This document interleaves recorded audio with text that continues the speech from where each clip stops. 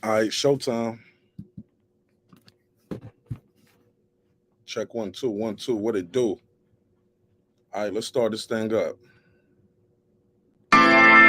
This is my passion. This is what I love to do. But some days, sometimes, I'm just like you, man. I hate this job. Damn, I hate this job. Damn, I hate this job. Damn, I hate my job. Damn, I hate this job. I'm just like you. Damn, I hate this job. Man, I hate this job. Man, I hate my job. From a good dream I wake, sun rays on my face, planning out my day, hoping this ain't the one that I catch a case. I feel so good, I feel so straight. My manager keep calling me saying, hurry up, you late. Hurry up, you lay off. Y'all, man, I hate this job. Man, I hate this job. Been trying to play it cool, but it's hard to play it off. I've been hanging on to this bullshit, cause my car still ain't paid off. I know I'm on my way up, my boy just got laid off, so y'all, man, I hate this job. Man, I hate this job. These hoes here so ratchet, these niggas here so sneaky. Y'all don't even really pay enough for y'all to only pay bi-weekly. I'm trying to double up my cash, take this job, shove it up your ass. Yo, man, I hate this job. Sometimes I wanna say, walk in and slap my boss. This shit is getting hard. Damn, I hate this job. Gotta make it out of this struggle, bruh. And I don't really mean to take it out on you. You just a customer, but damn, I hate this job. Damn, I hate my job. Damn, I hate this job. Damn, I hate my job. Damn, I hate this job. Damn, I hate this job. Damn, I hate my job. Damn, I hate this job. We're the reason why your stockholders always stay afloat. Yet I'm asking, are they hiring? Like everywhere I go, schedule will say 9, but I think it's fine if I clock in at 9:04. I work 40 hours a week plus overtime just to be bro. So y'all, man, I hate this job. Hate that I applied. So much has transpired since the day that I was high. Told me I could advance, but you were telling me lies. Gotta give your notice before I quit, but you don't say shit right before I'm fired. Damn, man, I hate this job. Sometimes I wanna say, walk in and slap my boss. This shit is getting hard. Damn, I hate this job. Gotta make it out of this struggle, bruh. And I don't really mean to take it out on you. You just a customer, but damn, I hate this job. Damn, I hate my job. Damn, I hate this job. Damn, I hate my job. Damn, I hate this job. Damn, I hate this job. Damn, I hate my job. Damn, I hate this job. You and your procedures, you and your protocol, you and your policies, none of that shit don't apply to me.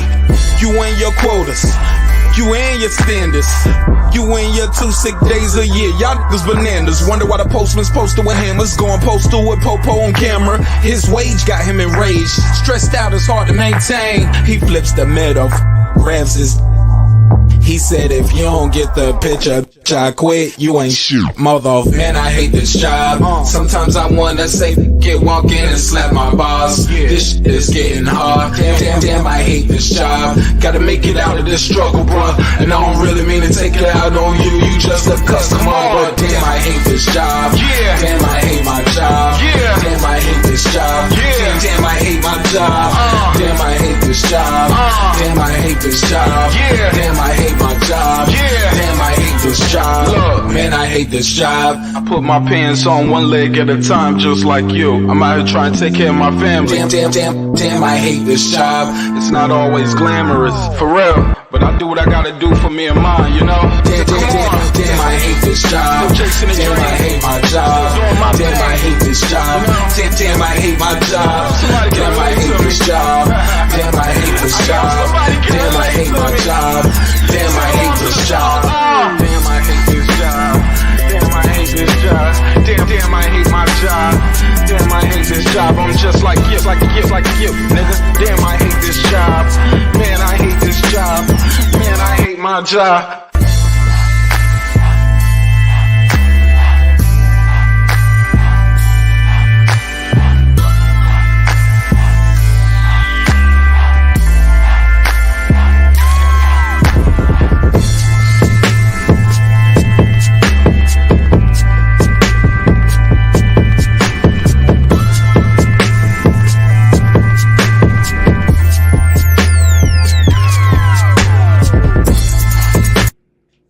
The views and opinions expressed in this program are those of the speakers, commentators, experts, and or the host.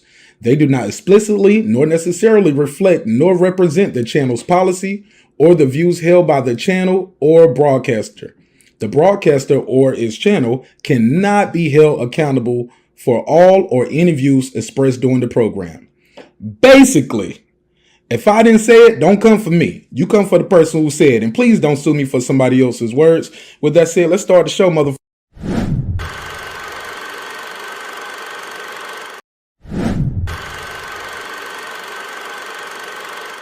This that squad sound.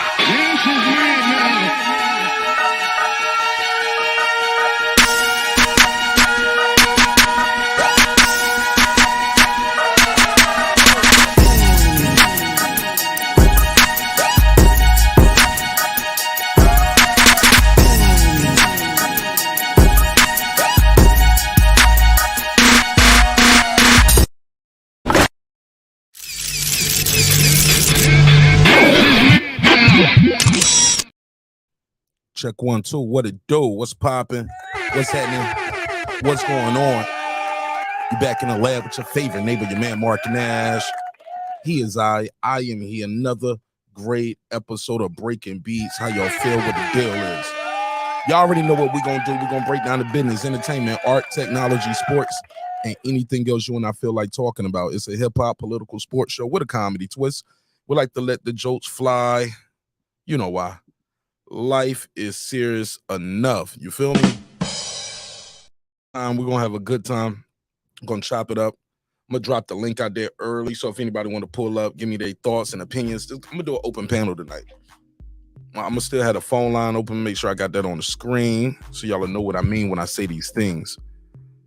And I'll let y'all call in or beam in and voice your opinion about anything we talking about tonight. Man, I'm sore as hell from that workout I did yesterday. I ain't even gonna hold you. Oh man, the workout, yeah, it's working out. I'm sore, definitely sore. But tomorrow's a new day. I got to go to the barbershop tomorrow. As y'all know, I'm flying out of town for a little bit, a couple days, chopping it up with the family, and but I'll be back. It'll be like I was never gone. Probably take my laptop with me up there, and I'll probably chop it up with y'all up there with the fam, introduce y'all to some of my folks. But look, let me jump right into this. Let me do a neighbors only roll call. I'm gonna drop the link out there early. Let me do this neighbors only roll call and I'll just get right into the content. You feel me? But I'm definitely going to do an open panel tonight for everybody, not just the members. Since it's a late night show, everybody here pulling up, I figure I'm, give you guys a little treat, a little special treat because you deserve it. Again, thank you for your time, your energy. Thank you for allowing me the opportunity to entertain you all this evening. Hopefully, you guys are having a good day wherever you at. If you're alive, you within the sound of my voice. You made it, man. You made it. So this should be a good day, all right? Make sure this ain't like yesterday. Can everybody hear me out there? Because yesterday I was talking like 20 minutes and nobody could hear me. So can anybody hear me? Everybody can hear me? Everybody can hear me? Give me an A in the chat. Somebody say, hey. Y'all hear me? Let me know. Uh-oh. Is this thing on? All right. So I guess it's about 30 people just gonna look at me. All right, fuck it. I hope it's working. Yesterday I thought it was working, but it was not working. All they heard was, all right, there we go. Somebody just heard sound effects yesterday. All right, shout out to Hella Ones. He's like, hey. All right, so look, let me do this quick neighbors only roll call. We'll do a quick neighbors only roll call because without the neighbors, the show would not be the show at this level, and we well on our way to 17K, baby. Couldn't do it without you. And I mean that for real, in a major way. All right, so let's take it from the tippity. Roll call. Here we go. Take it from the top. What do you mean by that? Your Back is broken. What, a vertebrae or what portion? Spinal. Shout out to Tony Boswell. What up? Adam Kelly, all the way in Australia. John Norrie, he came to tell his story. Major Key Boxing, what's popping? Cam, Titus the Titan. Philip H, the all-time great. The boxing scholar, holla. God Body, aka Facts Over Feelings. Skins Rants, Dent 5, EDD. Seen and Unseen Boxing, Mr. Pads, Arthur, Lady Shan done them seeds of my UK girl all the way in London town. Mr. Gumbo, aka Hot Grease, he's definitely an architect. Appreciate you, my G. And shout out to Mr. Gumbo again for gifting 10 lucky viewers with a membership. All you have to do is go to your YouTube studio, make sure you have gifting turned on. And yeah, people be giving away memberships sometimes, so you guys can see what we do on members only. It's lit on members only. I ain't even gonna hold you. We be having a good time over there. What up, gangsta? But you gotta have gifting available, and YouTube decides how they give out the gifting based off how you interact with the show. So if you leaving comments, if you clicking the like button, you active in the chat, YouTube will just say, hey, somebody just gifted you a free membership. You want it? And it's free. You don't have to put in no information, and it'll just end after 30 days if you don't want to continue. All right. Shout out to Shelton Moore, what up? SLG, what up? Sam F, what up? Pound for Pound Sports Entertainment. That's my boy F Merritt. What up? Antoine Richardson. What that guy clips 330 early. What up, gangsta? Big Hova, I thought I told you. Tell Toya. Unbiased fan Brim Reaper. Kendall. The kid is back just like that. Johnny Goodman, what's up, man?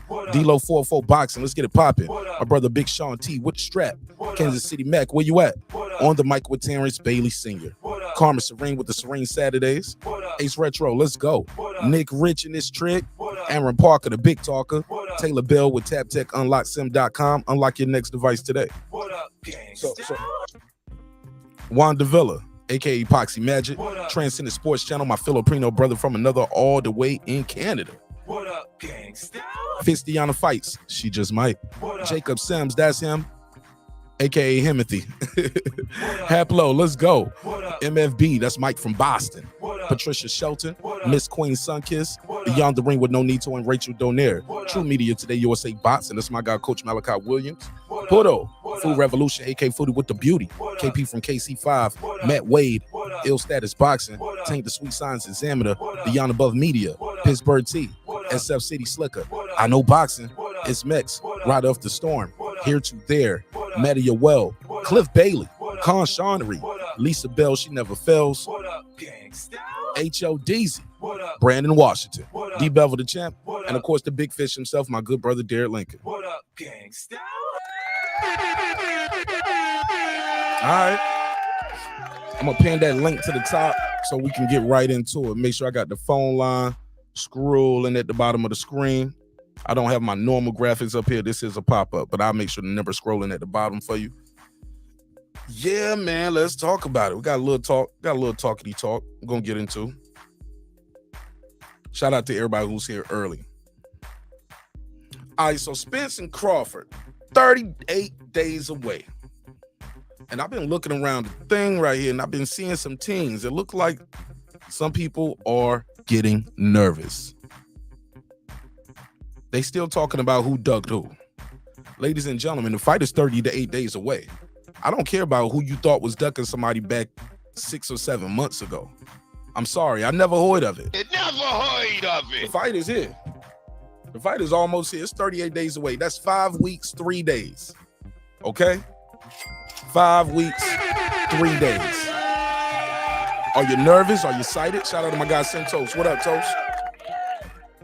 Man, this fight is right here. We're on the precipice of this fight. Can't be nervous now. There's no need to be nervous now. There's no need to be like, well, I don't know, man. It might happen. It might happen, man. It might not happen. Man. Nah, bruh. You never heard of it. You picked your guy. Ride with your guy. But I get it. As we get closer to the fight, some people are. I did hear somebody, I ain't gonna say their name, they are a Bud fan. They was like, shit, I'm a little nervous about Bud for the fight. I was like, why? They was like, shit, when is he training? Every time I turn around, nigga doing an interview. You never heard of it. They told me they was a little nervous because they see so much press for both guys. It was like, shit, I keep seeing Spence doing the interview. I see Bud doing the interview out there. And it's another Spence. He's like, them niggas doing interview battles.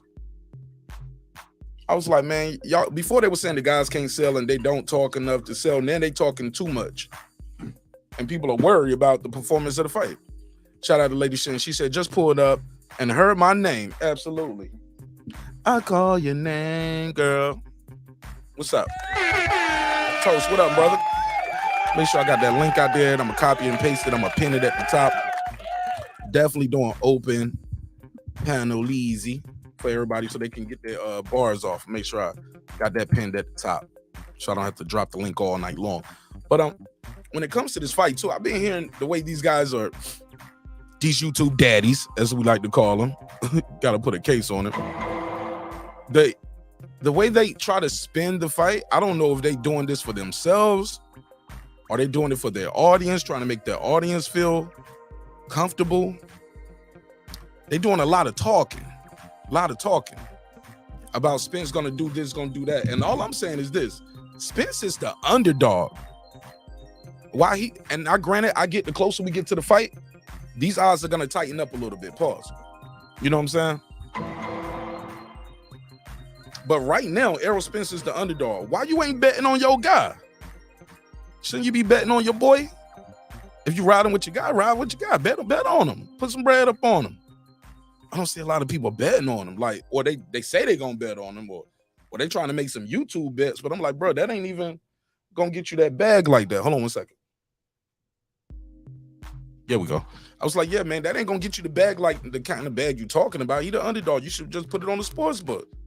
Put your couple hundred down, or you that confident? Like, I heard somebody say, I'm 1,000% confident. I said, well, go to Title Mats and put your pink slip up for your card in. Go pawn your chain, pawn your rings, bet on everything you own on your guy Errol Spence, because he's the underdog, right? You gonna make all the money you want to just betting with somebody, you know what I'm saying? Bet on the sports book. Terence Crawford the favorite, so I ain't gonna really make no bread like that. I gotta bet it up with y'all. I got some bread out here on this fight. Got it scattered around. So far, I'm 500 in on this fight, man. I'm 500 in. Got a couple more bets. I'm waiting to see if they're gonna send a deposit. We got mutual parties that's holding the money, because I ain't trying to get I don't want no payday loan. I don't want no when the fight over Saturday. I just need to hear my cash app going, cha-ching, cha-ching. You know what I'm saying? I just need to.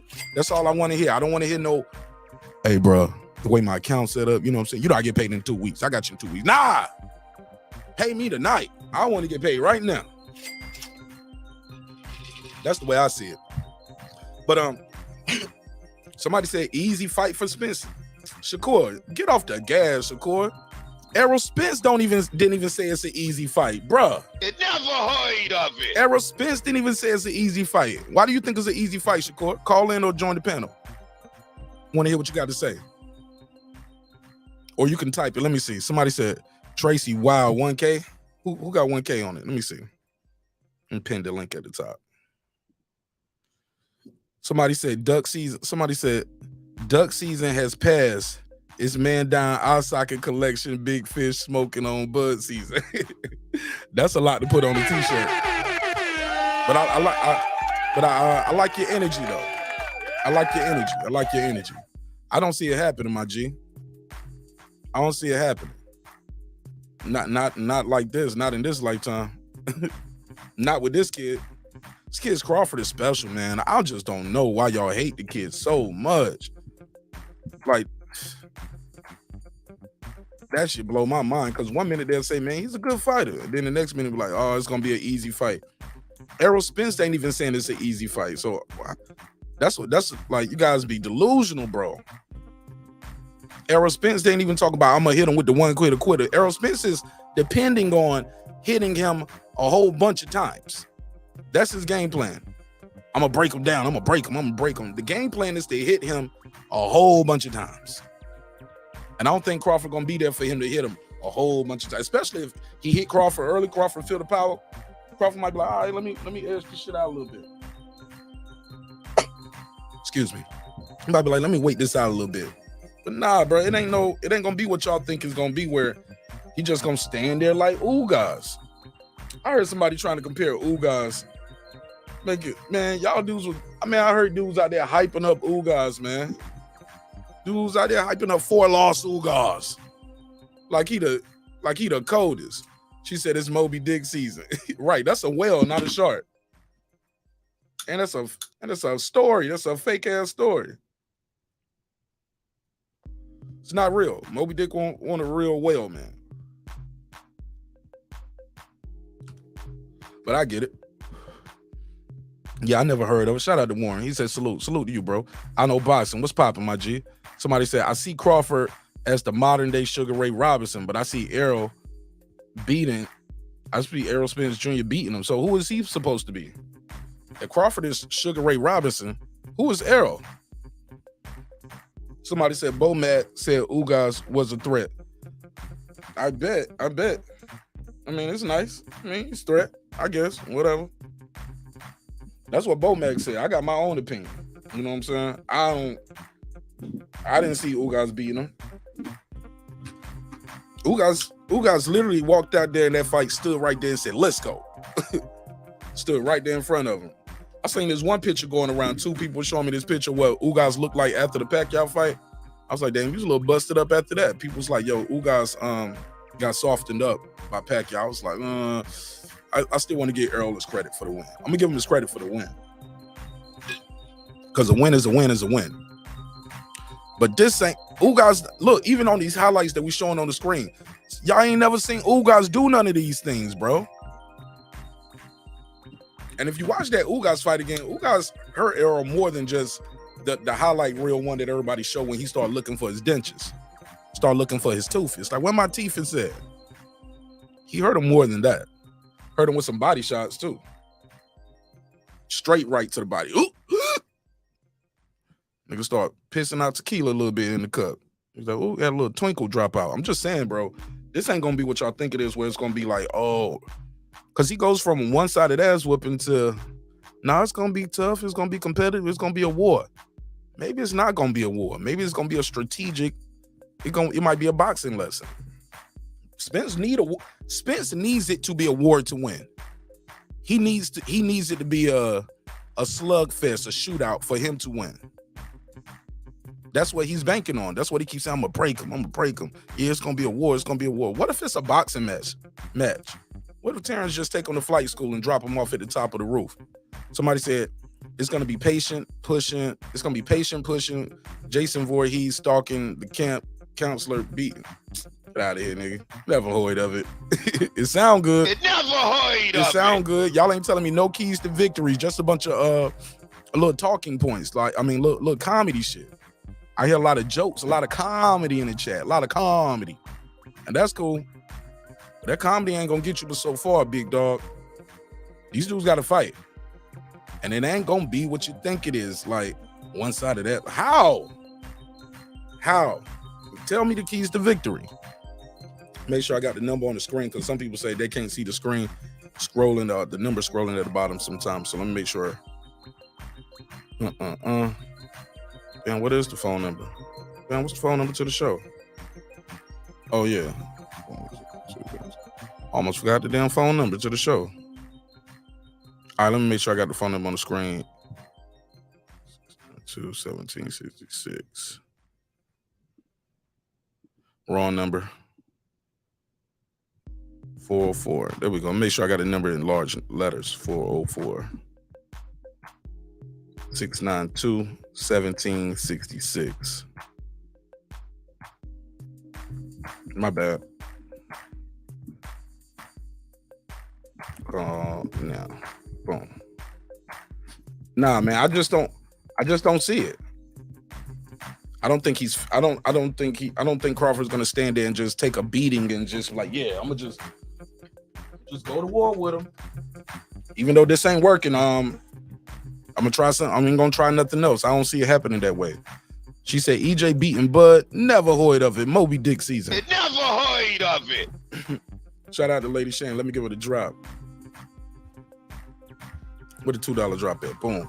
Give it a $2. I'll give you the $2. You give him the $2. All right, pay him the $2. Oh, pay the $2.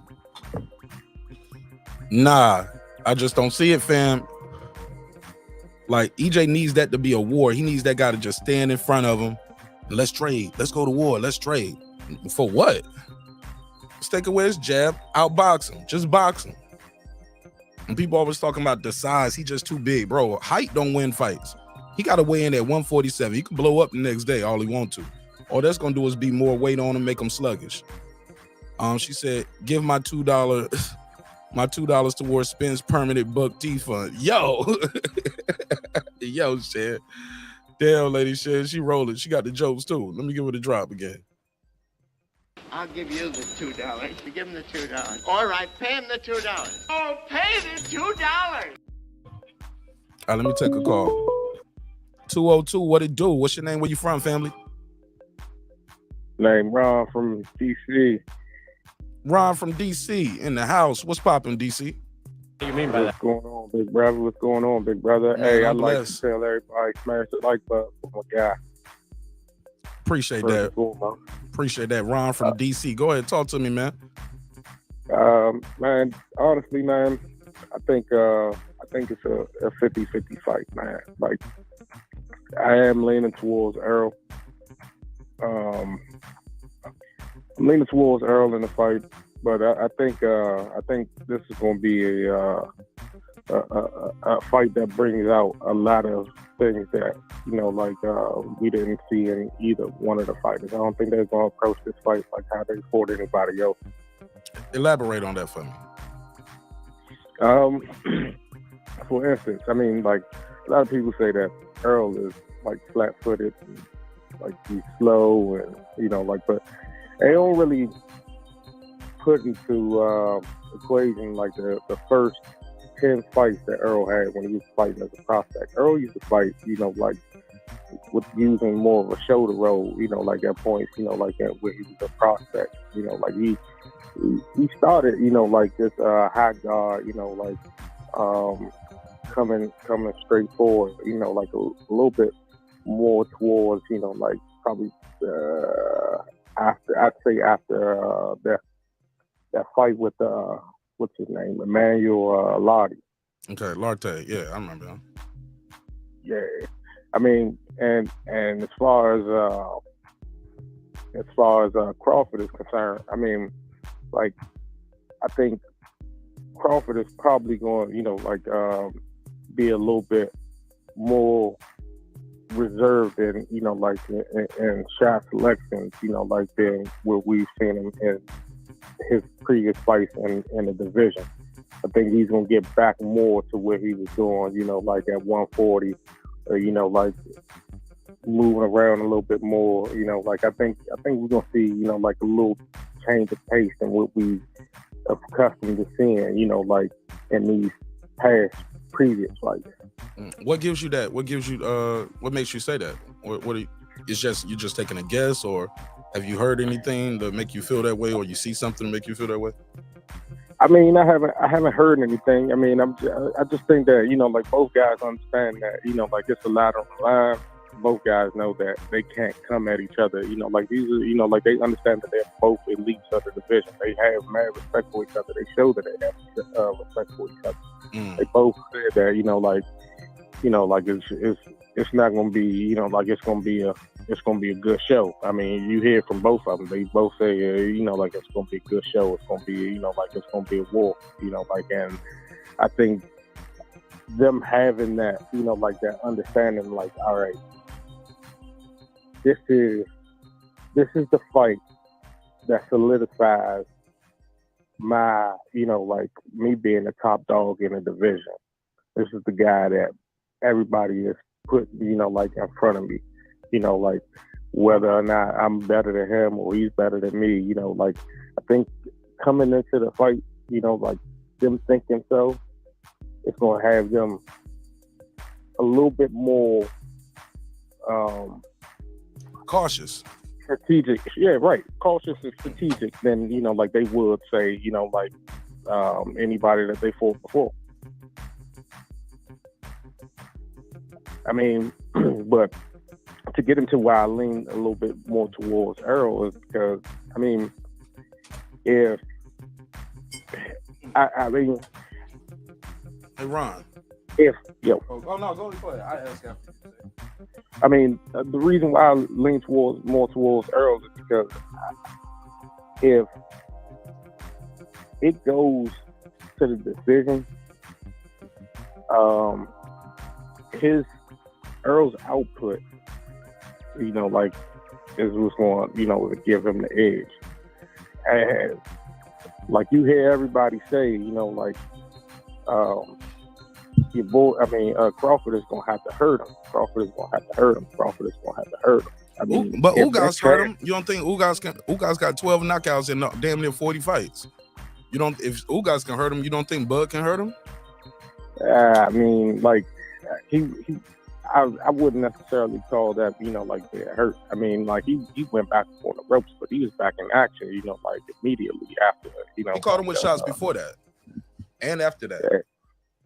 That gave him cause to pause. He still got stopped, everybody, but I mean, still got everybody stopped can though. touch. You know what I'm saying? Like everybody. I mean, like just like Crawford. Like I've never seen what we have never seen is like Errol legs get wobbly like we seen against Gambo. That was almost 10 years ago. You think he the same fighter from 10 years ago? And he stopped Gambo in the same round. He had already dropped him about 4 times. He got hit with a shot going in for the close, went back, tied him up, walked him down, stopped the fight, knocked him out cold. True. You know what I'm saying? Like, this is all true, like, but at the same time, I mean, the shit can be same for Errol. Like Errol is not the same fighter, from 10 years ago. I mean, I know, actually, he's I think he dropped down some since the car incidents. And you get what I'm saying? He got a retina tear, 3 car incidents. He's even like, that's what I mean. He's not the same guy. And Terence Crawford hasn't had any of those injuries. And he's a better fighter than he was. I think he's a better. Spence is not as good as a fighter as he was 10 years ago. I think Crawford is a way better fighter than he was 10 years ago. I don't know, man. Like, I'm just going by what Spence saying, talking about making the weight. The weight is bothering him. I never heard Terence Crawford say making his weight ain't easy and it ain't fun. Spence said that. What you think of that? I mean, we haven't heard. I mean, like that's true. I mean, like we haven't heard him say the weight is bothering him. But I mean, like at the same time, I mean, like we also not seeing Crawford, like as mobile as he was at 140 either, though. Like Crawford was really mobile at 140.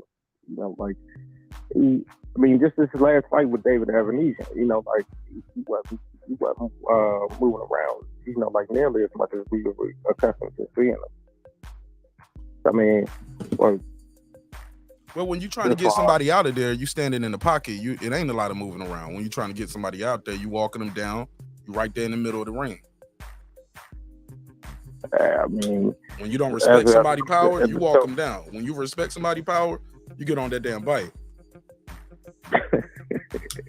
I don't think. I mean, would it be fair to say that he didn't respect anybody's power? He had no reason to respect anybody's power down at 140 or 135. Nah, he had a reason.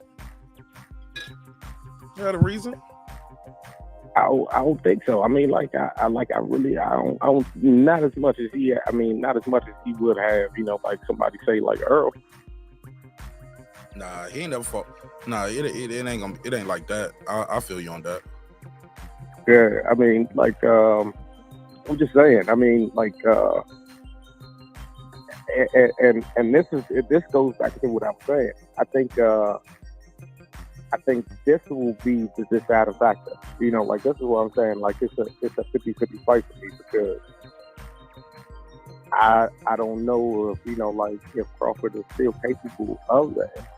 Crawford is still capable of like speak up. As if Crawford is still capable of moving, like he did and has as much agility as he had, at light welterweight, then like. I don't know. So you think the key to victory for Crawford is to be able to move? He need to be able to move around on this guy. Yeah, he got to be able to move. He got to be able to. He got to be able to move. He got to be able to. He got to be able to time. Like Spence. See what I'm saying? Like in between movements. See what I'm saying? Like those wide. Like looping shots. Like loading up with shots, man. Like that'll be detrimental. Like going up against somebody that's like straightforward. I mean, and even still, like, just like, what's his name? Goddamn, just before Saturday, Adrian Broner said, like Adrian Broner saying, man, like, it's not so much movement that you can, like do against, like a guy like Errol. Say that again. Like, you kind of low. You sound like you on the bed and you sound low. You was like, ain't a lot of movement. Yeah. Speak up just a little bit. But Adrian Broner was saying that it's gonna be hard for him. It's even gonna be hard for him to move around. You know, like against like a guy like Terence. I mean, not Terence, but Errol anyway, because Spence is. Yeah, at some point you're gonna have to sit down and hit this dude. You're gonna have to hit this dude now. Or you can run. You can't run from him all night. You got to hit this guy because he's gonna be coming. Yeah, he's coming for you. You definitely got to hit him. You definitely got to hit him. It's like it's no running away from him. But in the process, though, Spence can run into a shot. Yeah. He don't see. And that because he lunges. He lunges. He looks down. He bends awkwardly when he tries to jab to the body. He dips his body. He dips his head in a certain way, and he leaves himself open sometimes. Like Spence leaves himself open. Sometimes he telegraphs that left hook. When you know what I'm saying, like even that clip we just showed, he cocks that motherfucker back. He did. But you notice, man, like, and this is like the subtle things that I've noticed with Spence, though. This is subtle things that I've noticed with Spence. Like these positions where like he looks open isn't as bad as we might think it is, because like a lot of the shots that Spence do get caught with, like especially in exchanges, he sees the punches and he rolls, he rolls his chin with it, which is makes the punch like a little less effective. Like a lot of those punches, that say Shawn Porter, was catching one. He's rolling with a lot of them punches. And not only that, like if you notice, like in the fourth quarter, I mean not fourth quarter, but third round of that fight, third and fourth round of that fight, like a lot of things that people say that Errol can't do, you start seeing them display, like in the third and the fourth round of that fight. You start seeing Errol like slip, like in just brief moments, like him slip, slip punches and hit a counter, like counter off the left, like I seen him like I seen him telegraph big. Shawn Porter ducked, and his ass went to the ropes, and Shawn Porter turned him. Shawn Porter was able to turn him a lot too. That's true. The feints from Shawn Porter was freezing Errol, sometimes for like 30, 40 seconds.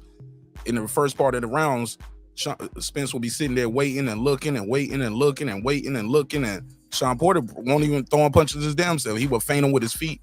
He would feint him with the with the upper body. He would feint him with the head movement. I mean, and that's true. Like and that right there is part of the reason why people like say that it was a close fight. I don't think it was as close as it was. Like because Errol was definitely landing more effective, cleaner shots. But I mean, like that's true. It was a split decision. Porter, even with a knockdown, it was still a split decision. How about that? It was close. It was close to the people the three people that mattered the most. It was close to them. Even with a knockdown, it was still a split decision. Right. I mean, but like I want to be honest. Like when I first watched the fight, it looked a lot closer to me than say the second, third time that I watched the fight. You talking about Porter? Yeah. Yeah. I mean, like all in all, though, man. Like I said, I mean, I think it's a 50-50 fight, man. I see, like opportunities, like for both people to win. Mm-hmm. I mean, like if I had to pick one, like I said, I mean, like I lean a little bit more heavier towards Spence, but like ain't nothing wrong with that. That's your guy. Ride with your guy. Ain't nothing wrong with that. Nah, man. Hey, look, like I'm a fan of the sport, man. Like I'm fans of them both. Right. Like you said I ain't from Dallas and I ain't from Omaha neither, right? Yeah, I'm neutral, baby. I know that's right. Yeah, man. I mean, like, and however it goes, like after the fight, man, like I'm still, I'm still held, like.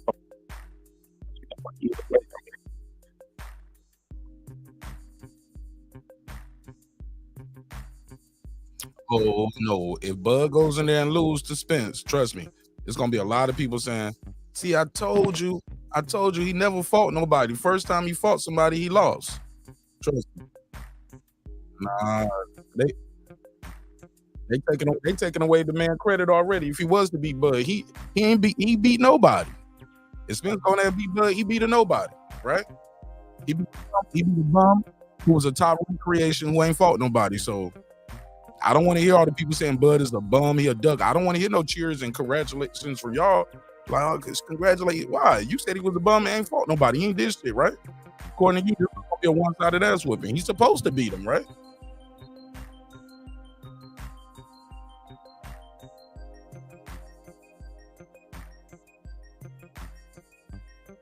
Yeah.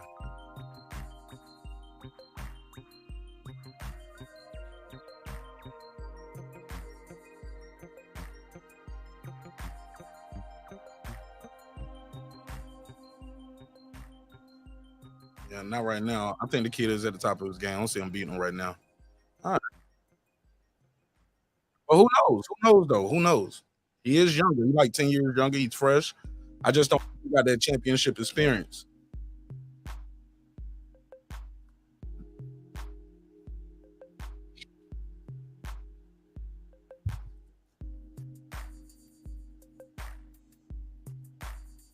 He had to still win. Like we can't.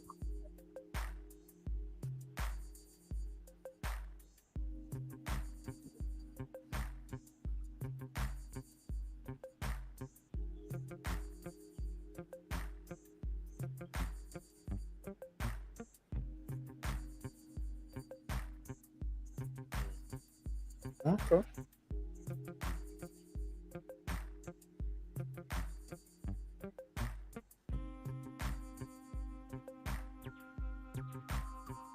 Oh no, bro, that's a good call. I enjoyed talking to you, Ron. You know what I'm saying?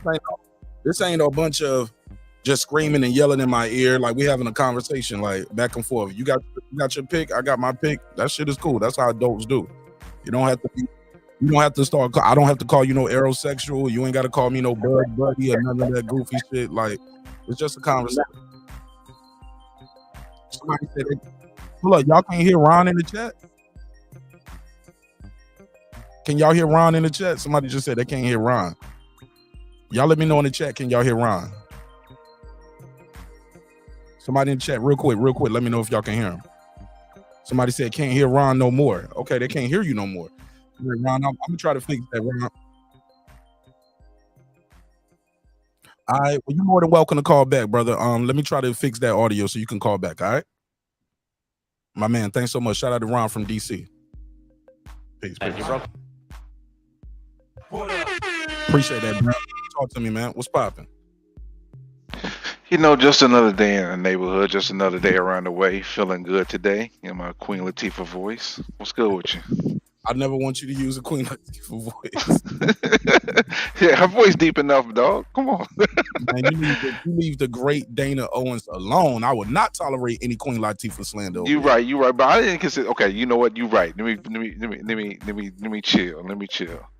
So you know, my day was good. Other than me going to a cookout with no cookout food. What never heard of it, bro. I'm confused. Oh, cookout and they had pizza and shit. Nah, bro. No, it's worse than that, bro. It's worse than that, bro. They had chips, a ham sandwich that I can't touch, some sweets, seltzer water, and some flavored waters. Never heard of it. They wanted y'all to bring everything. Oh, she had me go to the store and get baked beans and all this. She made baked beans and come there, and the only thing that was anything reminiscent of a cookout was the baked beans that we brought. Oh, that you brought? Yeah, bro. So I had to eat Burger King out there. I mean, I was like, this is disappointing. Put them on blast. So who threw this cookout? I don't know. This was her co-workers at the school. They were actually Spanish, and that's what threw me off for a loop, because the Spanish people that live across from me, man, they had to smoke a popping the day before. Boy, them motherfucking Spanish folks, boy, they know how to party, boy. They'll keep you there all night. Well, they didn't. They not the ones that I went to. Jamaicans and Mexicans, always party the best with Jamaicans and Mexicans, yo. They party, yo. Oh no, you need to try Trinidadians too, though, bro. Wow. Brooklyn days. That's all I can say. I'm man. married. I Wow. can't even go to one of those parties, man. No, those days are over with. I feel you. So I guess the topic is Spencer Crawford. I'm surprised you did not have a particular thing on your agenda. I don't want to go into it if you don't want to, but man, stop the cap all over the place. It's open conversation tonight, man. This is a pop-up. I don't even supposed to be here right now, but God made Okay. it happen. Well, first and foremost, let's go ahead and give a shout out to Christine and Nika for the beautiful interview with Terrence Boyd Crawford.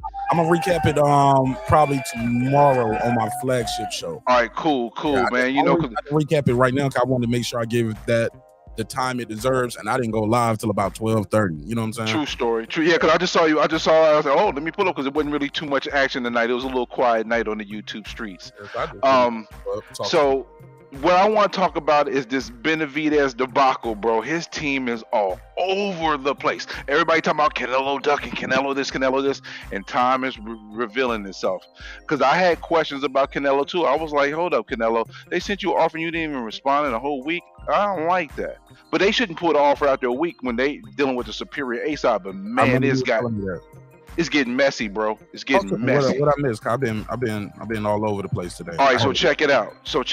All right, so people didn't pull up receipts everywhere. So Samson announced back in January the 29th that he already had the fight with Morrell, right? The phone company? Right? Huh? You said Samsung, the phone company? Samson, his manager. Samson. Okay, Samson. Wow, not Samsung, bro. Wow. That nigga Wow. said Samsung. You definitely said Samson. All right, so he announced January the 29th that he already set up, had his fight set up. And this is before the Plant fight, right? All right. Then we're looking at, in regards to this offer, right? The offer was supposedly from Samsung, not from Samson, not Benavidez. I mean, not PBC, not any other promotional companies, but him. He also said it wasn't for $50 million after he had stated previously before it was for $50 million, right? Canelo's the only thing that ever came out of Canelo's camp is we didn't actually receive this offer, right?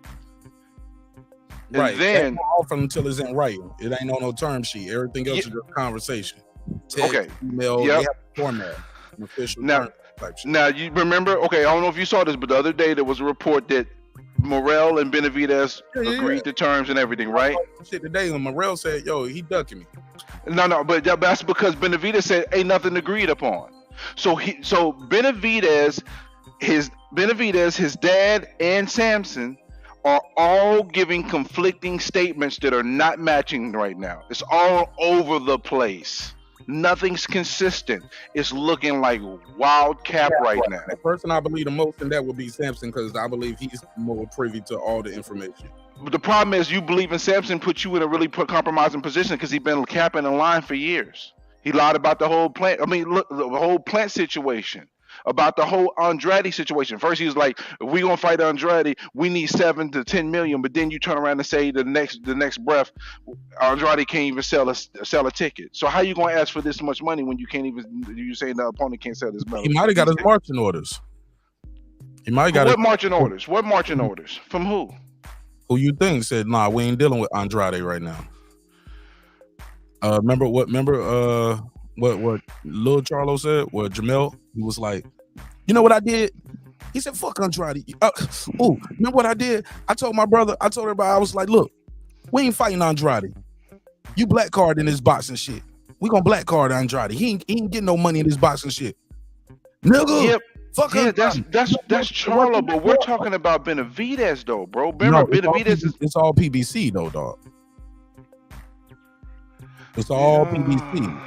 And PBC say we ain't fucking with Andrade. Ain't nobody fucking with Andrade, and that's what we saw happen. Now Andrade's over there. I'm just saying. Okay, I grant. I'll give you that one. But the problem. Okay, we already know that. So I look at it. We know WBCB kind of not following their rules.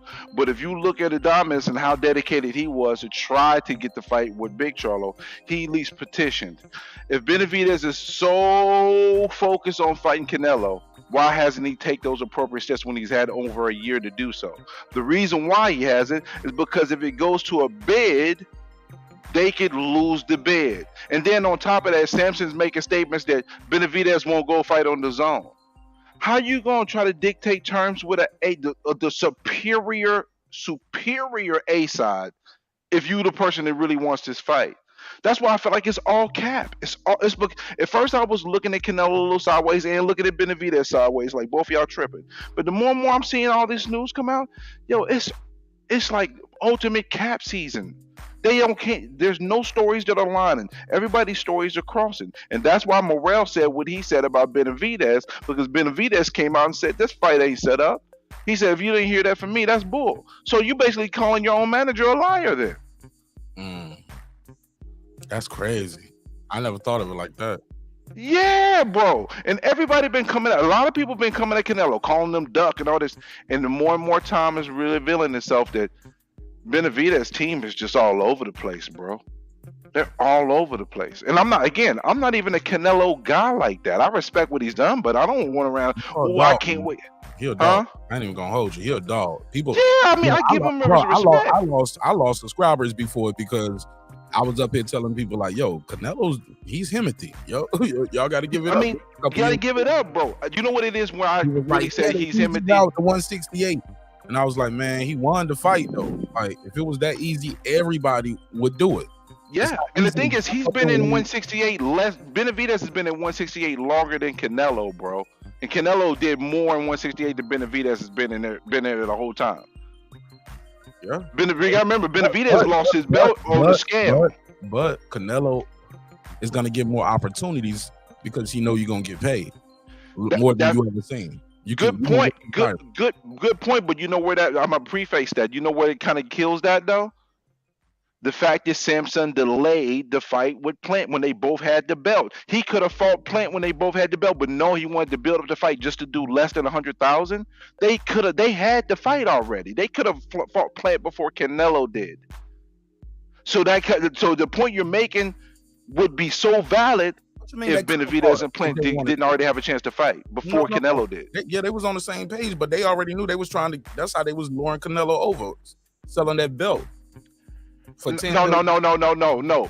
Benavidez and Plant had a belt. They should have fought then, and then one of them would have been unified. Slow down. I get where you're coming from.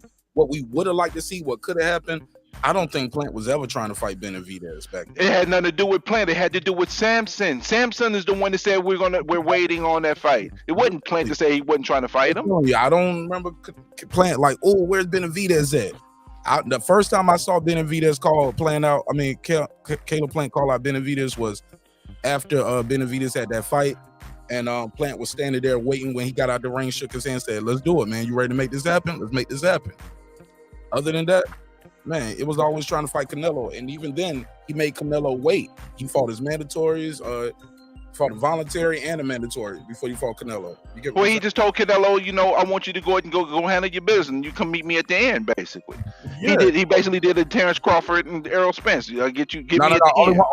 And Errol Spence. Only one person said wait to the end. Yeah, you know what I mean. I mean, like, just a comparison of the fight. I'm not trying to say that they both did that. I'm just saying the result. But no, and even then, like, it's one person that's doing that. And even in this fight right here, it was Caleb Plant saying do that. Yeah. Plant said doing that. But Canelo wanted to fight that guy. Yeah. Now, see, the thing is, another thing, Benavidez made statements of how he could whoop it. Nonetheless, it did work. Yeah, it did. Got the biggest payday of his life, and we got to see Undisputed right here in the good old USA. Facts. And another thing is, Benavidez made a statement about how he could whoop Bivol, right? But if you say you could whoop Bivol don't have an opponent right now. So you said you could whoop him, so go whoop him. Do what Canelo couldn't do. But there's a reason why he's not going to do that. And if you do, do that. Go up and do what Canelo did. Go up and wait, fight a guy, then come back to 168. He ain't gonna do it because I don't think he can beat any of them. It's hard. No, I ain't gonna say he ain't confident. Okay, hold up. Okay, in his comfort zone right now. But I would agree with you with that, but the fact of the matter, they gave him an opportunity to be number one at 175, and he denied it and decided to stay at 168. But that would have been in the WBC, and he would have been fighting Beterbiev, if not Bivol, though, sir. Context matters, bro. Context matters, but he could be fighting Bivol now. I don't see him calling. He said he could whoop his ass, but he ain't trying to go get that fight. They didn't tell him he was going to be number one fighting Bivol, and Bivol didn't say, all right, well, let's go. And it ain't the same money as Canelo. And it was a good fight to see him fight Caleb Plant. My thing is, I get where you're coming from. David Benavidez might appear as a quote-unquote weight bully to some people. Is that what you're alluding to? Not saying about no weight bully. It's just that he could easily be at 175 and he's not going out there to prove it. He said, no, I don't want that smoke. I ain't mad at him because once you go up there, it's like you don't want to come back down because you ain't going up. Like if you making weight, going up in weight properly, people like, well, shit, just lose some weight. Man, these dudes got to lose muscle too because they gaining muscle when they go up in weight. He's too much for these guys at 168. 175, I don't think he's scared to go up there. I think he wants to get the biggest fights possible while he has such an advantage over the competition that he has now. I understand it. But I think people got to give Canelo more credit than they do because if it was that easy to go up in weight, come back down, go up in weight, come back down, and then talk about going up in weight again. If it was that easy, everybody would be doing it, and ain't nobody doing it. So, and I don't want nobody doing it. I want to hear that shit Jerry was talking about, like, oh man, it's on. Back in the day, they didn't even have that middleweight. Well, bro, they got it now. They've been having it for a couple decades now. And guys don't just regularly skip up like that all the time. When they do, it's a rarity. And 9 times out of 10, they get their ass kicked. From Rigondeaux to Mikey Garcia to Kell Brook. You get what I'm saying? Guys just jumping up 2-3 divisions, bro. You can get their ass whooped. Yeah, but the way things are shaping up, I would say Benavidez needs a new management team. He need to just roll with Al only. Because Sampson is steering him wrong. Oh man, why? Because they're having conflicting statements. Because it ain't about me. It ain't about me. It's about what they're putting out there for the public. They're having conflicting statements. He basically saying his manager is a liar. Now, when did his manager put that statement out, and when did he put his statement out? How far apart are they? Well, Benavidez just did his. I think it was yesterday. When did Sampson put his statement out? Man, multiple times. He put out January 28th, January 29th, March 28th. He stated both times they was fighting Morrell. They had to deal with Morrell. So they either Benavidez is in the know. Hold up. You know deals take a while to make, right? You know they've been working on this. Let me speak. I can hear you already. You ready to just cut me off? Go ahead, bro. You hate me playing devil's advocate. I know. Yeah, it's okay sometimes, but with this one, not this one. We having a conversation, right? And none of us were privy into the boardroom, so we gotta be open minded. Shout out to my good brother Taylor Bell. What up, M Stacks? I see you. See, like Benavidez isn't either. Hold up, M Stacks. I see you, Cyber. What up? Shout out to Nelly. I see you, Nelly. What's up? Let me say this. Is it possible? I'm gonna just ask you, is it possible that from the time Sampson said that statement to now, to now in June, things have changed? Or we didn't iron out all the details? Because we can have an agreement in place, but that ain't the contract being signed. Is that possible? It would be if Sampson didn't say it was already done. That's the problem. Sampson said it was already done. He said it's time to fight next. Where's the look? Sometimes people miss the point too when they say the deal is being finalized. Sampson, English is his second language, if I'm not mistaken. Sometimes people misspeak and they might say things out of context, or they speak too soon. You're playing the ultimate devil's advocate right now. Is that possible that he might have thought we got a deal in place, but the more we keep trying to iron out all the minute details, we get to deal breakers where somebody ain't moving? Or I'm just saying, is it possible? Because I don't know, because I didn't hear what David just said. Is it an interview? Like, it's a video? Can I hear it? It's multiple ones. Hold up 1 second. I'm gonna tag you in them so you can play them. Okay. Yeah. I hear. I play the game. Because I mean, if it was just one time, then what you're saying, I would be like, okay, that's cool. But it's just multiple times. So your goal is, your plan is that basically, you just need to drop him. Let's hear. I want to hear what David Morrell is saying. Want to hear more what David. I got you. I'm speaking out loud because I'm pulling it up right now as I'm saying that. I want to hear more what David Morrell is saying because it looks like David Morrell got a clip right here, some audio. He going off on David Benavidez, courtesy of Fight Hype. Let's play it. All right, cool. He dropped a what's the name too? Hold on. Okay, this is that's what they got right here. Okay, this is David Benavidez Sr. speaks out on the Canelo. That was 1 hour ago. Let me play that. It seems like these guys still trying to get that Canelo fight. It seems like everybody trying to get the Canelo fight still. David Morrell wants it, Benavidez wants it, Charlo wants it. And so does what's the name? What's his name? Andre. No, and another one. What's his name? And Bivol. No, Bivol don't want it no more. He's done. It's what's his name? Mandatory. Puerto Rican. Berlanga? Yep. Nigga, you ain't Never heard of it. you cut through him, bro. He ain't got The nothing. sad thing is he'll sell Puerto Rican versus Mexico. He'll sell. Yeah, I don't think he's earned it, but I mean, I ain't saying it's a sad thing. It's just it would be like, yo, he came in and leapfrog and cut the line and be like, that's not the fight that people want. Like, why can't we get the damn Canelo Benavidez? Why not Canelo? That's all I want. The fight, you know how people say the fans want to see it, let's see it.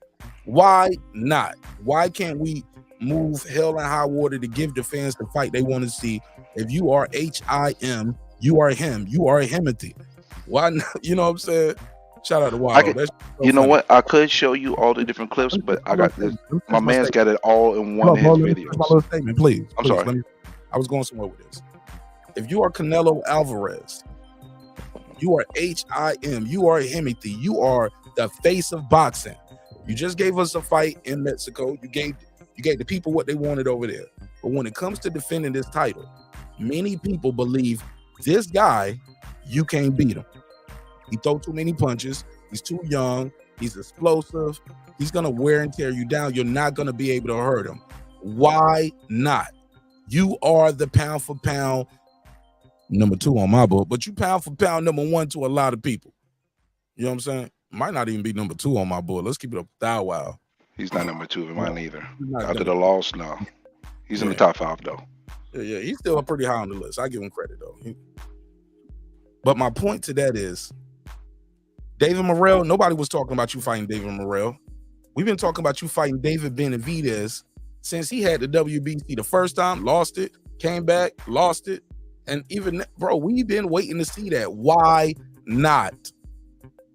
Why am I hearing about, oh yeah, I'll fight Jamal Charlo now? People been telling me he's about to fight Jamal Charlo. I was like, first fight back after 2 years off, you're going to jump up and weight class fight Canelo. And on the record book, like, see, I fought him. And also, it doesn't make, I don't even know if Jamel has to vacate to do that. He can go up and weight fight Canelo, come back down and still be the champion at 160. Well, the way they operate, they gonna let them do it because they didn't let them hold the belts for this long. The point to all of that is, where is the pressure from the fans on Canelo? Why are you guys okay with him fighting Charlo 2 years out the ring, jumping up in weight, and Charlo still babysitting the belt for at least another 6 months to a year because he got to come back down in weight? Why is everybody okay? Can I hit you in the head with something? I mean, the thing is, in the head while I was trying to do my little rant right there, but it's all good. The issue behind that is, though, if Benavidez is so dedicated to fighting Canelo, and it's the fight that we want to see, then why hasn't he petitioned? Why is his manager saying that he won't let him go fight him on the zone if that's the terms of engagement? You're dealing with the A side. You don't set the terms for the A side. But if your manager saying I'm not going to send him over to fight on the zone, Canelo a free agent. Canelo can do what the fuck you want to do. That's true. But what if Canelo ain't on no deep contract where that's fucking Canelo. So where's the pressure from the superior A side to say, what we got to do to make this done? Y'all want to do a collabo? Because Canelo's bigger than Tank Davis. right? Why they can't do a collabo with that? And David Benavidez is more accomplished than Ryan Garcia. Why we can't make that happen? Superior A-side, make that happen. Like y'all, it's like we can't just like say Canelo, what the fuck? Like it's like we got all these, but why the guy with the no belts ain't doing? Why we got man? Canelo's the superior A-side. Find a way to make it happen. I don't want to hear about you talking about Badu Jack. Anyway, I don't want to see you fight Bivol again. You tried it, you failed. You want to go do it again, man? Defend your belt against somebody we want to see you fight first. Finish doing this. But remember, Badu Jack wasn't wrong. Canelo didn't come to Badu Jack. You got all the belts. You need to fight these dudes. Fuck it, man. I can't even get my rant off, man. I don't want to get about that Badu Jack shit. Yeah, but he didn't go to Badu Jack. Badu Jack came to him. Man, get the fuck out of here, man. I saw that tweet Canelo retweeted, and he was trying to make it seem like Badu Jack. Well, he called me out 2 years ago and wanted to fight me. He was at 175 and I was at 168. He wanted to fight me 2 years ago. Bro, this 200 pounds now. This is 200 pounds. Now, if you want to fight at the limit, you come in at 180. Don't be talking about where the one limit for cruiserweight is 180. Nigga, when you can't say he the A-side and then tell him he can't do A-side things, though.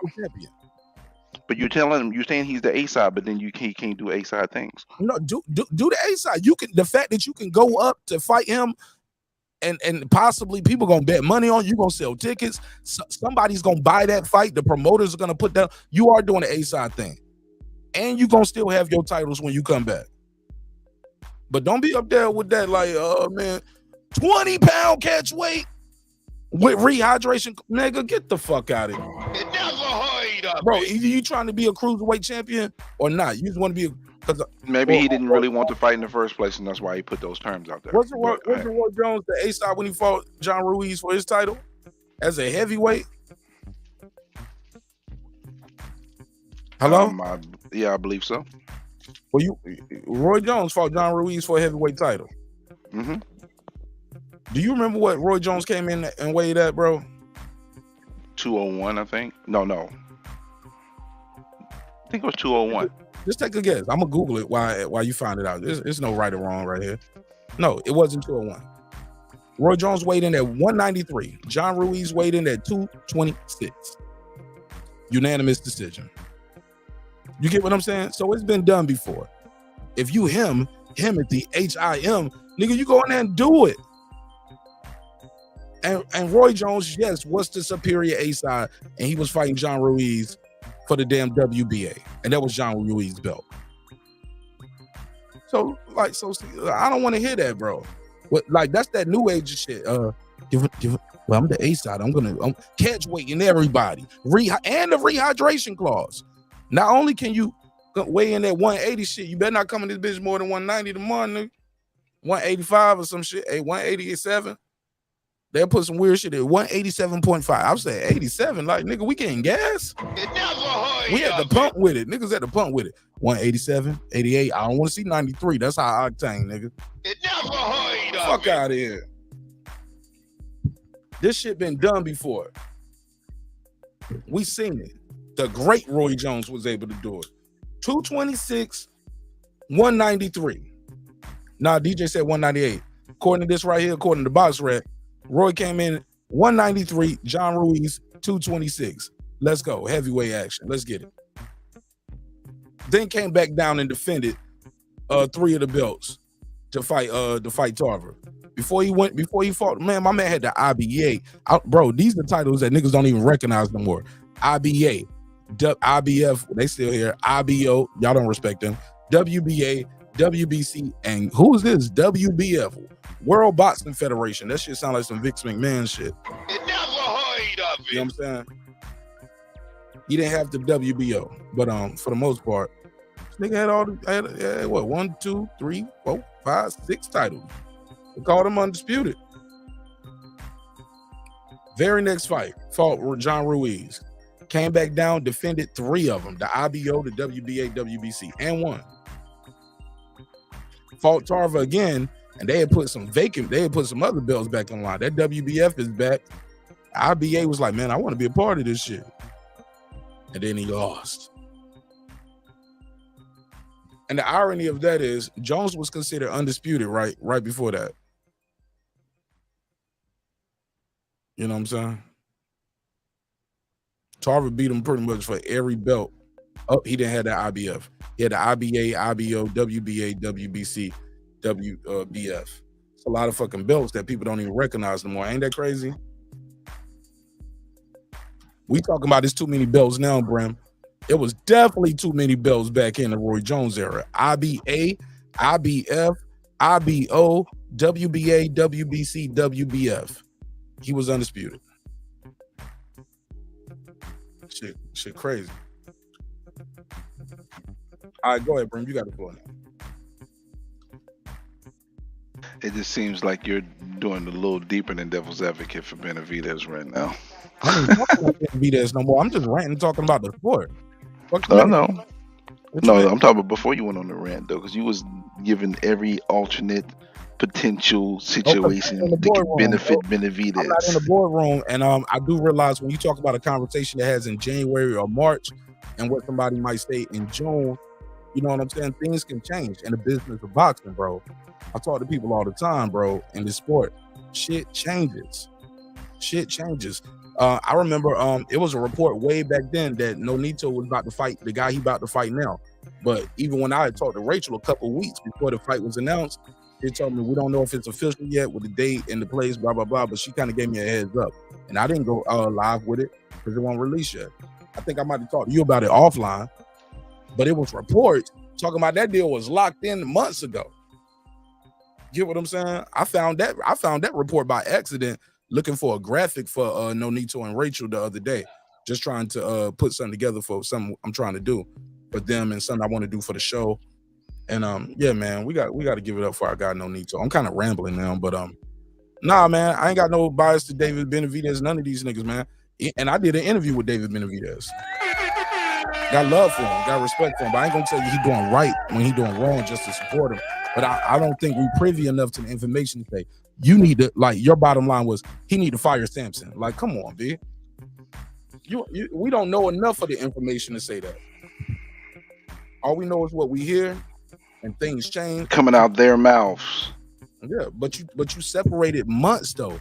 You had like no, it wasn't just months. He did it continuously. He did. Okay, look, check it out. You had like you did it like you heard that David Benavidez, the Sampson shit, the same day, and then Benavidez said some shit the same day, in the same place. Like y'all niggas ain't even on the same page. You talking about shit that happened months or? But he said it multiple times over the course of. He said it before the plant fight, after the plant fight, and in the beginning of this. You're locked in with somebody else and you ain't even fought plant yet. See what I'm saying? He's talking. He's promoting his guy. He's selling this shit. He's hyping his guy up. He's capping. He's capping. Definitely might be some capping now. It might be some capping now. Now I agree with you on that. He could definitely be capping. I don't put that cap by nobody.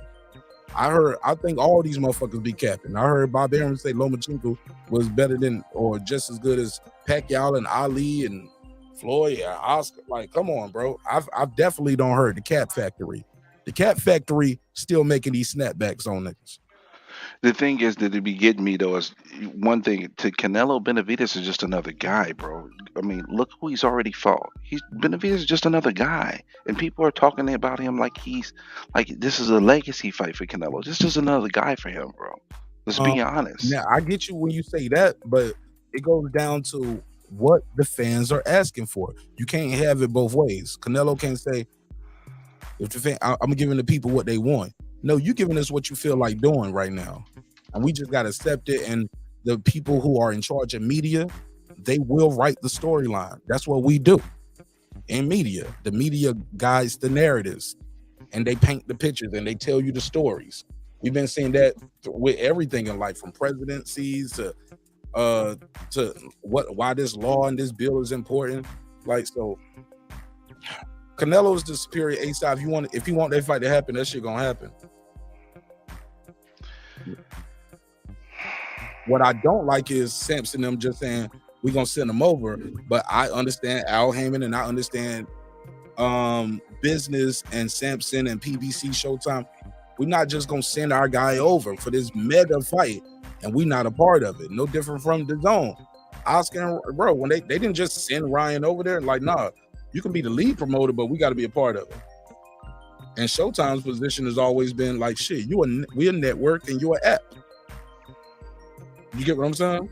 Mm-hmm. On TV, and people can call a cable subscriber. They could just hit a button on their phone. They ain't got to download no app, or they can do it from the app or the laptop. So their position is strong as we are a network and we have a history of being in the business longer than you.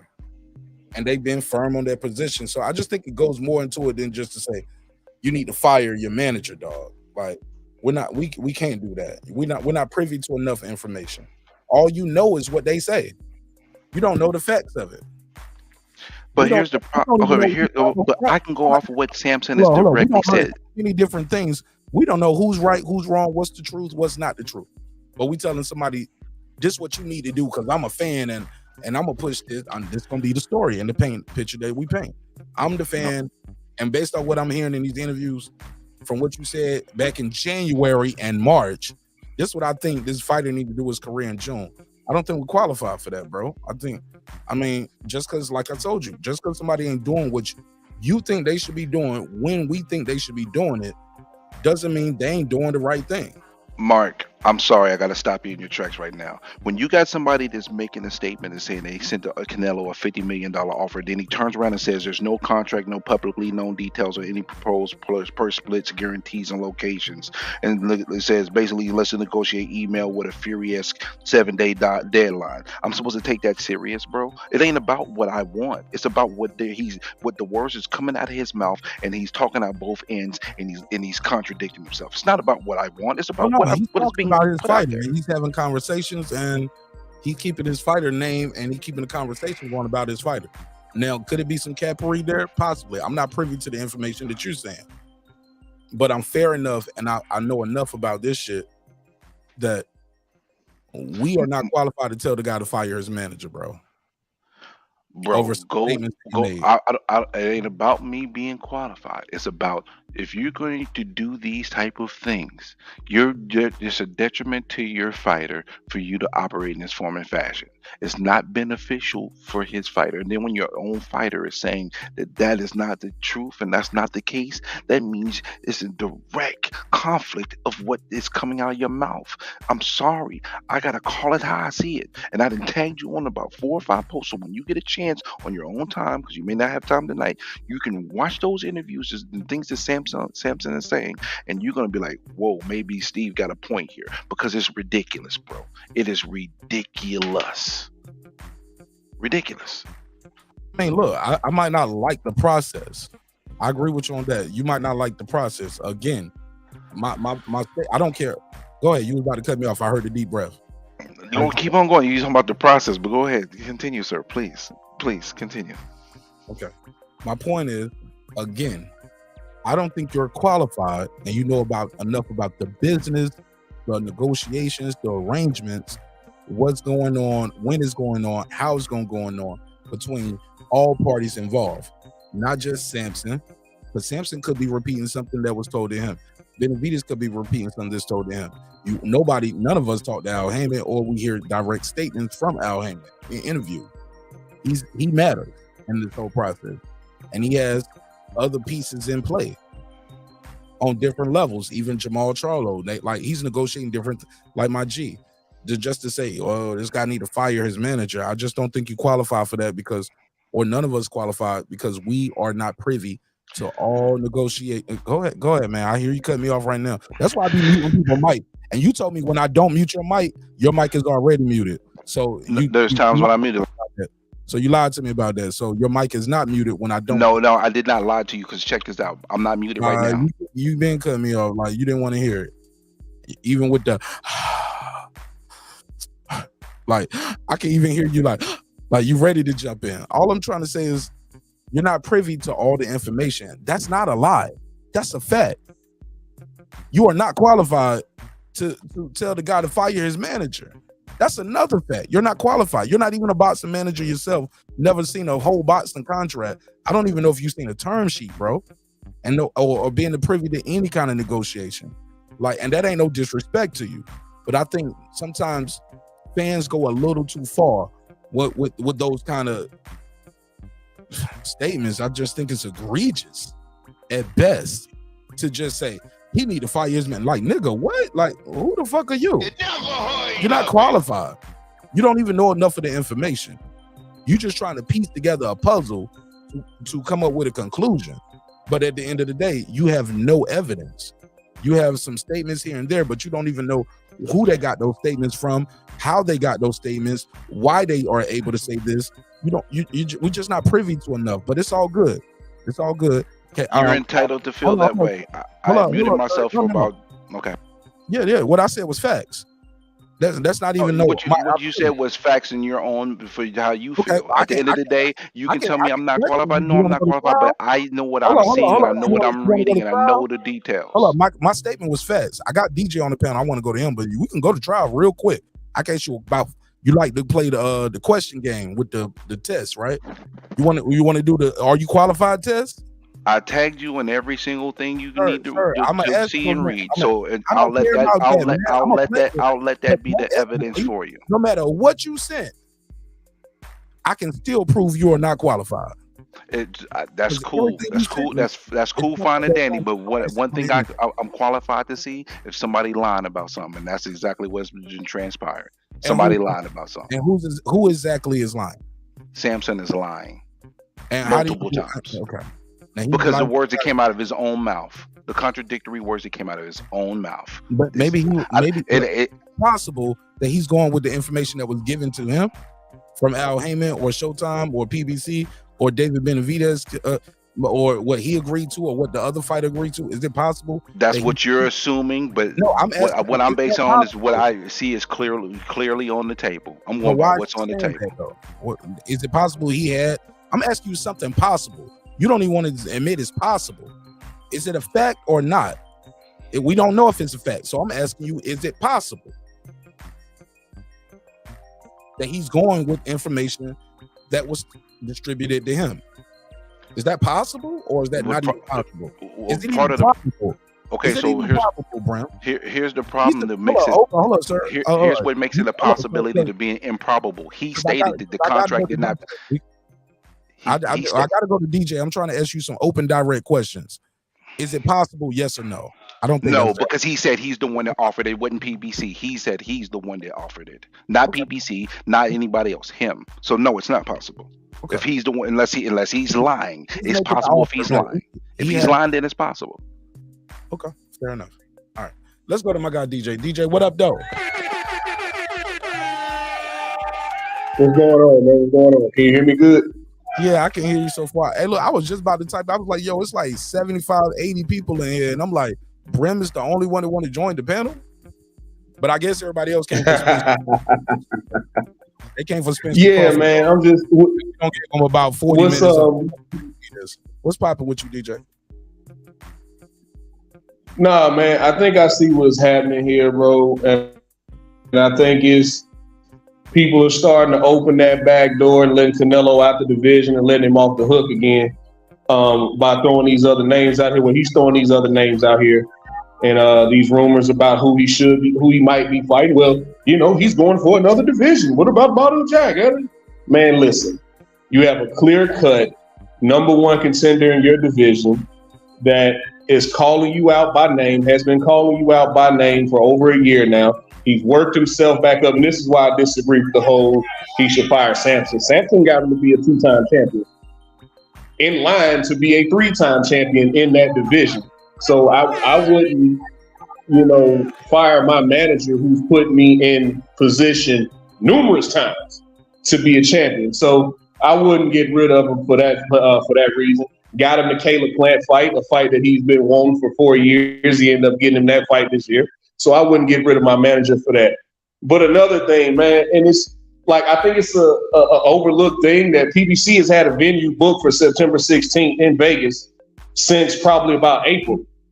So their plans was to have this Canelo fight. And let's not forget, this ain't the first time Canelo done kind of like turned his back to PBC. He came over, got what he wanted from Caleb Plant. And you remember they offered him a contract last time. This is from everybody. Everybody confirmed this. When he decided he wanted to go fight Bivol, and fight Triple G again, and then that third fight ended up being John Ryder, he turned down less money to go over there and deal with the zone. So in my mind, why would I send my fighter over to a network that Canelo himself ain't even signed to? And as far as David Benavidez petitioning the WBC, we all know Canelo gets to pick his mandatories, i.e. Abney Yildirim a few years ago when he got to be the mandatory for the WBC title, coming off of a loss and a 2-year layoff. He was coming off of a loss and a 2-year layoff. Darrell beat him, and then Canelo fight him for the title. He's like, "Why didn't he fight Canelo Right. now? He's the guy you fought." Right. And people forget that part when Canelo picked him to be his mandatory. And like David Benavidez said in this interview yesterday with Fight Hype, you had no problem fighting Abney Yildirim when he was your mandatory. Why won't you fight me? And I never agreed with the whole, like I might have misunderstood it because that's when I came in with the discussion. I never understand the weight bully argument because if you make the weight, you make the weight. Right. So but just, for kicks and giggles with this one, how can David Benavidez be a weight bully to Canelo or David Morrell when Canelo was talking about fighting at cruiserweight? A guy who's held a belt at 175 and just fought at 175 a year ago. So how can he be a weight bully for that guy? Like, I'm just not understanding the passes that this man gets because he fought Floyd 10 years ago, and because he fought Julio Cesar Chavez 6 years ago and Shane Mosley however many years ago. It seems like he fought Junior. He fought who? He fought Junior. Yeah, he fought Junior. Let's reiterate that point. And you know what? I'm even throwing my olive branch, Mark. Like, I don't care if he fights Badu Jack. Drop the belts, man. You know they're not going to strip you. Canelo's at that level where they're not going to strip you. You know the WBC especially is not going to strip you. Drop the belt, man. If you're not going to fight this man, drop the belt. Because we can't keep asking David Morrell, David Benavidez, Demetrius Andrade to keep fighting each other with nothing on the line. These guys want to enhance their legacy too. They want to build on their legacy too. And I think it's unfair to them and it's unfair to the boxing fans. Well, we just want to fight at the end of the day. But I think it's unfair to them, really, to have this one guy hold up the division because he simply does not want to fight his mandatory in David Benavidez. He had no problem fighting the mandatory when it was Abney Yildirim and John Ryder.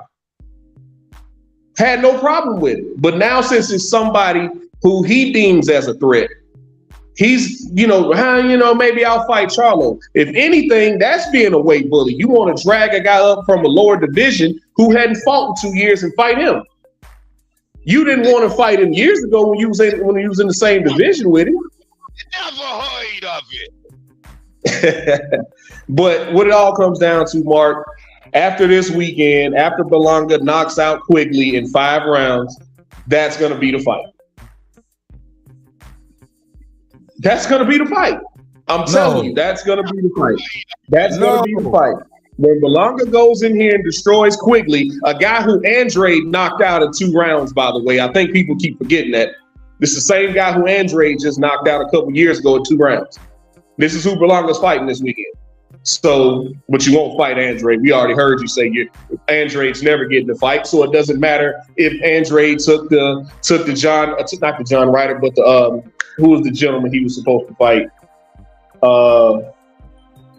Supposed to fight for the WBO interim. I forgot the guy's name. But it didn't matter what position Demetrius Andrade put himself in to get a Canelo fight. Canelo sat up there and told us 2 years ago, you're never going to get the fight. It doesn't matter what you do. You're never going to get the fight. You won't payday. Everybody who fights you wants a payday, sir, but they also want to enhance their legacy. And I think fans are allowed, well, Canelo's fans, unreasonable fans, are allowing this man to hold up an entire division when you got Benavidez, Morrell, Andrade, I'll even throw Plant back in there, and even Christian and Billy. You got all these guys who want to enhance their legacy, and you in the freaking way because you don't want to fight these guys. Either you don't want to fight them, but you don't want to give up the belts, man. It's like, come on, man, make your mind up. I love that shit. Can I please respond to Ron, because here's some non-facts and some facts. Hold on. You want to respond to who? To Ron. That ain't Deron. Oh, I'm sorry. I apologize. I know I'm looking at the wrong screen. I apologize. That's DJ. All right, DJ. Can I respond to you, DJ? Absolutely, man. Let's have at an 160. At 160, Canelo actually petitioned to fight Andre, and you know why he left 160, right? Because they forced him to fight. They was going to force him to fight Derevchenko. They stripped him. He tried to fight Andre, but they said, yeah, he had an opportunity to become undisputed at 160, to unify with Andre, and they said you got to fight Derevchenko or drop the belts. That's why he went to 168, guys. Come on. So he couldn't fight Andre. They was going to. I remember they franchised him. No, IBF ordered Canelo to fight Derevchenko. Okay, you talking about the IBF? They ordered him to They fight. stripped him. He was that Canelo got stripped. But that's how he lost his IBF, is what you're saying, at 160? Yes. Okay. How long did that take to happen? Because sometimes that was in 19, I think. That was in 19.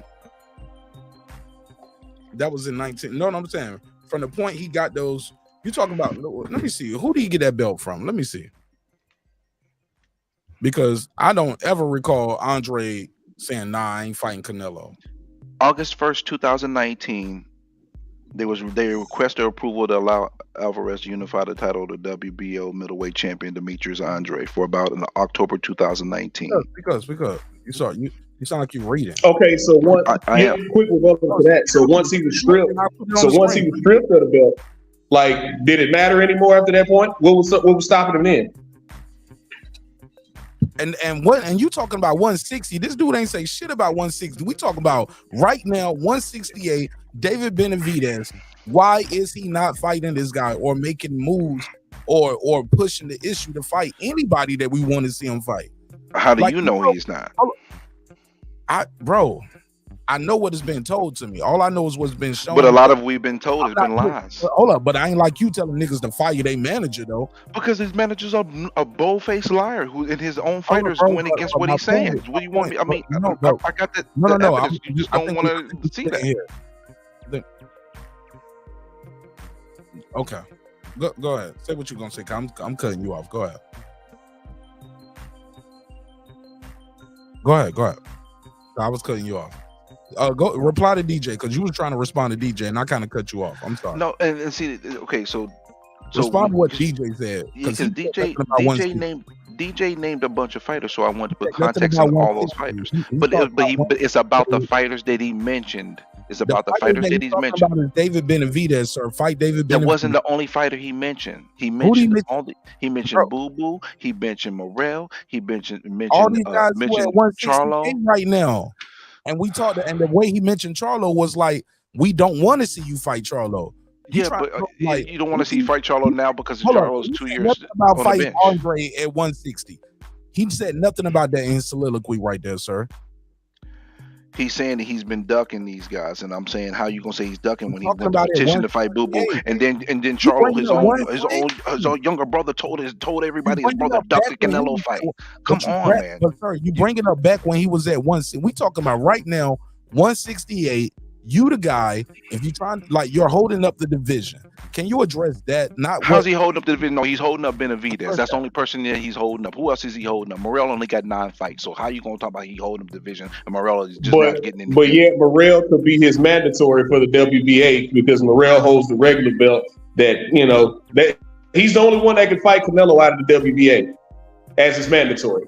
So he kind of is holding up Morrell, because if he drops the belt, then Morrell becomes the champion. So he kind of is holding up Morrell, man. All those guys that I spoke of, and you're trying to go back to 160, I see what you're doing. But all those guys I spoke of, I'm speaking in present tense of what's happening now. He's holding up the division. I just named at least 3 or 4 guys that could possibly either be fighting for a title or would be in line to fight for a title next. If he would just simply get out the way.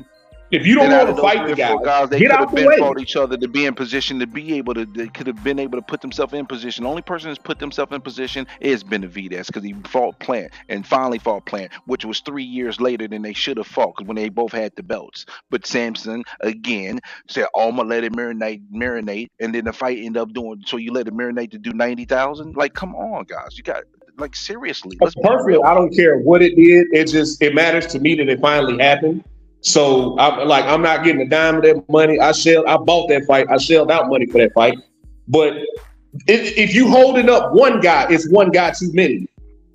Like I'm holding him to a championship standard. And like I just said, Caleb Plant and David Benavidez, which should probably have been a championship fight, it wasn't. How long are we gonna ask David Benavidez, David Morrell, Demetrius Andrade, all these guys to fight each other without a belt on the line? You know the last time Canelo fought without a belt on the line? I think it was 2016 or 2017. All his fights since then have been championship fights. Even for the regular belt against Rocky Fielding.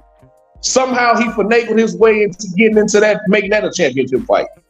So you keep asking these other guys to do some shit that he's not doing. He's not fighting without nothing on the line. Even when he moved up and fought Bivol, and I think he had that excuse in his back pocket, people keep giving, that's why he keeps wanting to take these fights in higher weight classes.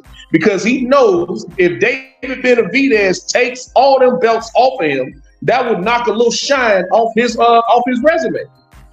It may just knock a little shine off his resume. That's what's at stake here. So if he moves up and fights a Kovalev and loses, he was just trying to be great, moved up 2 weight classes. He was just trying to be great, going to fight Bivol. He's just trying to be great, going to fight Badu Jack. It's not, he got that excuse tucked in his back pocket. But if Morrell or Benavidez knock another hole in his ass, he knows that's going to knock a little shine off his resume. Okay, but part of the problem that you just stated in regards to that, you telling he fought everything he fought was with a belt on the line, and he's holding up the division. Mind you, Benavidez has been in that division longer than Canelo. So what the hell did Benavidez do? He was a two-time champion. He was a two-time champion. But what did he do with it? He ended up losing the belt. He ended up losing the belt on the scale. He had an opportunity to unify. Instead of unifying, his manager had him go a different direction, which overall did not benefit Benavidez for the direction of what your point is. Your point is he's holding up the division. Well, if he's holding up the division so much, why the hell is Benavidez have not already unified, considering he was in the division before Canelo even arrived? You just said he lost his belt on the scale and for a drug test, so. Yeah, but even before that happened, okay. So you just killed your own point. He could have fought Plant and unified, and then where would it be at? He would have. That means that then Canelo would have had no choice but to fight him. Unified in 2 different divisions, but he didn't do it. So man, but what is Andre? The things Whip are bringing up Andre, and he's a halfway inactive fighter. What the hell has he done? He's more known about who he hasn't fought than you just move that goalpost. His victories quickly, bro. Mark, let this master happen. Let this master happen. What Canelo done, so you can make that argument about everybody. If that's your argument, you win, bro. What have they done? None of them has done more than Canelo. So you won that argument. But you did. I know what Demetrius Andrade tried. Now we can go back to 160. I know what he tried to do at 160, and that was fight the 3 other champions. Charlo didn't want to fight him. Triple G didn't want to fight him. Do you remember in 2021 when the Zone was about to make Triple G fight him? But Triple G was like, nah. Oh, was it 21 or 22? He's like, nah, I think I'll wait on Murata, who's coming off the 3-year layoff, so I can unify with him instead of unifying with Demetrius Andrade. There's been some points Canelo where damn sure Andre didn't want to has fight gotten him some at raw 150. deals, but he also made some decisions that did not help him. He had the position that Ryder ended up getting in. That should have been Boo-Boo's spot. He made some decisions that I didn't agree with, but them his decisions he got to live with. But as in the context of this conversation right now, we're talking about Saul Cinnamon Alvarez, and you're telling me that Demetrius Andrade hadn't done nothing, and I'm telling you that he tried to fight the 3 other champions in a previous weight class, and they wouldn't fight him. So he moved up. Now he's about to put himself in a position now to fight for a title again. And the guy who's holding the belts don't want to fight nobody in the division, which is crazy to me. That's essentially what he's saying. I don't want to fight nobody in my division. How do we know he doesn't want to fight anybody in the division other than the reports that we're getting, which some of these reports are showing coming off his cap, though? So how do we know this for a fact? Because the Badu Jack, Canelo did not go to Badu Jack and said, I want to fight you. Badu Jack went to Canelo and said, I want to fight you. Man, I'm going to let y'all know, man. Fuck this shit, man. I'm going to go to Santos, but this is the real shit. Let me reply to Casual Base Guy. This is my guy, too. Shout out to Casual Base Guy. Casual Base Guy, man, you been around, bro. I think you've been rocking me since we was like at 2,000 subscribers or 1 or 2 or something like that. Casual Base Guy, you've been around, if I'm not mistaken. I think you the same guy, but yeah, Casual Base Guy been around for a minute. M-Stat's been around for a minute. Casual Base Guy here, before I go to Santos, he's saying like Canelo got to fight everyone, and he got to fight him now. He got to fight Wilder. Like, I get it. It's some hyperbole. I get it. It's cute. It's a little extreme, though, bro. And it's not even fair. This is all we saying. We want to see Canelo fight top guys. Hey, okay, that's you. All right, yeah. Appreciate you, bro. Thanks for supporting the show. Nigga probably don't even hit the like button. We want to see Canelo fight top guys at the division where he is undisputed and has all the fucking titles. That's all we saying, bro. We think that's holding up the division when you can go up and dare to be great. You tried it once. You beat Kovalev, went down in weight, did good, kept doing your work, went up in weight, tried it again. You lost. You come back down, you fight your mandatory, and now I get it. People, like, they say it's daring to be great, but it literally, when you are undisputed, nobody in the division can become champion. And you ain't even fighting nobody that we really want to see you fight. Like, you're like a Badu Jack, a Makabu. Like, if he would have did, like, even Bivol, like, nigga, why are you doing this? I'm trying to be great. I want to get another division. Fight the guys that we want to see you fight. Now, especially after you tried and you failed. Now, I want to rematch up there. Well, he said he'll fight you if you fighting at your weight, because he wants something for it. He want to be undisputed. He want to add to his legacy. Nah, the fans ain't gonna give me credit when I beat you, because they gonna say I drained you down. Like, nah, bro, I want them belts. I want to be able to say I was undisputed at 168, and I beat Canelo Alvarez twice. You get what I'm saying? He wants something for it. He wants to, and we all know he gonna win that shit and drop the belts, go back to 175. His belt ain't even on the line this time. So Canelo's like, well, nah, I don't get no legacy off of that. But you get your get back if you win, right? Well, but they gonna put an asterisk on it. I get it. Y'all let me rock on this. So the argument with some of us is this: we want to see you fight David Benavidez. We want to see you fight Morrell. We want to see you fight Andre. These are top guys in your division right now. We want to see what you can do with, like, the style of Dave Morrell. You ain't fighting his record. You fighting the fighter in front of you. That motherfucker young, strong, flashy, got good footwork, angles, got power. That ain't gonna be no easy fight. Is Canelo probably gonna be the favorite? Absolutely. Can it be an upset? Most definitely. Because we seen Canelo have trouble with that style. David Benavidez, 2-time champion in that division. You got his old belt. You like, I want my old shit back. What's up? Why not?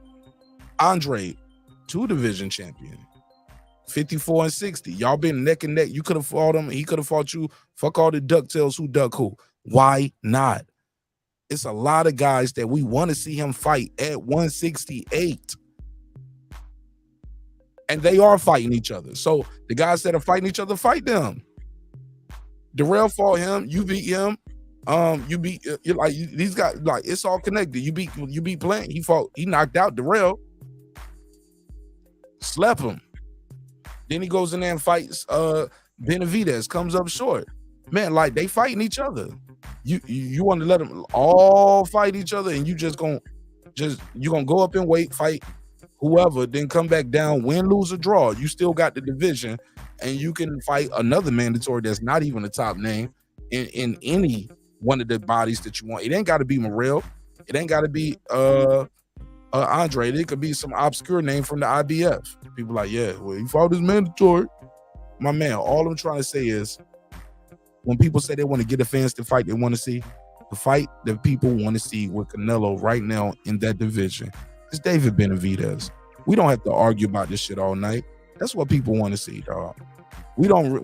David Benavidez versus Morrell, that's cool, that's cute. We'll watch it. Want to support it.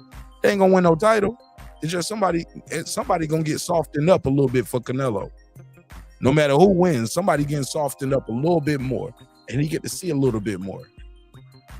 And I ain't got to throw a punch.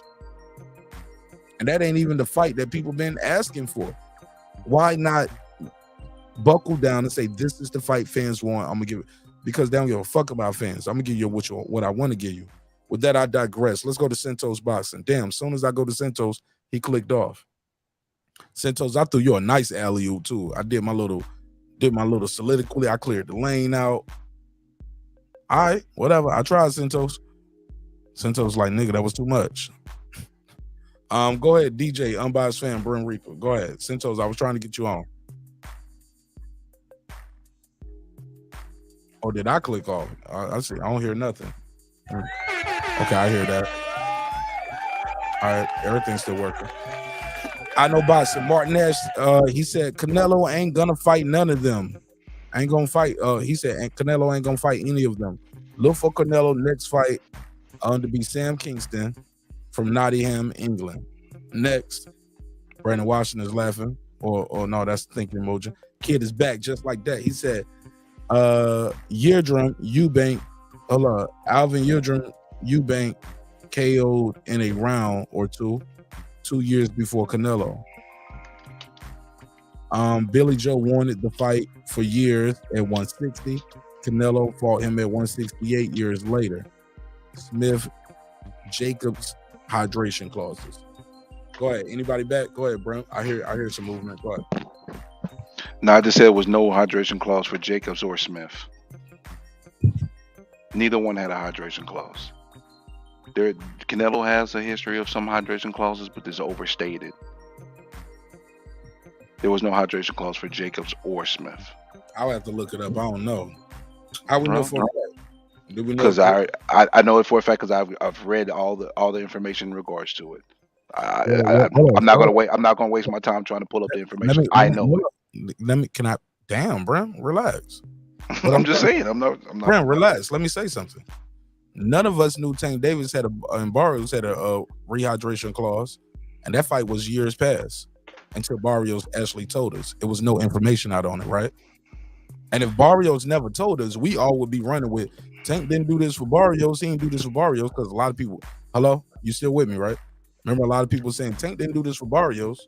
Then we come to find out Tank did do this with Barrios. We only knew because Barrios told us. Is that a fact or cap? Go ahead. That's a fact. All right, that's all I'm trying to say. The information you got is because that information, they want that information out there. So just because you didn't hear it that it was, don't mean it wasn't. Smith said it. He said it wasn't a rehydration clause? Smith specifically said there was no hydration clause. Well, somebody asked him, like, okay, how did... Is an interview. Okay, I'll take your word for it. 2020 Boxing Social, December 17th. What about the other fighter that they said? Danny Jacobs, no hydration clause. He was clearly asked, and he said no, it wasn't. Because my whole point is nobody ever asked Barrios, so Barrios never said nothing. We didn't know until somebody actually asked him, or actually he heard all of that. He just kept hearing his name mentioned, and he was like, Tank never did this before. Finally, Barrios like, he did do this before. I had a rehydration clause. I just never said nothing. I didn't want to make no excuses. So it happens, bro, sometimes. I think sometimes we read too much and like, well, he said this, he said that. Man, what did the paperwork say? Or what did the principal say? And when I say the principal, talking about the principal person involved in the negotiation. But that's neither here nor there. Shout out to my girl Blue Baby. What up, fam? Damn, that's it. We only got 60 likes, man. I had like 80 motherfuckers in here earlier. They ain't the like button. All right, we got to move on then. They want to talk about some other shit because we've been on Canelo and this right here all night. You got anything else on this one, Brim, DJ?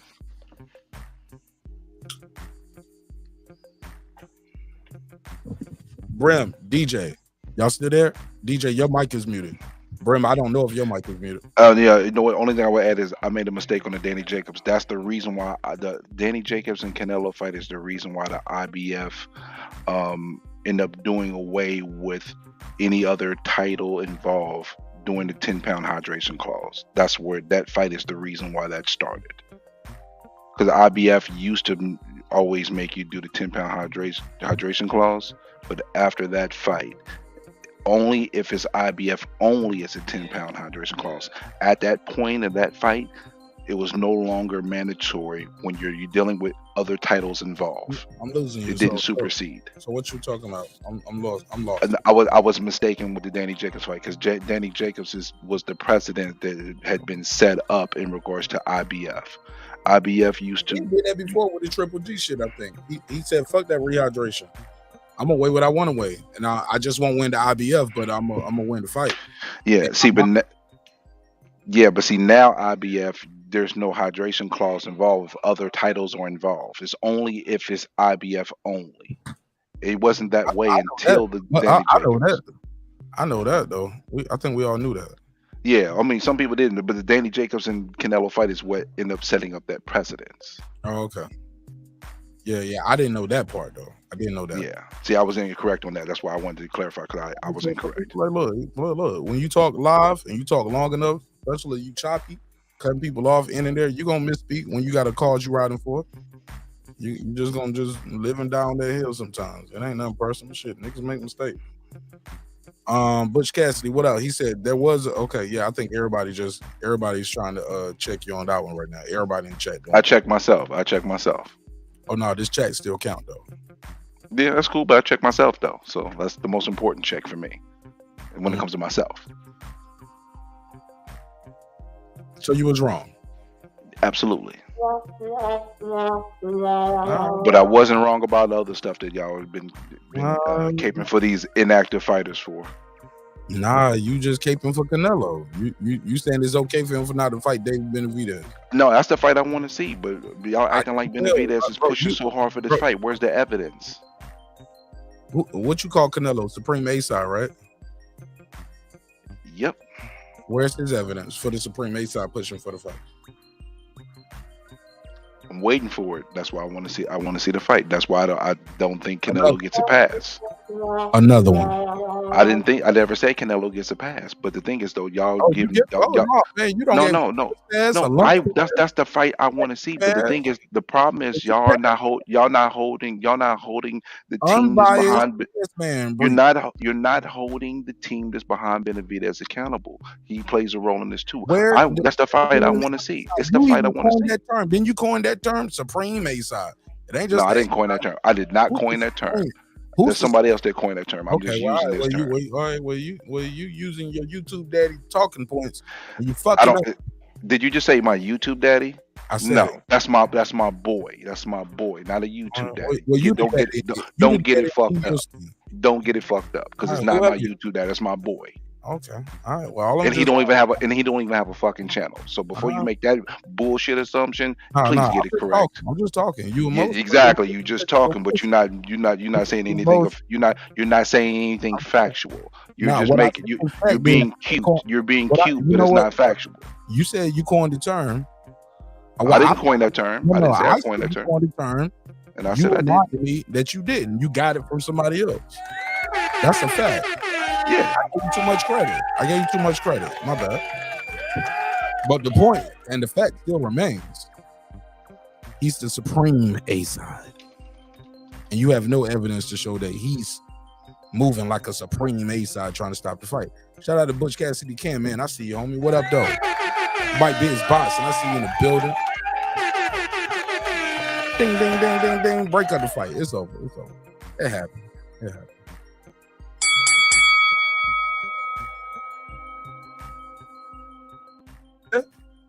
Lisa Bell, I see you. She said, get them damn lights up. All right, y'all ready to get into this hip hop shit? Can we move on? Or y'all got anything else? For matter of fact, DJ, I didn't even get none. Oh, matter of fact, I didn't get none of your Spence Crawford take neither, Brim. Brim Reaper, the unbiased fan. What else is there to take on the Spence and Crawford? Well, it's 38 days away, and some people have changed their picks. Well, they smart if they change it to Crawford. Actually, I've heard Crawford fans switch to Spence. Well, good luck for them. And I've heard some Spence fans say they ain't necessarily quote unquote switch, but they was like they a little nervous. They was like, man, I ain't even betting on this fight. It's that close. I'm scared to bet. They if so, they betting like small shit like $20, $50. I ain't met a Spence fan yet that told me they got more than $100 on this fight. And he's the underdog where you can actually bet on the sports book and make some money. You're gonna get your money back and some. Crawford fans like, bro, like we can't even come up off this shit right now. You can't even go for the knockout. Yeah, but even then you gotta pick the round to really win some money. I think you go for the knockout. You double up. All right. What I missed? I'm sorry. I stepped away for a second. I'm sorry, guys. What's up? Oh man, shit. What you didn't miss? Other than me putting Brim Reaper in the dirt, nigga. Yeah, he always gonna try to claim that he just like some of these. Never avoid of it. See, you so emotional. You didn't even let the drop play. You couldn't even let the drop play. I got you, bro. Don't make boo-boo statements. Don't make boo-boo Andre statements. Hey, look, he won't even let me get my bars off with my little jokes. That nigga like, no, Mark. If you're gonna let off bars, they gotta rhyme. What happen is, I'm like, you letting off bars that don't rhyme. How you talking about let your bars off? They not even rhyming though. So I'm confused. Okay. All right, whatever. DJ, at the bottom, my bottom line was this. I want to close up on this Canelo topic. I want to get your take on the Spence and Crawford thing I said, and I want y'all to take on this hip hop shit before I move this thing over to some members only shit. Bottom line is this: we want to see Canelo fight about 3-4 guys at his division where he got 3 or 4, where he got 4 belts. Actually got 5. He got the ring too.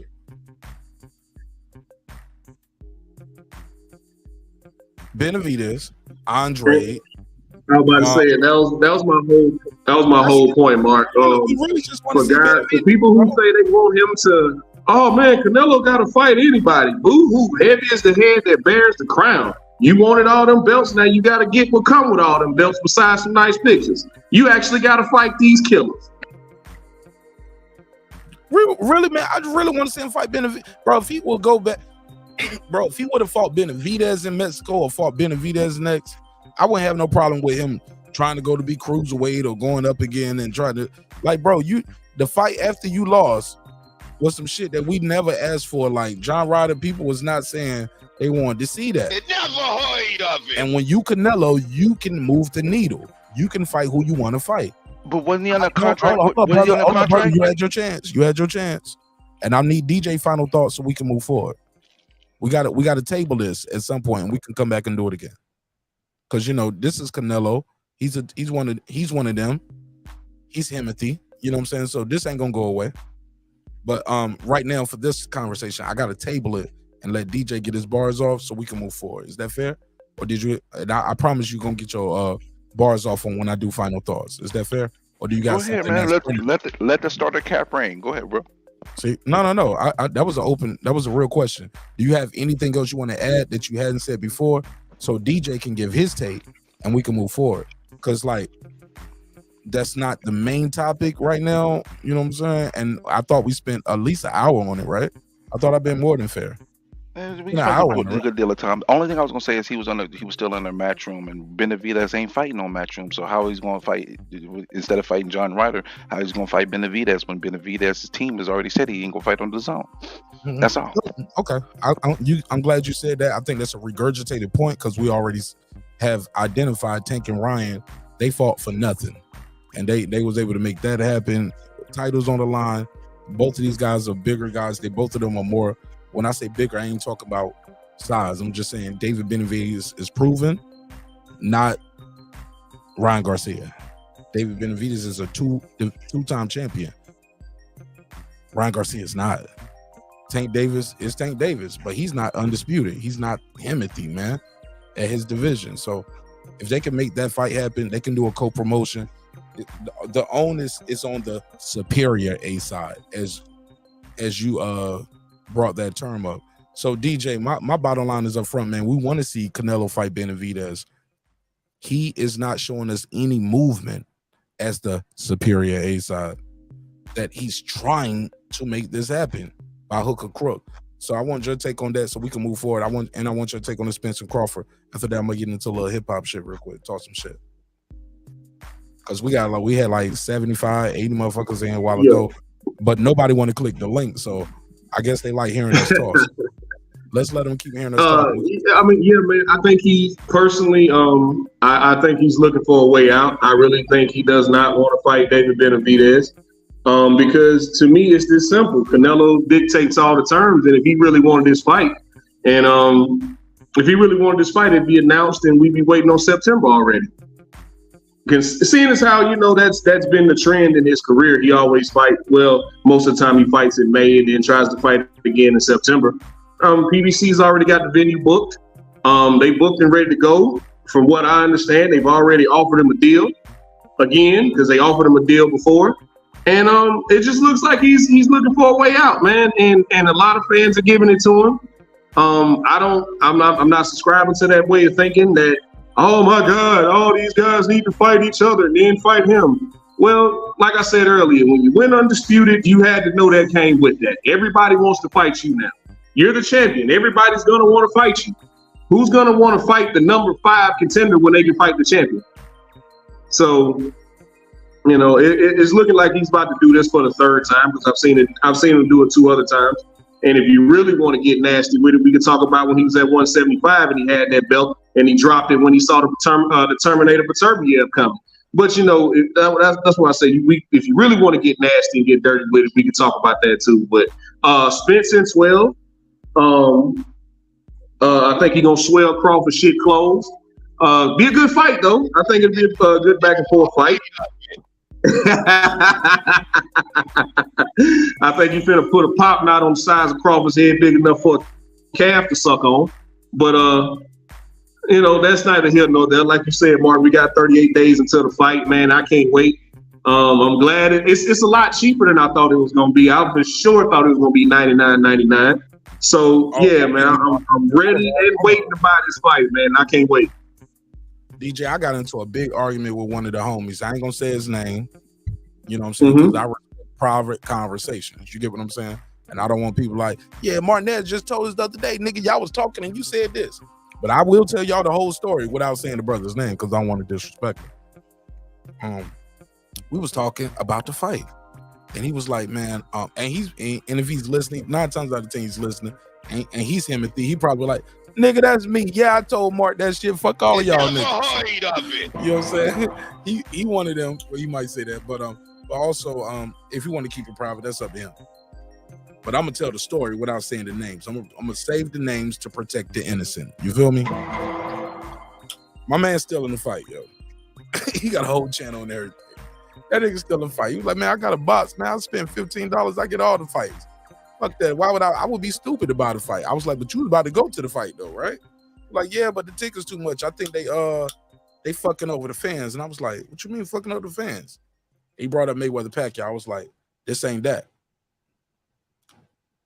Then we go into another conversation and he was like, well, these fights, and he was just bringing up different fights. I was like, this ain't that neither. I was like, bro, you got 2 undefeated champions. Regardless who you rooting for, you're going to see history made. Errol Spence is going to be the first welterweight champion, 4-belt era, all the top belts and the ringers on the line. The motherfucker going to walk out that bitch with 5 of them things on him. Bring a crown to the ring that night because somebody going to need a crown on their head when they posing with that picture with all of them shits. Crown that man that night. You get what I'm saying? They gave Ryan Garcia like a crown for an interim belt. I was like, come on, man. It never heard Don't do him like that. Or some shit like that. But this fight right here, this is the guy, dog. Nah, I ain't buying it. Man, the tickets cost too much. I was like, That's why you buy the pay-per-view. You can't afford to go buy the pay-per-view. And I guess from what I gathered and what I ascertained is he just thought it was some bullshit, like the ticket prices cost too much. I was like, well, the pay-per-view is a lot cheaper than a lot of us assume. He was like, man, that pay-per-view is $85. I was like, I said, nigga, we thought it was gonna be $100. We thought that shit was gonna say $99.99, and a lot of us was willing to pay for it. We thought it was gonna be $109, $119. I thought, man, we was having bets. Motherfucker was like, man, that shit might be $129.99. Cause we knew they was both getting 8-figure paydays. Same dude is like, nah, fuck that. And I was like, bro, that's the market. The industry market, the rate for this shit is $85.99. We got boxing channels. We talk about this fight for months and months and years. It's right here, and you still gonna just say, fuck it, I'm gonna steal the fight. Nigga, I could pay $15 and get that shit. Fuck that. I said, but you was about to pay $1,000 or more. I was like, I was just disappointed. That's just my take. What's your take on the people saying, yo, I'm still the fight? Fuck it. Mark, the guys who were gonna steal the fight were gonna steal the fight regardless. And you know, just in a fight of this magnitude, once that stream failed and they got to keep clicking links. Meanwhile, I'm over here chilling.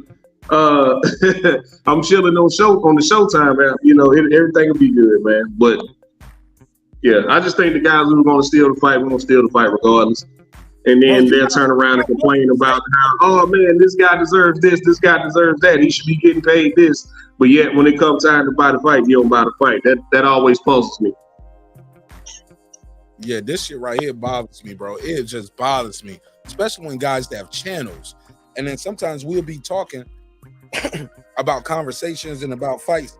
And one of the arguments will be like, well, he's a pay-per-view star. Hold up, nigga. Don't ever tell me about pay-per-view, not you. Because you steal fights all the time. You steal the fights that you want. And you talk about, and you're going to get views. You know what I'm saying? Niggas either monetize or trying to get monetized. You're going to make some bread off of it. Like, come on, man. You're going to get subscribers or you want viewership talking about the fight that you stole. One of the biggest fights of our generation.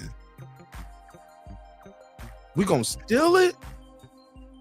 Don't talk to me about that pro-black shit no more. I just saw you steal this fight. Like, this the one? And you going to steal it? Like, bro, this ain't Pacquiao versus Mayweather. I'm telling y'all. This is the one, bro. This is the one. If you ain't seen no 50-50 fight before, you ain't, man, this is the one. This fight is closer than even Pacquiao, Mayweather and Canelo. This fight is closer than that one. On paper. But we all saw how that went down. So all the people saying Bud can't do this, Bud can't do that, he too big, too short. I was like, man, y'all ain't never seen Manny Pacquiao? Y'all never heard of Manny Pacquiao? You know, he used to go in there and beat up big dudes all the time. Everybody was too big for Manny Pacquiao. Margarita, pressure fighter, tall, long, rangy, got the reach, the height. He's a bully in that bit. Man, Pacquiao bust that nigga shit up. Don't talk to me about size and this shit called boxing, because I seen niggas get beat up all the time. All the time. Tall guys. Mark, we ain't even got to go back that far, bro. We just saw it happen a couple weeks ago. Josh Taylor was a lot bigger than Teofimo Lopez, was he not? Yeah, but Josh Taylor is going to be motherfucking Errol Spence, too, in this fight. He going to have a 469-day layoff. Exactly. I did the math. I counted the days. I got to, Google to do it for me. I'll say, how many days from this date to that day? It was 469 days. When I looked up Taylor and T.O., it was exactly 469 days. I was like, nigga, this ain't just happening for no reason. This is God telling me something. That ring rust is a real thing. And granted, Josh Taylor is a true professional. He'll never blame nothing. He ain't gonna make no excuses. I won or I lost. But trust me, that's your first fight with your new trainer. Y'all ain't never been there before. And it's 469 days out the ring. 16 months, but 15 and some change, basically, versus a guy who just fought 7 months ago, which is how boxers nowadays, they fighting anyways, every 6 months. Bro, a year and some change fighting the top pound-for-pound best dude in the world. I don't think Bud gonna get no credit for the win, bro. I'm already on my soapbox. Y'all niggas No, he's definitely gonna get credit. I gave He's definitely gonna get credit. Spence has been coming off of year-long layoffs his past 3 fights, so those are injuries. It's injuries and just couldn't get a fight done for whatever reason. But he's come off year-plus layoffs. I think was his last 3 fights. What fight he couldn't get a fight done? He fought Porter when he wanted to fight Porter. He fought Mikey. He fought Danny. He just did an interview, said, I fought Danny. That we already had a date set for that. So I fought him when I fought him. Even Crawford said, and I ain't gonna get no credit for that. But also, Crawford know what we know. And what Errol ended up telling us more recently. Man, I already had a date set for Danny. He already had a date for Danny. I told him not to move the date back. I'm gonna beat this guy anyway. I don't see him beat me. And he did. The Ugas fight, now granted, that was Pacquiao. And keep in mind, when he was about to fight Pacquiao, that won't gonna be for no belt. Because Pacquiao had already got stripped. When he's about to fight Pacquiao, it was just gonna be for a name and a big ass check. So that won't even belt chasing at that point. That was for the bag. And Terence Crawford was available. He was a free agent. Tim Smith told us we never made Terence Crawford an offer. We didn't want to disrespect him, so we never made him an offer. So I'm sorry, bro. I don't, when we say for whatever reason, I need to know what those reasons are. Why Spence couldn't get the fights he wanted. Because he got all the fights he wanted. Go ahead, DJ. My bad. I'll mute my mic. No, I'm about to say, because they did negotiate all year last year, and that fight didn't happen. So, there's that part. But we here now. And we know about that, according to Errol Spence. Yeah. That's more so what I was referring to. But like I was saying, his last 3 fights, he's been coming off a long layoff. So I don't think that'll be a problem for him. That's what I was speaking to. Okay, so all of those 3 fights, and you said those, and he couldn't get fights for whatever reason. So those fights up until last year, that was everything he wanted. He wanted Pacquiao, couldn't get Pacquiao, he fought Ugas. And it actually worked in his favor because Ugas had been elevated to the super champ. Ugas was on the undercard as the super champ. He was gonna fight Ugas next. He was fighting Manny Pacquiao with no belt. That was a money fight. Legacy, man. I follow that shit right there. I follow that whole rabbit trail right there. And everybody leave that one caveat. Oh yeah. I got fucking posters all over my room for this shit. I was like, okay, so this person said this here, this person said that there, and I follow people's lives, man, just to. Because, we say a lot in these 2, 3, 4 hour lives, right? Everybody knows that whole saga, this whole 4 or 5 year saga that's been leading up to this fight. Everybody said a lot of things. I do understand one thing. I've seen some people flip flop. DJ, am I right with that part though? What? He was fighting Pacquiao for the WBA Super because Pacquiao had already got stripped. And when he tried to come back, they didn't. No, he didn't get stripped. He was champion in recess. Champion in recess. And then Ugas ended up getting elevated to. And then Ugas, they ended up elevating Ugas because when he went into that fight, Ugas was the defending champion. Absolutely. So when Pacquiao was fighting Spence, when they had that on fight on paper, when Pacquiao was fighting Spence, he was still champion in recess. No, but it was not for the WBA Super. They did not elevate Pacquiao back. They had never gave him that belt back. No, they never elevated him back. He was still champion in reset at that point. That's all I'm trying to say, bro. Yeah. I just want to have some clarity. Clarity makes everything. Absolutely. But yeah, man. I hit the mute button out. But yeah, I'm gonna go ahead and slide out. I don't know the other gentleman on the panel who I was having a debate with earlier about Canelo. It was a pleasure talking to you. Good that we can still people out here we can have debates with, that don't take it personal. He talking to you, Bram. I thought you heard me. I said salute to you, good brother. Yeah, your mic was muted. Oh, my fault. Absolutely. Mark, it's always love, man. I'm gonna slide out. Yeah, run off, nigga. Run them off. I get him up out of here with that hater talk. Spence and 12, nigga. Spence and 12 me, bro. You said Spence in 12. He's saying Spence by Spence is decision. Okay, fair enough. Let me take this call. 808. Go ahead and be great. What's your name? Where you from, family? This Boxing Fans Talk TV. What's up, DJ? What's up, Steve? Shout out to Boxing Fans T. Why What's you up, Miss T? Why you ain't click the lane, sis? I was looking at y'all from the bed. Look, Oh, I gotta get. I don't need to be up. I just went on a. I don't supposed to be up bathroom neither. I got got to be at the barbershop in the morning, but I'm glad you're here. Talk to me. What's on your mind? Yeah, I saw that y'all was on. Do you think that you heard anything revealing in Spence's interview with $1 worth of game? Did he drop it? Oh, I thought he dropped a lot of little nuggets in there. I thought he told us a lot. He definitely told us PBC had him on that payment plan that people said didn't exist. He said Al Heyman ain't known to give out no signing bonuses. So I took $30K. He took a stipend. He talked about they asked him how you making his weight. He was like near death. Oh, you. Yeah, that's what he said. You know what I'm saying? Gilligan laughed. Other things I thought was revealing. They keep talking about this car accident in all his interviews. I get it. It's a storyline to the fight. So I understand media. Like if he wins the fight, it's triumph. But also if he loses the fight, it's already a built-in excuse. The weight is a built-in excuse. The alcohol abuse is a built-in excuse. Another thing I thought was revealing, he talked about Ugas. Yeah, I knew I was going to beat him because he was talking about the American dream. But all through the interview, he's talking about living the American dream, talking about having a 60 plus acre ranch, and he want to buy another 100 acres over there. I want to buy a bigger house. My house ain't that big. It's about 3,000 square feet. It ain't that big, but I got a lot of land, and I want to buy another 100 acres over here.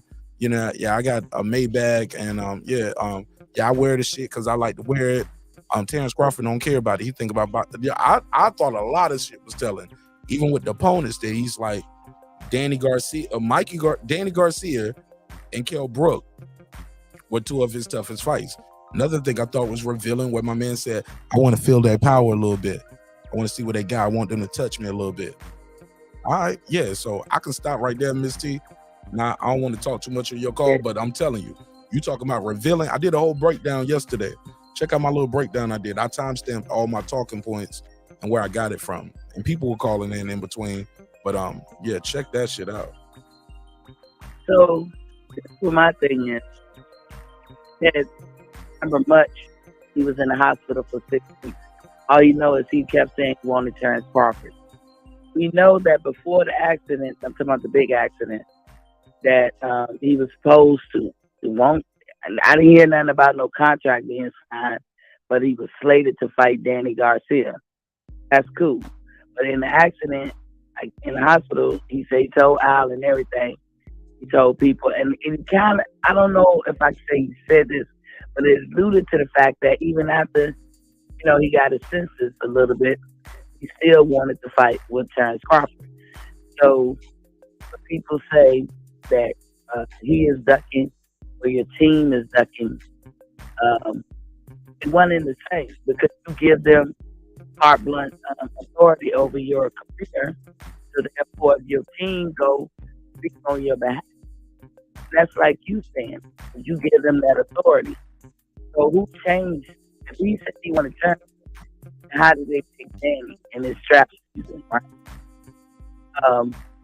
There's something else that gave the pause. Like, he keeps saying, he keep pushing the narrative that he knows is not right. Shawn Porter has revealed he wanted to retire before the early fight. Facts. So that narrative and Ben said Shawn Porter wanted to retire before his fight and the Terence Crawford fight, but nobody has mentioned that. When they give the excuse that Shawn Porter wasn't at his best, as if that's a credit to Shawn. Like, why you lower this man's integrity and his work hard just to prove a point that ain't true in the first place? Right. But Spence, that Porter has said that and revealed that recently, but he's still going on these shows and he'll say, hey, he wanted to retire and all them other excuses. Daddy said he wasn't working that hard. Shawn said his daddy didn't know. Oh, we're gonna break that down, but these are the things that I caught. Some of the things, and I'm not saying that he's doing terrible. Overall, I'm glad to see both of those gentlemen out there talking. Yeah, you gonna put your foot in your mouth sometimes, but I think the more he talks, and it's a good thing. I don't want her to climb back up, but he needs to get used. Him and Crawford need to get used to talking. More Errol talk is more of a feeling that you and your team was ducking for 5 minutes. Y'all were, and y'all make excuses, y'all make up stuff. You chopping a little bit, Miss T. You chopping a little bit. Say that last part again. I'm sorry, can you hear me now? Go for it. Okay. It's just proof and a half that they've been ducking. I got a raggedy phone, so I ain't gonna talk too long, but he just proving that he's been ducking. Even if it's by virtue of his team. Like I said, he gave them authority to speak on his behalf. And he sound like to me that this is a cash out fight for him. He don't sound all the way sure of himself. That's just me. That's all I gotta say. Miss T, I agree with you. I've been saying that. He talking himself in that fight. Hey, look, 1 minute he'll say Bud ain't fought nobody. Miss T, you good? You still there? Yeah, I'm just 1 minute he'll say I'm Bud here. ain't fought nobody. He'll repeat YouTube daddy talking points. And the next minute he'll say, he said, oh, well, I ain't in the top 5. Well, shit, Terence Crawford. He got Terence Crawford in his top 5 pound for pound. He sat there after he did that interview on stage. He sat down with those interviewers right across from Terence Crawford, and he was like, "He's a great fighter." Which one of his fights? Exactly. Which one of his fights? He was like, "All his fights were great." All the Quote end quote. All his fights are great. I watch all of them. But on the stage, you ain't got no resume. You ain't fought nobody, man. You ain't fought. Man, I beat Kell Brook. You beat this, that, man. One leg, man. Like, he do all of those YouTube daddy talking points. But one-on-one, when they talk, he was like, he's a great fighter. Man, this gonna be a war. I think he's literally trying to talk Terence Crawford into a slugfest. I think that's what he want, and that's his plan to victory. I'ma break him. You need this guy to stand in front of you. You want a war. Y'all trying to get into the psyche of Terence Crawford and try to say, I'm gonna make him so mad. Even with the Kunta Kinte shit, I didn't like that in the $1 Million Worth of Game interview. Thought it was totally classless, total disrespect. So all of that respect shit out the window. You gonna beat me like a slave? All right, I see you July 29th, homie.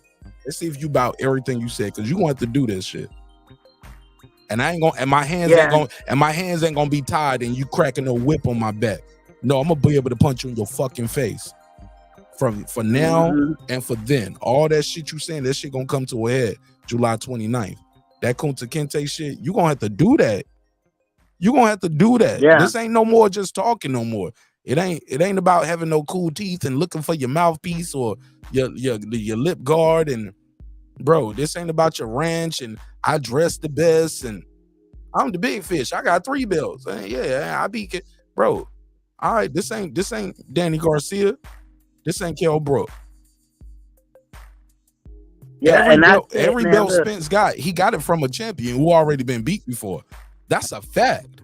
He's never took a belt from an undefeated champion. He gonna have to take a belt from an undefeated champion who ain't fought nobody. Because according to y'all, Terence Crawford has taken belts from undefeated champions. But let y'all tell it, they ain't fought nobody. All right, well, this guy right here, he got all his belts from Keith Thurman leftovers, Triple G leftovers. You get what I'm saying? Shawn Porter was Kell Brook and Keith Thurman leftovers. Yeah, I had somebody say arguably Ugas. Hold on, arguably Ugas. Some people think Ugas won that fight. So they said that Terence only fight leftovers. And I pull up the box rack. We got 2 Errol Spence in the 147 division got 2 undefeated people that he fought. Man, that was Ocampo and Mikey Garcia, and they was not champions at the time. So he said that. He says that, and his fans say that. I had to tell one of his fans, now that's pretty idiotic, because if you go from 135, you find several undefeated fighters and champions that Bud took something from. But when I made the point a while ago that Errol Spence is backed into a corner, am I right? That he ain't had no choice. Am I right? No, I disagree with you on that. He had a choice. He could have fought Keith Thurman. It would have been for less money, of course.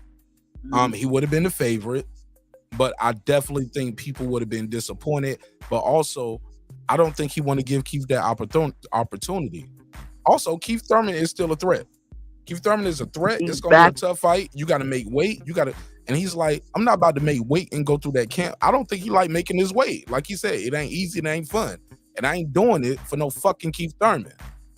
I do it for Terence Crawford. Yeah, but Pete Gang, when I said back into a corner, because of the moves that he makes, you got Deron Ennis coming at him, Danny Onis coming at him, Keith Thurman coming at him, and Bud coming at him. All four of them got legitimate claims. You back into a corner. You had to pick somebody. That's what I mean by back into a corner. And it was through his own doing. It was through his own doing. The last mandatory he fought was Ocampo. What was that, 2018? So he put himself in a pickle because now Deron at his neck. Danny Onis got the contract because you chose to go pay him step aside so you can get it through this and promise him next. We all been waiting on Bud, and then Keith is a mandatory at the WBC. You know, your reasonings for not wanting to fight Keith don't make sense to me, because at this point in his career, he's Keith Thurman 2.5. Doing the same thing that he mad at Keith at. So, I mean, July 29th can't get here soon enough. Can't get here soon enough. But that's all I had to say, man. You seeing the same things I'm seeing. I just think he does have another choice, but I just think he cashing out. He cashing out at 147. He's daring to be great. It's the biggest fight. It's dope. Look, ain't nobody about to pay him 8 figures for Keith Thurman. And there ain't nothing on the line but your shit. You get what I'm saying? Especially if it's your last hurrah. Because he ain't gonna fight Keith Thurman, then fight Bud. Like, nah, man, he tired of making this shit. I'm ready to go to 154, man. Country boy, like he said in that interview, when they asked him, how you making this weight? He was like, near death. And he was like, nah, but I got the same nutrition as Tank got. You know what I'm saying? Like, I'm trying to, you know. That nigga was like, bro, you be just taking a sip. Like, bro, Gillie is betting on him. So he said, but as we get close to the fight, maybe he might change. But right now, he was like, shit, I'm betting on Spence. But the more he talk about it in that interview, I'm like, nigga, you kind of trolling and clowning Spence a lot in this interview. You didn't clown and troll Bud this much. Y'all talked about sex and you fuck doing cam. Y'all cracked some jokes, but nigga, you stood up at one point in this interview and imitated him coming out the car accident, shivering and shaking up the stairs, talking about, I want Bud. He said Al Haim was bullshit. You're like, yeah, we got you. You gonna get that fight next. They knew he needed a tune-up. I'm sorry. People hate when I say this, but Danny Garcia was the tune-up, yo. Put a case on me. That's my opinion. And right after the fight in the ring, Spence was like, that's my tune-up right there. And I was like, the ultimate tune-up. I knew it the whole time. Yeah. Ask yourself why, and to the people that's listening, ask yourself why he make that statement. Nobody asked him to make that statement. It was right after the win. It was right after the final bill. And this was before they even announced the scorecards, I believe. He was like, that's my tune-up. The camera picked it up very clear. Well, see, there you have it. So when I said it months ago too. And everybody was giving me the pushback on that one. Danny Garcia ain't no tune-up. He ain't no tune-up. That's Danny Garcia. He's the ultimate tune-up at 147. He the litmus test. He the test. Yeah. He was the new Sean Porter. We'll put you in there, see what you do with him, and then we'll see. Win, lose, or draw, we still got it right here. Crawford. You compare the two, Danny and Crawford. Danny is the tune-up. Ugas is the tune-up. Ugas is the tune-up. But I get it business-wise. I'm glad it happened the way it happened because Derrick James even said it in the interview. He was like, man, what would y'all rather see? Him fight Bud for undisputed, Crawford for undisputed, or fight Ugas for undisputed? Which one would y'all rather see? Yeah, see, yeah, it made sense. And this was when they was trying to negotiate last year. And I was like, that was the plan the whole time. And I'm okay with it. Like, even like people don't like the way Mayweather, I'm all over the place with it right now, but people don't like the way Mayweather moved Tank. I was like, it worked. It worked. The green print worked. Like whatever they was doing, it worked. They getting the biggest fight for the biggest bag, but along the way, they didn't fight some of the toughest competition that y'all wanted to see. But the plan was the plan, and they stuck to their plan, and it worked. How fortunate for Tank, but you know, in life, all the time is undefeated, and you can't, and ain't nobody promised tomorrow. I know that's so you right. better strike while that's how I see life. That's one of them careers that you gotta strike when you can. It's the hard stuff out the way, so that when you at the end of your career, you can coast like Mayweather did. Mayweather at one point was about them belts. He eventually evolved to be not caring, be about the money. So these young fighters coming to be about the same thing. And Mayweather was younger. And eventually when they done and said and did it all, on and take your kiss goodbye, your liberty, your free liberty lap. You know what I'm saying? But on your way up, like, okay, when you said they moved Tank the way they moved him, it worked for him, fortunately, but that remains to be seen. Tank is knocking at the door at 30. No, it just worked. It did work. He just did a 1.2 million buys. It worked. He's going into his 30s. I'm talking about up from the look, but they don't made him a multi-millionaire before he. You know what I'm saying? They did good. They did right by him. We told you you're gonna make you a champion. They did. We're gonna make you a pay-per-view star. They did. It worked. If that's what you worried about, but when you're 55 and you look back, who do you remember back in the day?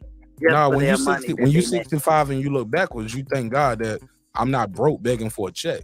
Because I can name a lot of guys who fought everybody and they broke right now. Niggas doing security, driving buses. They standing in front of the MGM Grand every fight weekend talking about they're gonna sign autographs for $50. You don't think none of them be looking back? Nobody would look back. But this much work you got to put into this type of career. I'm telling you, I talk to these OGs, they broke, yo, or they ain't got the money that they wish they would have got. If they know what they know now, they would. My kids can't eat no belts. I can't put my kids to school through belts. I can't pay my mortgage with like Errol said, the belt ain't even real gold, damn it. I'm not going through all. Nah, you ain't going through it. But that's important though. That's important. Everybody ain't gonna go to the Hall of Fame, but along the way, we got a lot of world champions, right? That ain't in the Hall of Fame. Where's the money? Why do they work regular jobs? They need to fix that. But again, I guess we'll probably have to agree to disagree on that one because I can't see me going I'm not going through no long, hard career like that and not have nothing to show for it. Like, I don't remember any fighter back in the day for the money that they made. I don't remember them. I remember them fighters that won championships and was world champion and did the damn thing. I remember those.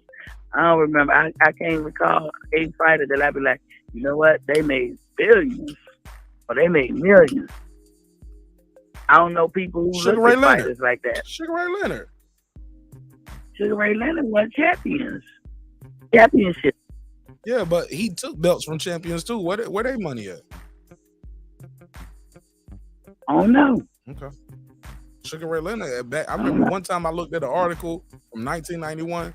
Sugar Ray Leonard was like the Mayweather of that time. He had made like, at that point they had added up all his purses, man. From Sugar Ray Leonard had amassed a fortune over $100 million in 1991. Spending power now would be like almost $250 million, $250 million. That's just in purses. That ain't all his deals with sponsors and endorsements, because he was the poster child. That ain't the money he got for commentating. Yeah. Like Sugar Ray Leonard, just in fight purses, had $250 million in 1991. But what do people remember him from? They remember for being great, but also he got paid. He was the gold standard. He got the gold medal, went into the game, came into the league, or came into the ring, however you want to switch the narrative or switch the wording. Very successful. Right. I remember what's the old saying, Marvin Hagler? I wish Sheldon Moore was up here, because Sheldon Moore, if you in the chat, let me know. Because he was like, I forget the numbers, but Sugar Ray Leonard might have made, I'm going to just freestyle with some numbers. He might have made $80,000 for his first fight. Marvin Hagler might have made $800 or $8,000 for his first fight. It was the disparity was weird. And all the OGs and the old heads back in the day, they always talk about that. So yeah, having that gold medal means something. And it definitely meant something back then, where you come in the game with the gold standard. And Sugar Ray Leonard had a good smile. He was well spoken. You get what I'm saying? He looked like a regular guy. You know what I'm saying? That's why people like welterweights. They look like regular guys. Like, hey, that nigga like 160 pounds, but he beat everybody in this room but right now. You get what I'm saying? So yeah. When you get up on them, they little. Oh yeah. They not as big as you think. Shit, man. I saw Jalen Love, even the 160 pounds, man. I met Jalen Love. I was like, damn, this motherfucking Diesel is a motherfucker, man. Shit, I done chopped it up a lot with these dudes. Paul Williams, yeah, he in a wheelchair, but when I met him, but shit, that nigga got a wingspan. He was reaching across the other side of the room like Go-Go Gadget arms. Like that wingspan is still a motherfucker. I was like, this nigga long as a motherfucker, man. Like, that nigga was sitting down and tapped me on my shoulder and said, hey, look, he was sitting down. I'm standing straight up. Paul Williams tapped me on the shoulder and said, nice to meet you, young man. I was like, this nigga tall as fuck. This nigga long as shit. You know who little? Thurman. And Thurman was not in shape at that time when I met him. When they never really all the way out of shape, but he probably was like 160 or something. I don't know, 160. He wasn't 147. But Thurman, I seen him eat a whole pizza and a big Philly cheese sandwich in one sitting. I just was like pizza? Watching him. What size pizza? Like a medium, a small personal pan? He was at the MGM. It was that big pizza that covered the whole table. He ate the whole pizza by himself and the cheesesteak. Didn't give y'all niggas nothing. Now I was standing. I had just put an order in, and he sit down. I won't go over there and fan on him like he probably don't want to be bothered. He about to eat. You sat there and watch him eat. I was like 12 slices. I was waiting for my order, and I'm looking at him the whole time, and I'm like, damn. And then they called his number before they called mine. He came up and got another cheesesteak sandwich, and he sat down and was eating on that. I was like, damn, and he ain't that big. I don't know where the hell he put it, but that was a lot of eating. And so when people say he got stomach issues, I was like, shit, if he eat like that, god damn. I see why. But at least athletes, they eat a lot. So we know that. And they burn a lot too. So I guess it ain't a big deal. But I was amazed. I know you ain't about to eat that pizza by yourself. You so did. He was there solo dolo. I don't know. Nobody was touching that pizza but him. Damn, whether it was people with him or not. Yeah, right. Keith. Yeah. Sorry, Keith, if you listening. Yeah, you snitching. Sorry. You snitching, Mystic. Keith, I'm a fan. I took a picture with you. I took 2 pictures with you. After you ate the pizza, you waited for him to eat it. You sat there and waited for him to eat all that pizza. Well, I wasn't gonna bother him while he was eating, but when he came back up to right, get you it, had your order. You was eating too, right? You just chilling. no, I hadn't. They called him before my order came through. So he ate that pizza to fast as fuck. He scarfed it down. He scarfed it down, or he ate it, and then they called for his steak sandwich. There was people in front of me, but I guess his. Where was you at in Vegas? What's this place? Too. What's this place in Vegas? I need to go there. This was the MGM. I went to the Mayweather Pacquiao fight. He was there. Oh yeah, the MGM. That's where I met MGM do be having that pizza and that pizza. Big. A big slice too. Yeah. That'd be like some New York slices too. Most niggas just buy like 2 slices and be good. Keith Thurman's like, give me the whole pie. I know 1 slice would be good for a person. I was like, damn. All right, for sure. Because that is not table. It one of them little square tables. It covers. I know exactly what you're talking about. I'm gonna be you going to the fight, Miss T? You gonna be in Vegas for the fight? Nah, I ain't gonna do that. I'm gonna try to get some coverage, man. I'm gonna try to get some coverage. I'm gonna be out there, man. I'm trying to get some coverage for this shit. Fuck with me. Look, we 38 days away. We 38 days away. Some people have changed their picks. Have you changed your pick, or are you? Do you have any cause for pause? What's your take?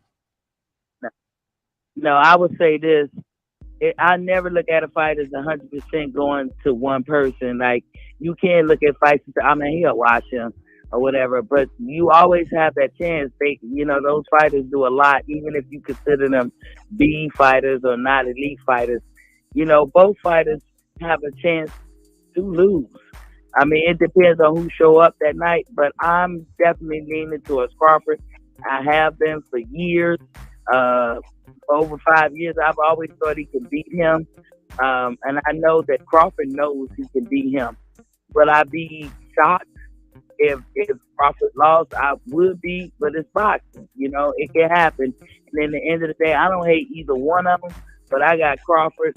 I think Spence been, enjoying his career and enjoying his life and doing that popularity type thing. And, they had their cronies to put Crawford down and devalue him and all that. And I think they didn't poke the bear on that one. I think Crawford he's moving in stealth right now. Everybody see that he's happy. He's happy he got the fight. But they probably think, don't be too happy.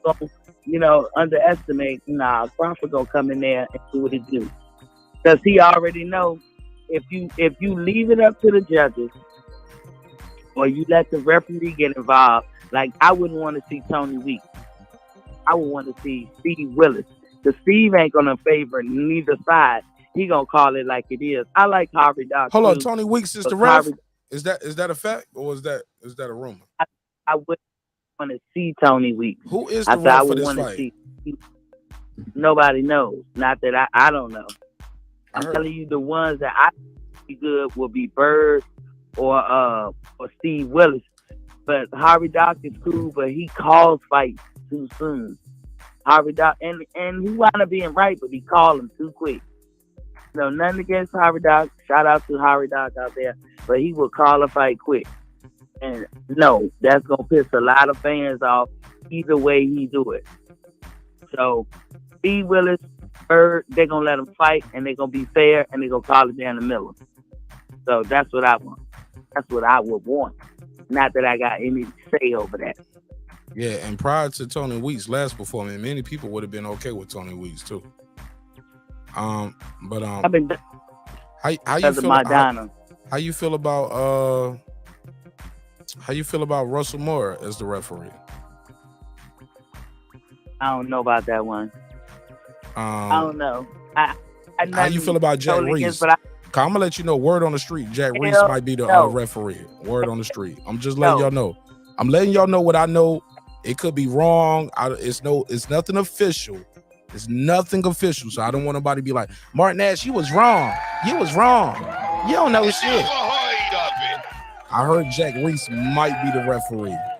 I got 3 people they was looking at Jack Reese, they was looking at Bayless, and they was looking at what's the guy who did the Tank and Ryan referee?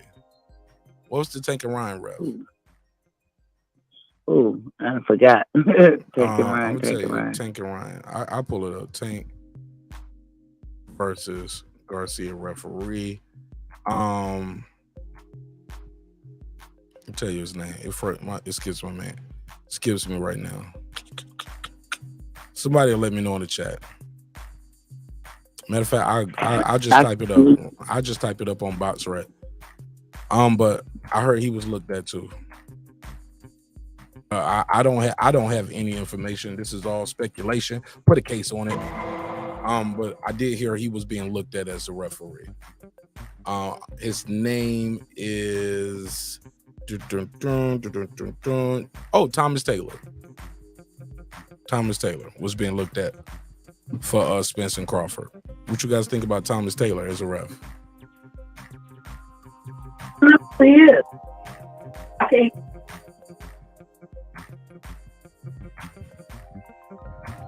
Okay. You need a picture? Oh, can you see the screen? If I pull his face up, can you see the screen? You know, he looks like a former Marine. Kind of usually has a buzz type cut. Let me put his face on the screen so everybody can see him. Let me screenshot it. Damn, Brandon, you gonna troll from the chat all night with an open panel? Why not click the link? Mike Biggs Boxing, you call cap on me?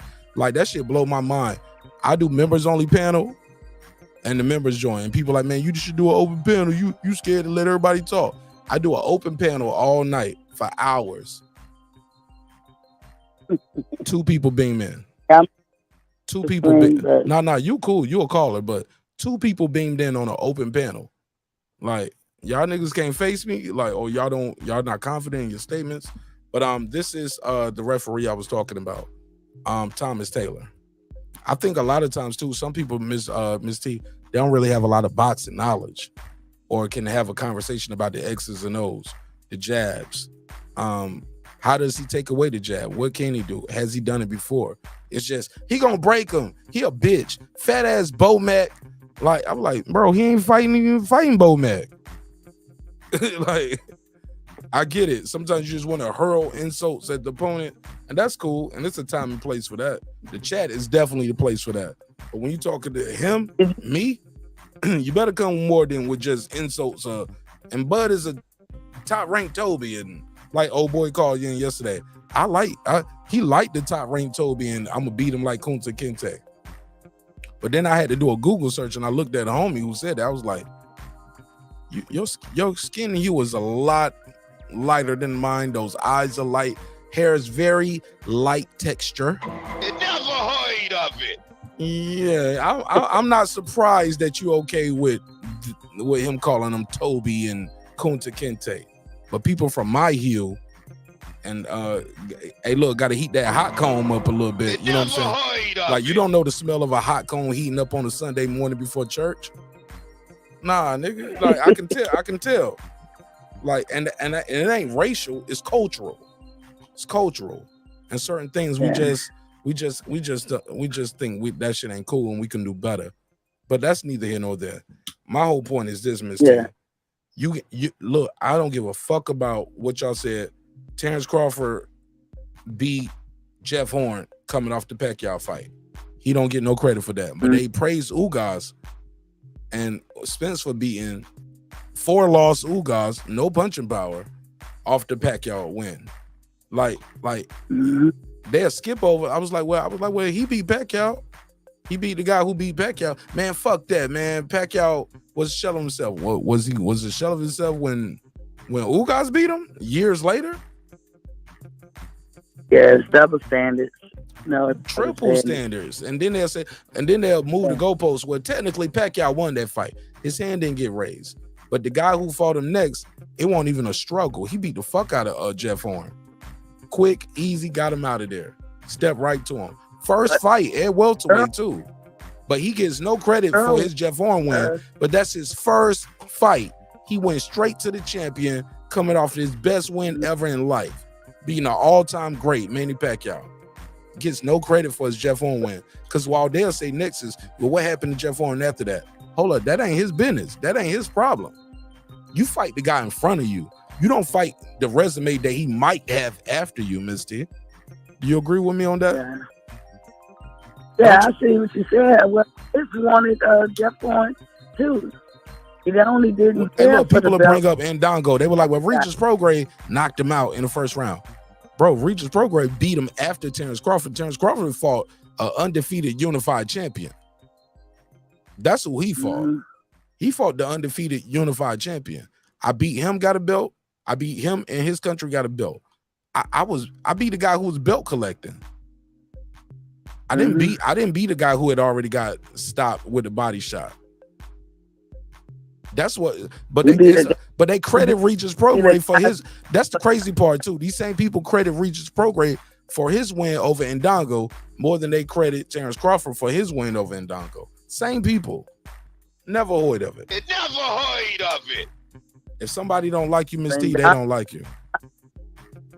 Ndongo beat 2 different champions in Europe, coming from Africa to get those belts.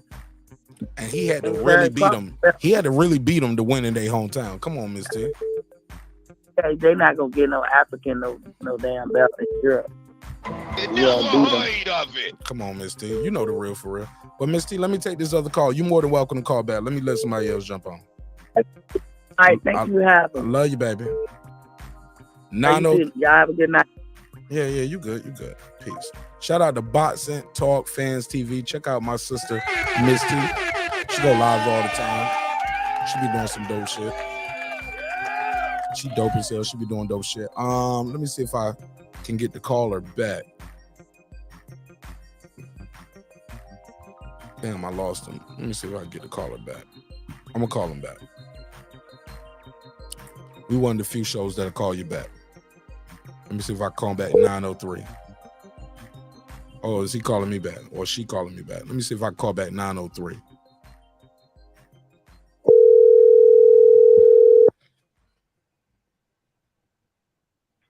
What's going on, Mr. Nash? 903, you on the MIC. Tell them your name, where you from, family. Man, it's Marcus from Dallas, Texas. What's going on, Mr. Nash? Marcus from Big Texas. Dallas, stand up. Talk to me, King. What up? Man, I'm sitting here listening to this young lady speak about the contradictions of EJ, man. But what about the contradictions of Bud? Go ahead, King. You got the flow. Let's go, big nigga. Man, I shouldn't listen, man. Look, first and foremost, I want to say this, man. Shout out to both fighters for making the fight. You know, to say either fighter ducking, I don't agree with that. You know what I'm saying? Because in the 5 years, nobody ever seen nobody a contract. Bud had representation. Just speak up a little bit louder. Just speak up a little bit louder, Marcus, or either get closer to the phone. That's it. I said, saying both of these fighters. You sound the exact same. Let me see if I can turn it up. There you go. There you go. Go ahead, Mark. Yeah, man. I said, I mean, both fighters, to say they ducking each other, I gotta disagree. Because nobody ever seen anyone a contract. You know, Bud had representation over his top rank. Not once did EJ get a contract.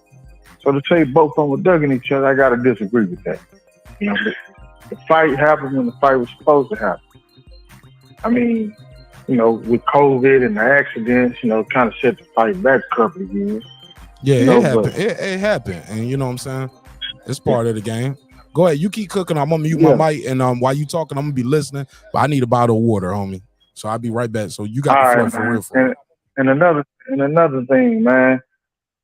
You know, Bud come with these about his resume. But man, they made Brooke fight on a 5-week training camp with a trainer that wasn't his trainer.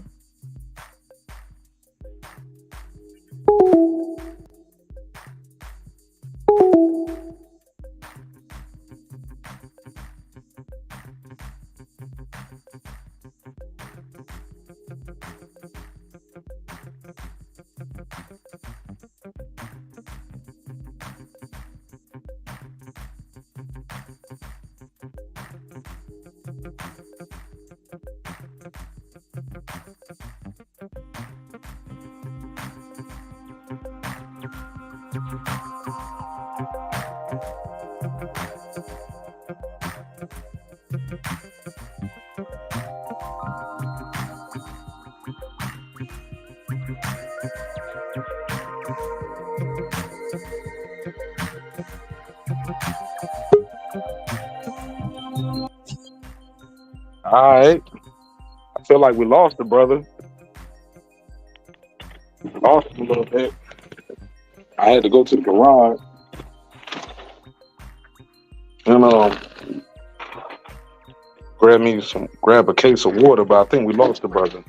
I tried to get him back on while I'm moving back to the studio. Somebody said, told y'all Mark loud and wrong. You ain't told me nothing from the chat, Brandon Washington. You scared of me. You scared of me. You're running from me. Let me switch back over to the studio. I had to, like I said, I had to grab this case of water. Hold on, let me get somebody up here real quick. Okay, that's me. That's me backstage. Y'all bear with me. Yeah, I'm moving around right here. I had to, and I don't like hot water, man. Hold on, let me pause the mic so y'all hear the ice maker.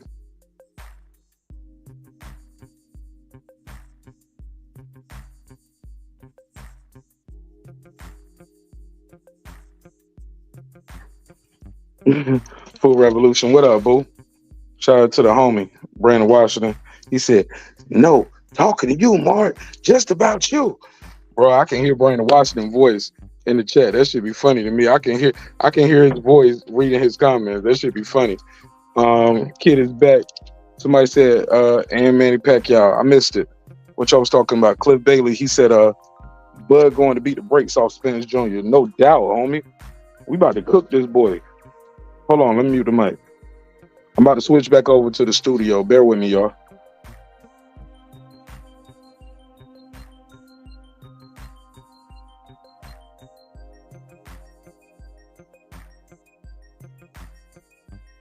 Check 1 2. All right, we back.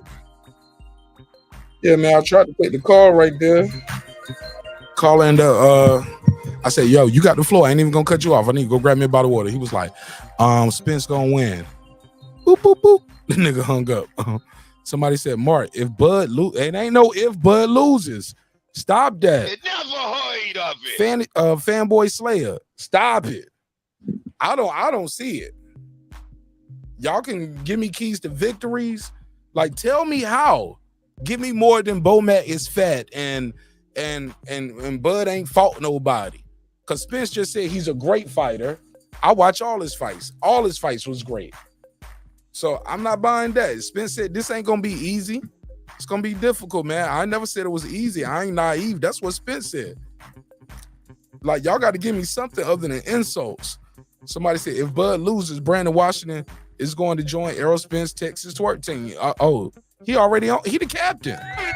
Fuck you, mean? That nigga. Hey, look, Brandon Washington busting cheeks right now.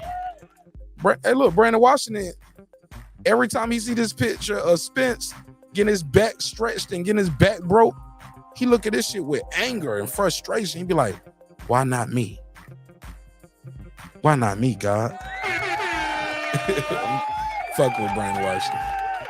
I'm fucking with Brandon Washington because he fucking with me. You know what I'm saying? You make it personal, I can make it personal. I got the power of the mic and the graphics. I'm going to win the joke contest because I can do it. Brandon Washington. He said, Google is your friend. And and Yellow Beezy is your friend, nigga. Can I hit him with it? Look, I wasn't gonna do it all night. I wasn't gonna do it. I was trying to have a real conversation, but y'all want to play? Let's play. Look at Errol Spence up here with the human back breaker. This nigga walking out there looking like Tommy Davidson and Ace Ventura Pet Detective 2. I'm just saying, that's what y'all running with jokes. You gonna lose the joke contest because your boy keep putting himself in compromising positions. He got a human yoga ball up here. Bro, what's wrong with this nigga, bro? He said his girlfriend. Nigga gay, dog. My brother, man. Hey, man. Hey, sir. Look, I ain't gonna get jealous. She said, don't kiss him. Don't kiss him. Don't kiss him. That's what she said. Don't kiss him. I'm telling you. Hey, look, I've been fair all night. I know boxing. You had time to call in. Mike Biggs, you had time to call in or click the link. I gave everybody chances to call in or click the link. Y'all niggas ain't trying to have no conversation. Y'all don't want to talk boxing. Y'all just want to trade insults and call people top-ranked Toby and he gonna beat him like Kunta Kinte. He gonna break him. Y'all got YouTube daddy narratives. When I ask y'all for the X's and O's, keys to victory, it's crickets, nigga. It never heard of Niggas it. ain't got no keys to victory for they boy. But yet I don't hear them talking about posting any bet slips. Ain't nobody posting no fucking bet slips. Where is they Spence bet slips? He's the favorite now. I mean, Crawford is the favorite now. Spence the underdog. I should be seeing Spence bet slips everywhere. I don't want to hear whether, because late money is going to come on Spence. So you ain't going to win no money if you bet on Spence any other time than right now. Late money going to come on Spence because the closer we get to it, you get casuals in Vegas and they were like, well, he got 3 belts, he got 1, I'm going to bet on him. Late money going to come on Spence. So y'all ain't going to make no money. You going to get locked in on your bet right now. You really believe Errol Spence, everything he said he was? Nigga, take that motherfucking hatchback motherfucking title up to title max. They gonna give you about 800 for it, I guess. What they giving for the hatchback? Yeah, you get 500 to 800 for the title at title max. Get your title back with title max, nigga. Man down, pants down. That's what y'all on. Nigga never heard of it. It never heard of Nigga it. saying everything except they don't bet. Oh, I don't gamble. Nigga, you don't talk on panels neither. You talk in the chat. You can't stand on none of that shit when questioned on it.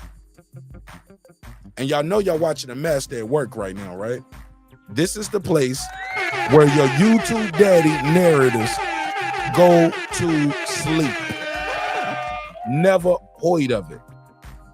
It never heard of it. Himothy, nigga.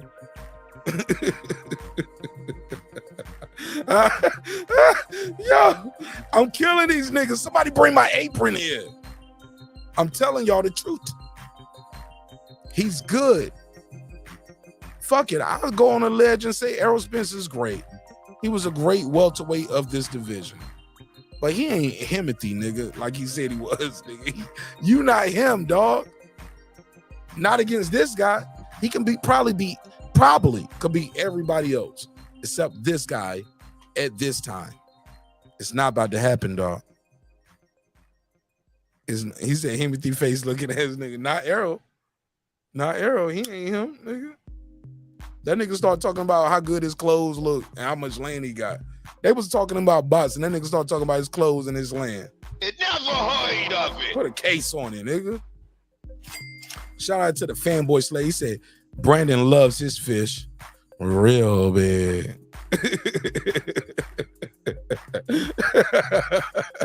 I'll give you the $2. You give him the $2. All right, pay him the $2. Oh, pay the $2. He's good, bro. He was great at a point. I'm just telling y'all the truth. He left a lot of that shit on the curb that night, yo. Fuck it, put a case on me. It never heard of it. He ain't gonna beat this boy right now. Now that little black boy from Omaha, he ain't gonna beat that one. Could probably beat Keith Thurman. Mike can beat Boots, but he ain't gonna beat Terence Crawford. Not right now. Not when your definition of switching to southpaw is your Kell Brook experience. Oh man, cut that shit. That's some bullshit. Hey, let me stop that shit. That's some dumb shit. Oh, that's some dumb shit. Shout out to Derrick James, but that's when he said it. He compares Terence Crawford switching it to Kell Brook. What? What the hell is going on? Good luck. Danny Garcia hit you and you was like, oh, that motherfucker can crack. I need to be careful up in here. What you think, Bud? What y'all think gonna happen when Bud crack him? Kell Brook cracked him. Broken Kell Brook, one eye, Cyclops. All right, what y'all think gonna happen? What the hell is going on? Oh, it's getting spooky. Ooh, this shit getting spooky. We got 38 days, man. We got 38 fucking days. And I'm telling y'all, it ain't gonna be what you think it's gonna be. Shout out to the fanboy Slayer. I'll give you the $2. You give him the $2. All right, pay him the $2. Oh, pay the $2. Appreciate that, fanboy Slayer. Rock with me, man. Shit. Add $1 to that, man. Join our membership, man. We be cooking on members only. I ain't one of these YouTube daddies out here, man. These black men are not here tonight to be played with. Stealing money. They are here tonight because they want to change in their life and they want to change in their community. We're going to change this community, man, one episode at a time, nigga. Facts over feelings, facts over fiction. Your YouTube daddy narratives come here to go to rest. Let's move on, man. I think I cooked that bird long enough. Or I cooked that fish long enough. Man, y'all heard about what's going on with Jim Jones and Pusha T? I know some of y'all like, Martin Nash never heard of it. What's going on? Watch this shit.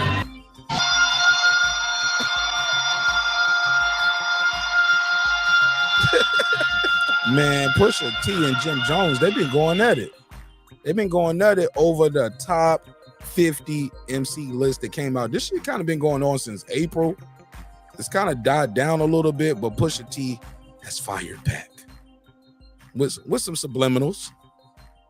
With some subliminals. Some people are saying Pusha T trying to pull a Drake again on these niggas.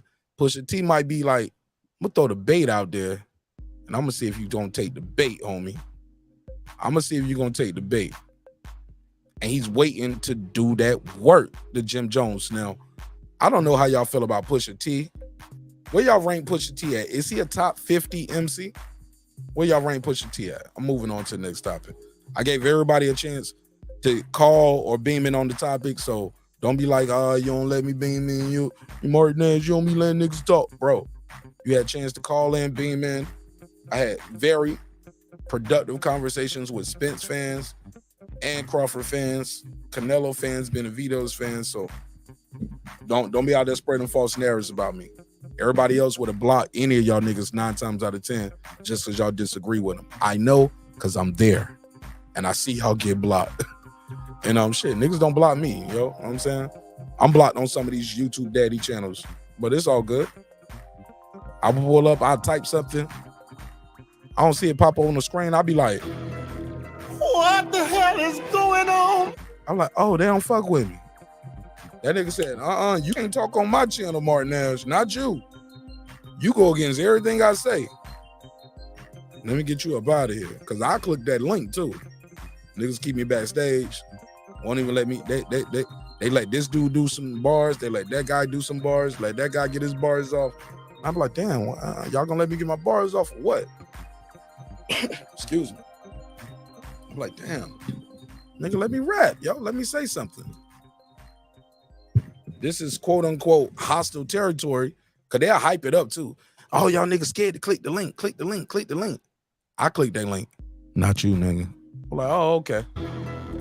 What the hell is going on? Niggas know what's up. They know who they can talk that shit to. And that's cute. That's cool. H-I-M.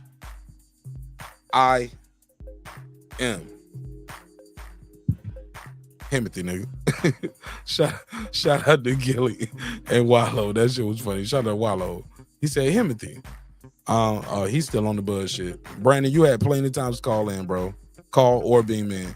And I don't want to hear that shit. I'm at work. Niggas could have went to the bathroom, took a bathroom break. I've been up here 3 hours. You could have took a bathroom break, had a quick conversation in the bathroom. So when niggas in the chat, they want to be in the chat. They don't want to face me. What the hell is going on? Timothy, nigga. Larry Lopez said, Pusha T definitely a top 50. She said, everyone stay getting into it with Pusha T. All right, so let's play a little backstory on this for the people who don't know. Let's hear, how did we get here? Like, what's going on with this Pusha T? And let me plug my device back in, because I want to play it straight from here. Let's go to Twitter, and we can find this exact clip. Because Pusha T did kind of go a little in, though. I ain't going to lie. Pusha T, I'm sorry, not Pusha T. Jim Jones kind of went in.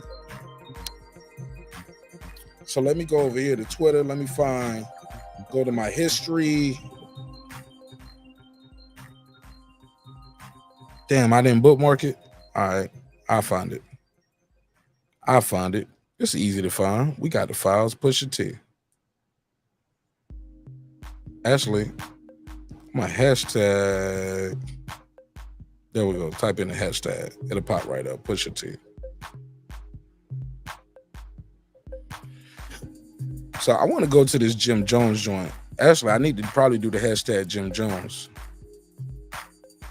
Because he said the statement is set it off. So let me go to Jim Jones. Let me type in hashtag Jim Jones real quick. Because I was looking, I was like, damn, why is Jim Jones and Pusha T trending? They ain't trending no more. That was hours ago when I started this shit. But let me go. Listen to this shit. He went in. Is this the one? Much enamel covers your necklace. Oh no, that's the verse. That's the shot. I'm gonna play that though. I'll play that after this. I'm trying to find the Pusha T, Jim Jones. Somebody tag me in on Twitter if y'all can get to it. Where he does the interview. Pusha T. Okay, matter of fact, I'll find it this way. Told y'all I'm surgical with this shit. I'm gonna find it, man. Cause I just saw it earlier. But here we go. Pusha T. All right, boom.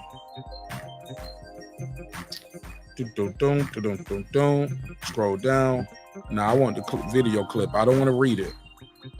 Is this it? Nope. I got y'all. Y'all just bear with me. It's a live show. It's a live show. I have no producer. I am the producer. So I'm doing everything in real time. Let's hear it. Yeah. I want to Shawn talks that talk too. Oh look, no, that's something different. I'm gonna go back to that.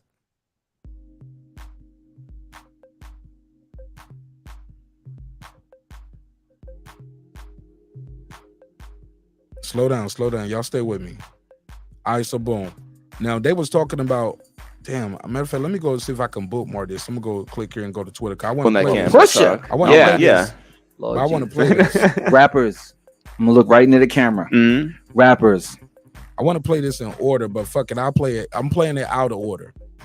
They're talking about top 50 MCs. This is DJ Clark Kent, legendary for working with Jay-Z, worked with a lot of people in the game, but DJ Clark Kent is most famously known for his work with Jay-Z on Reasonable Doubt. And he said this about Pusha T. But I'm gonna play what Jim Jones said. I'm gonna find it, but I gotta play this first. He talks that talk. He does. Yeah. I want to Shawn talks that talk too. He does. Big Shawn is nice. There's a lot of people in that camp. Pusha. Yeah. Lord Jesus. Rappers. I'm gonna look right into the camera. Rappers, do not fuck with Pusha T. He has at least 30 verses for every single one of you and all of y'all in his crew. He has verses for all of you. Trust me, I speak to him regularly. You don't want to do it with Pusha. Leave his name out of all of you rappers' mouth. He is dangerous. That Exodus record was light work. Look, fuck any record that he's done. I'm warning you now. We're cool. I'm glad I don't rap. Because if I rapped, I'd have a super chip on my shoulder. I'd talk about everybody. And I would probably not want to really talk too much about Pusha T. Because he's still like an underdog. He said even in your own crew. So his pen is Lord Jesus. Leave him alone, man. You rappers don't want to fuck with him. Trust me, everybody backs away from Pusha if you haven't figured that out yet. He say something about you, they be like, nah, it's cool. I don't know if he was talking about me. What did he have to say? He had to say your name for you to know. He damn near described your whole person. Yeah. But do you think that Drake actually was afraid? I don't know if he was afraid. I just knew it wasn't going to be simple. And I think he knew that. Like, you have to understand what's real is this. He was also super duper Clips fan. Like, he admitted that like early. You know what I'm saying? Like, it was I sat around and listened to this shit all the time. Well, I mean, Drake listened to everybody. Nah, but he was a super duper Clips fan. That's common knowledge. Yeah. You know what I'm saying? I think out of pure just understanding that, you know, I'm not gonna say he was scared, but I just thought he was like, nah, that tree is not to be barked up. Because at the same point that happened, he damn near was like, try me. Nah, but he was a super duper Clips fan. That's common knowledge. Play that again. Let's hear that. I think out of pure just understanding that, you know, I'm not gonna say he was scared, but I just thought he was like, nah, that tree is not to be balked up. Because at the same point that happened, he damn near was like, try me, god damn it, try me. See, I think it's just like a timing thing. Like now that Drake is on like top. I get that. Like the guy on top, so you want the guy.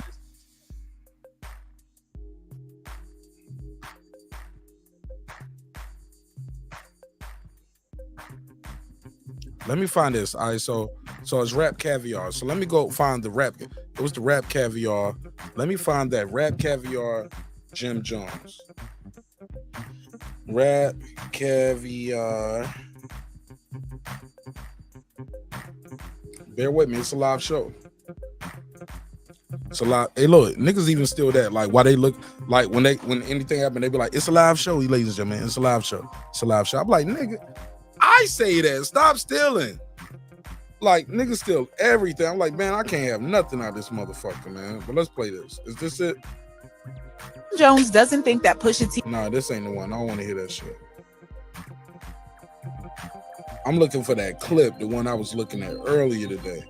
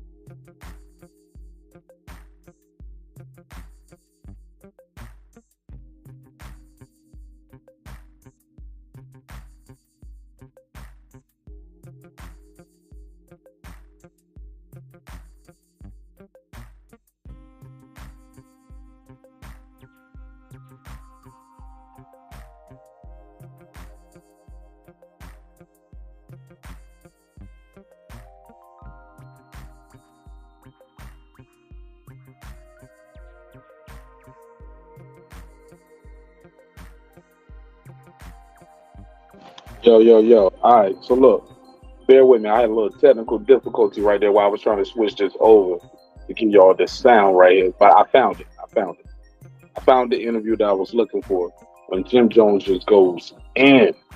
This kind of was the spark of this, but it appears Pusha T has replied a little bit.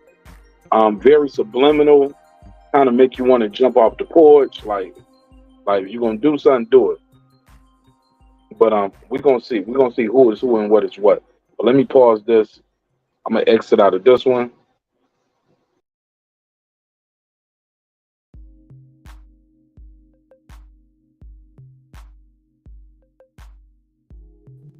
But I'm ready though. I'm able to switch over just like that. Something happened. So let's get this back popping. Let's play this. This is what he said. So they was basically saying Jim Jones and somebody on the panel. I think that's DJ Holiday. It looked like DJ Holiday. Not DJ Holiday. No, that ain't DJ Holiday. Definitely ain't DJ Holiday. I'm tripping.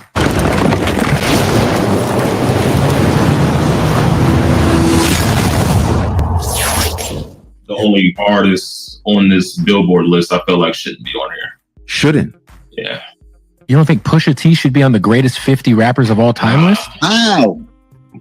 What has he done? What has he done that puts him in the greatest rappers of all time besides talk about that he probably didn't get? Wow. All biased aside. He's nice. Yeah. He's nice and He can rap his ass. He can rap his ass off. What has he done? Nobody has dressed like him. Nobody want to be like Pusha T. No, I don't remember nothing. And let's not be evil, but we don't talk about rap. Where that's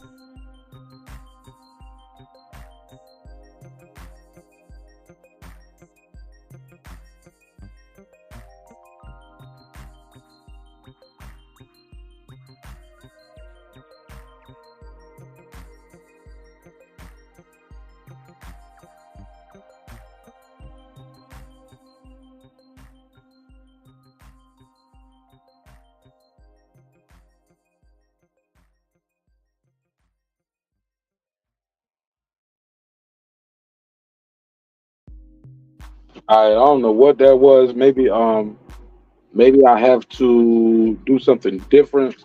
Might have to plug directly into the Ethernet, but I'm using the Wi-Fi right here to do the broadcast, and it just froze up a couple times. So I apologize for that. Definitely apologize for that. Y'all let me know in the chat. Can y'all hear me right now? Let me know in the chat. Can y'all hear me right now? You can hear me right now. Give me an A. Just type A in the chat, like A. We can hear you. If not, type B. Just some bullshit. We can't even hear you.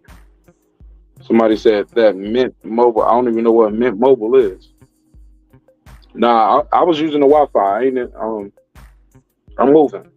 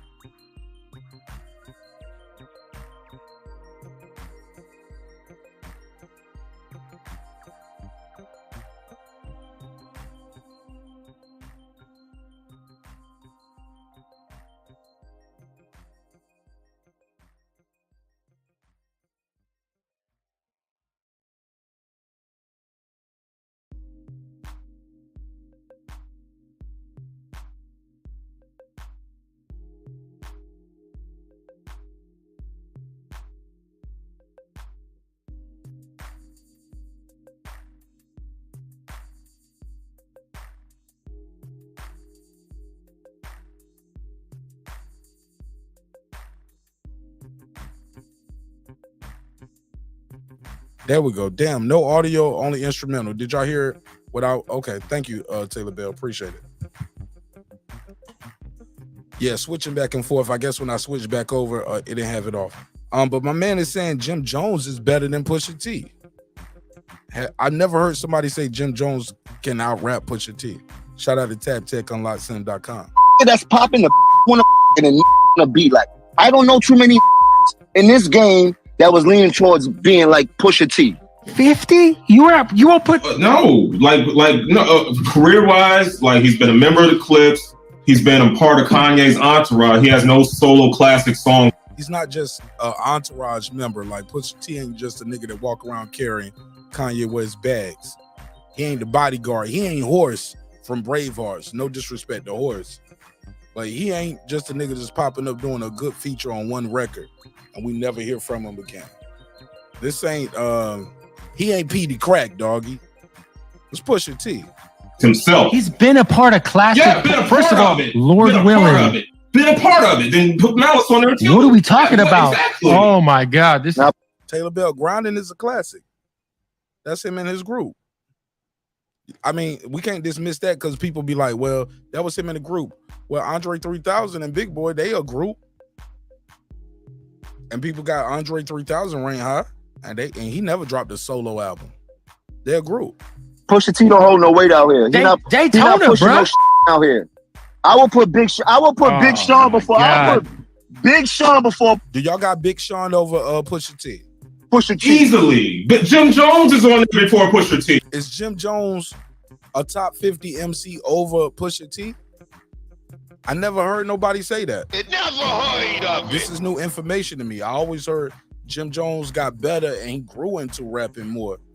But Pusha T came out the gate, been nice. We all knew that nigga was nice. But I'm saying you can put whoever you want ahead of him. You're saying he's not. Cameron before Pusha T. Easily. Bro. You want to put, is Cameron over Pusha T? Y'all saying no and nope. I don't know what y'all saying no and nope too. Y'all gotta write more, like, cause I don't, you know, it's a live show, so I'm reading your comments. Shout out to Taylor Bell. I know boxing. Rod of the Storm.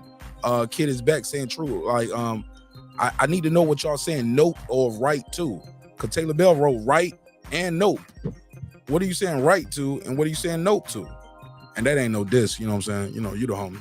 You know what I'm saying? I'm trying to get some clarity on what your statement is. What are you saying right to? And what are you saying nope to?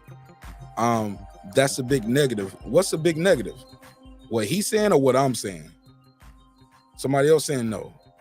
I don't know what y'all saying no or right to, so y'all got to give me a little bit more. Pause. Oh, you go in these clubs, I don't know no. Jim Jones is on there before Pusha T. But I'm saying Jim Jones is on the list of Pusha T. No, Jim Jones is not over Pusha T. Yes, Jim Jones is over Pusha T. Because we said a bunch of names. He said Cameron. He said Big Sean. They said Jim Jones. They're going to keep going. Let's play it. You can put whoever you want ahead of him. You're saying he's not. Cameron before Pusha T. Easily. Bro, you go in these clubs, I don't know no records they play in the club with or Pusha T. They don't play outside. Regardless of all that, Pusha's not in y'all's top 50. They need one classic song that Pusha T put out by himself. Like, he's in a rap group with his brother. You think that just negates him because he's a part of a group? Right. It don't negate Andre 3000. Shout out to B-Dot. Can't negate that. You can't negate grind. NBA Youngboy before Pusha T. That's wild. Yeah, that's wild. I got to put a case on Jim Jones. It never heard of it. Now it's personal. That's when we start getting personal. You see where we went here? Appreciate it, Taylor Bell. He said, I'll clarify. I got you. I know Boston said, yes, Cameron is better. Thank you. I need y'all to type it in full like that so I can put it on the screen and we can have a conversation. Even from the chat, we can have a conversation once we got clarity. I know Boston said, yes, Cameron is better than Pusha T in regards of albums and hits. Cameron is a solo artist too, though, and been a solo artist pretty much his whole career. Actually, his whole career. Jim, that's... But NBA Youngboy, though? NBA Youngboy, dog. Y'all got NBA Youngboy over Pusha T? It never heard of it. I think we're being disrespectful. 202, what it do? What's your name? Where you from, family? Yo, this Ron. I'm back again. Speak up, Ron. You low as fuck. And I got everything turned high as I can go. You got to get closer to the phone, or it might be my phone, man. yeah, it's your phone, bro. Are you on speaker? Nah. Well, turn it on speaker. Try it on speaker, cause this is too bad. I got everything turned all the way. I got the call volume and the phone volume all the way to the max. And you sound like you under a blanket. You sound like this. Hey man, it's wrong. It's wrong right here. Go ahead. Terrible. It's worse than your first call. Man, that's crazy. Yeah, Ron, you got to try to call back, bro. Hang up and call right back. Hang up and call right back. Matter of fact, let me try to call Ron back. Yeah, because that was terrible, bro. We can't do that one. Let me see if I can call Ron boy Ron back.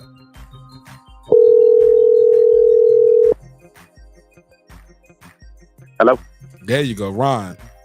Yo. I hear you now. Go ahead. Talk to me, bro. Yeah, man. I don't know. I think Jimmy tripping, man. I think Jimmy tripping. Man, Pusha T make it in the top 50 rappers, for the goddamn McDonald's jingle alone. I'm loving it. Like just the McDonald's jingle, man. Like he got everybody saying ba da ba ba ba blah. Go ahead, I'm listening. I mean, and like I messed with Jimmy real hard, like during that whole wave of what was that balling wave. He had his shine then, but like it ain't one song of Jimmy that got as much spin as that hot damn. Hot damn. That one with Pharrell on the chorus. Hot damn. It's a new day. I think Ballin' might have got more spins than that one, bro. I think Ballin' hit number one, bro. Ballin' might have been number one, bro. That might have been one of the number songs in the country. I mean, outside of Ballin', though. Outside of Ballin'. It still count, though. I can't just say outside of that. I don't think Pusha T got a solo song big as Ballin'. I give Jim Jones his credit. He got a hit. I ain't never seen it. Yeah, he got that one hit. He got that big hit with Ballin'. He got he got a couple little joints, you know what I'm saying? But I ain't never seen Jim Jones go to war with nobody like a Drake and come out clean, bro. Pusha T went in there with Drake, bro. I mean, and came out clean. Came out looking like a bully. As far as a battle, we ain't even talking about a battle. We talking about bars. That's what Jim Jones is leading to. When you start disrespecting a nigga catalog, we ain't. This ain't boxing. This battling. This rap. Yeah, they ain't about to fight, right? So what we gonna do? Bar for bar, it ain't even a question. Bar for bar, like it's Pusha T all the way. Shit, I mean, like the only person I would have, like going up against Pusha T bar for real would probably be Jadakiss, for real. Nah, I got some people in between that. Respectfully, I might have one or two in between that. I think Cole can dice him up. If Cole wanted it, Cole can dice Pusha T up. I think his rhythm patterns and the way he flow, his rhyme schemes, the words he make rhyme are simple, but the pattern scheme that he get to that rhyme, to that dog, fog, rat, or cat, in between those simple parts, he says some shit, bro. J. Cole is good, bro. I got J. Cole roasting a lot of these nigga boots, and they know it. Now he the real boogeyman. I think Cole the boogeyman for real. And niggas know. Oh yeah, Cole might be the boogeyman for a lot of. Not now as much. What about K-Dot? What about Kendrick Lamar? He know what's up. That nigga know what the fuck is up. As good as he is with making the rhymes and schemes and patterns and connect, he's not as witty or as funny with the punchlines. J. Cole got better punchlines than Kendrick Lamar. J. Cole will do all this shit that Kendrick Lamar do, but it still give you like a fabulous like punchline. Give you a Jay-Z type punchline. He'll give you a Loaded Lux URL battle type punchline in the middle of all of that lyrical miracle shit. You still get that little punchline like, woo, that nigga said that. You know what I'm saying? Like, I got Cole over a lot of these niggas, bro. I don't know, man. Like, I see, I've never been that. Tell me why. Go ahead. It's a conversation. I mean, like, I'm gonna mute my mic. I'm rolling up. I'm listening to you. I'm rolling up. Let's talk hip hop. I vibe with Cole, man. I mean, like, Cole just, like, I don't know. Maybe I'm thinking it differently. Maybe I'm looking at it like more of like a battle, you know, like a battle rap, like them going head to head in a Cole battle. smoke them in that too. I got Cole smoke them in. That's what they really don't want. They better keep it subliminal. If you sneak this, I can't see that grittiness, like going straight dog at him. You know what I'm saying? Like how I could see Pusha T going straight dog. Bro, Cold Body, Cold Body, 21 Savage on their own feature. He even tells the story about I'm bodying niggas on their verses and niggas don't want to do features with me. When they do features with me, I end up killing all these niggas. Matter of fact, let me tell y'all how this story came about. How I ended up on the verse with 21 Savage. I was in Atlanta. I just went to North Carolina. Motherfucker said, yo, they want to feature with 21 Savage. And it was like, yeah, it's called A Lot and shit. I got a lot to say. How much y'all paying? I'm paying a lot or paying a little. Nigga, Cole tell the whole story like, nigga, I just went back down. I drove that back down to Atlanta, man, and did the feature with this nigga. And he said he got a verse for A Lot. And you know what I'm saying? He saved me a spot. Like the nigga Cole tell the whole story. And he's bodies that shit. Like niggas he actually get, bro, 21 Savage got more fans off of that shit because people's like, you did a song with J. Cole, nigga? You got body, but he didn't zip you up and throw you in the casket. But you know what I'm saying? But you definitely got bodied on that verse. And J. Cole talks about, yo, I body these niggas on their own verses, yo. With these features. They don't want me on the feature. Like, I just think J. Cole is special, bro. That nigga's dope. I don't know how much he got now, and I don't know if he's gotten too comfortable sleeping on the silk sheets because he's so beyond this shit. He part of that investment group that just bought the fucking Hornets from Jordan, right? Nah, I didn't know that. Yeah, he part of that investment group that just bought the Hornets from Jordan for like $3 billion. Yeah. He part of that. He part of that team. So J. Cole might. I don't know if if he's still ready for that. I don't know, but he got some hitters up under him. Like, hey, bro, the catalog is the catalog, nigga. Catalog is the catalog. That boy good. Yeah, but look, like the dude G, you know what I'm saying? Like all them boys up under him. What's that group name? I can't think of it off the top of my head. That's up under him. You talking about JID? Huh? You talking about JID? Yeah, JID.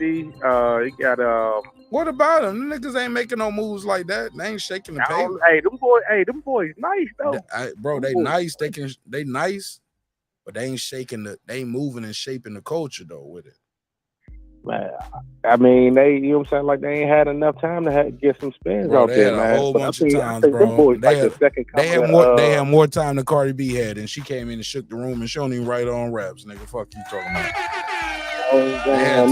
They had time. Hey, you can call me. Hey, look, I don't seen a whole bunch of niggas come up before them, during them, and after them.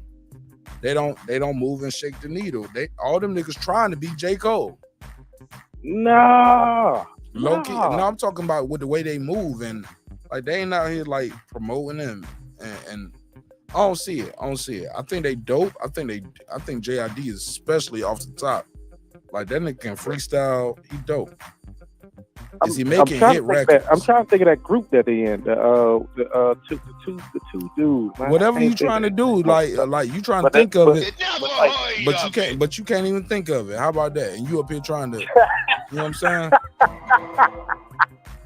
saying? Hey, check me. Nah, but look, hey, them boys are second coming. Like them boys are second coming of Outkast. Oh yeah, man. but you don't even know the name of the group. You never heard of it. Nah, we know Outkast. Don't disrespect Outkast. Hey, nah, look. That nigga trying to compare a group, a name of a group that he can't even think of the name of the group to fucking all-time great duos of all time, Grammy Award winners, selling out concerts. It never heard of it. I'm gonna talk to you nice though, cause I respect you, bro, cause you were brave enough to call in.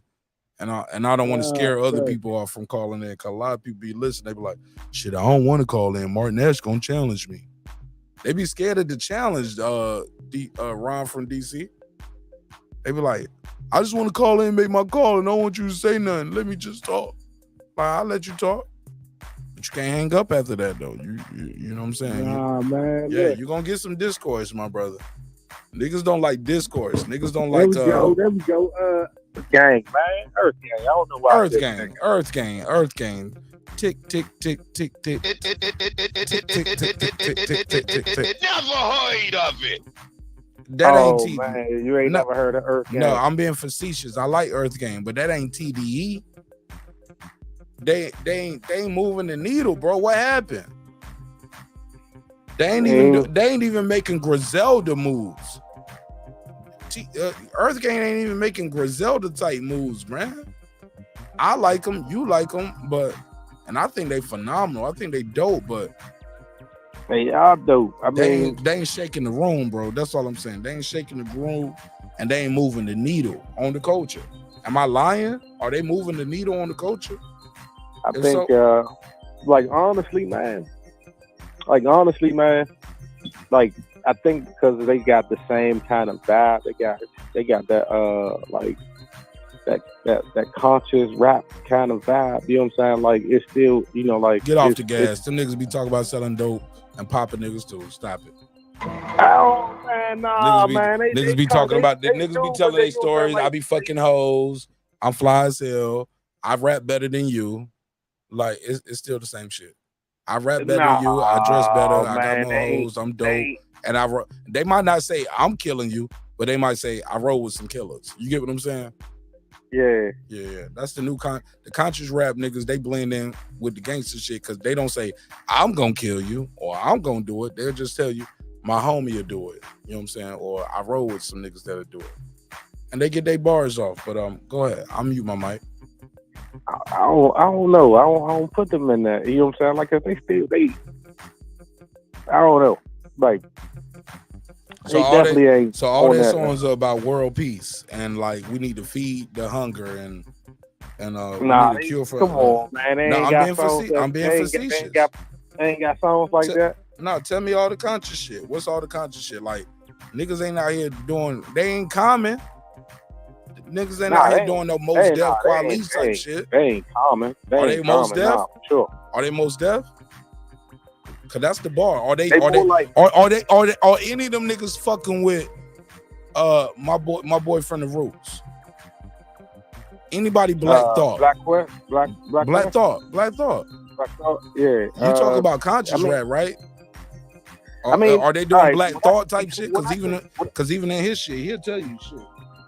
When I say conscious, you know what I'm saying? Like, I meant more like I said, you know what I'm saying? Like, okay.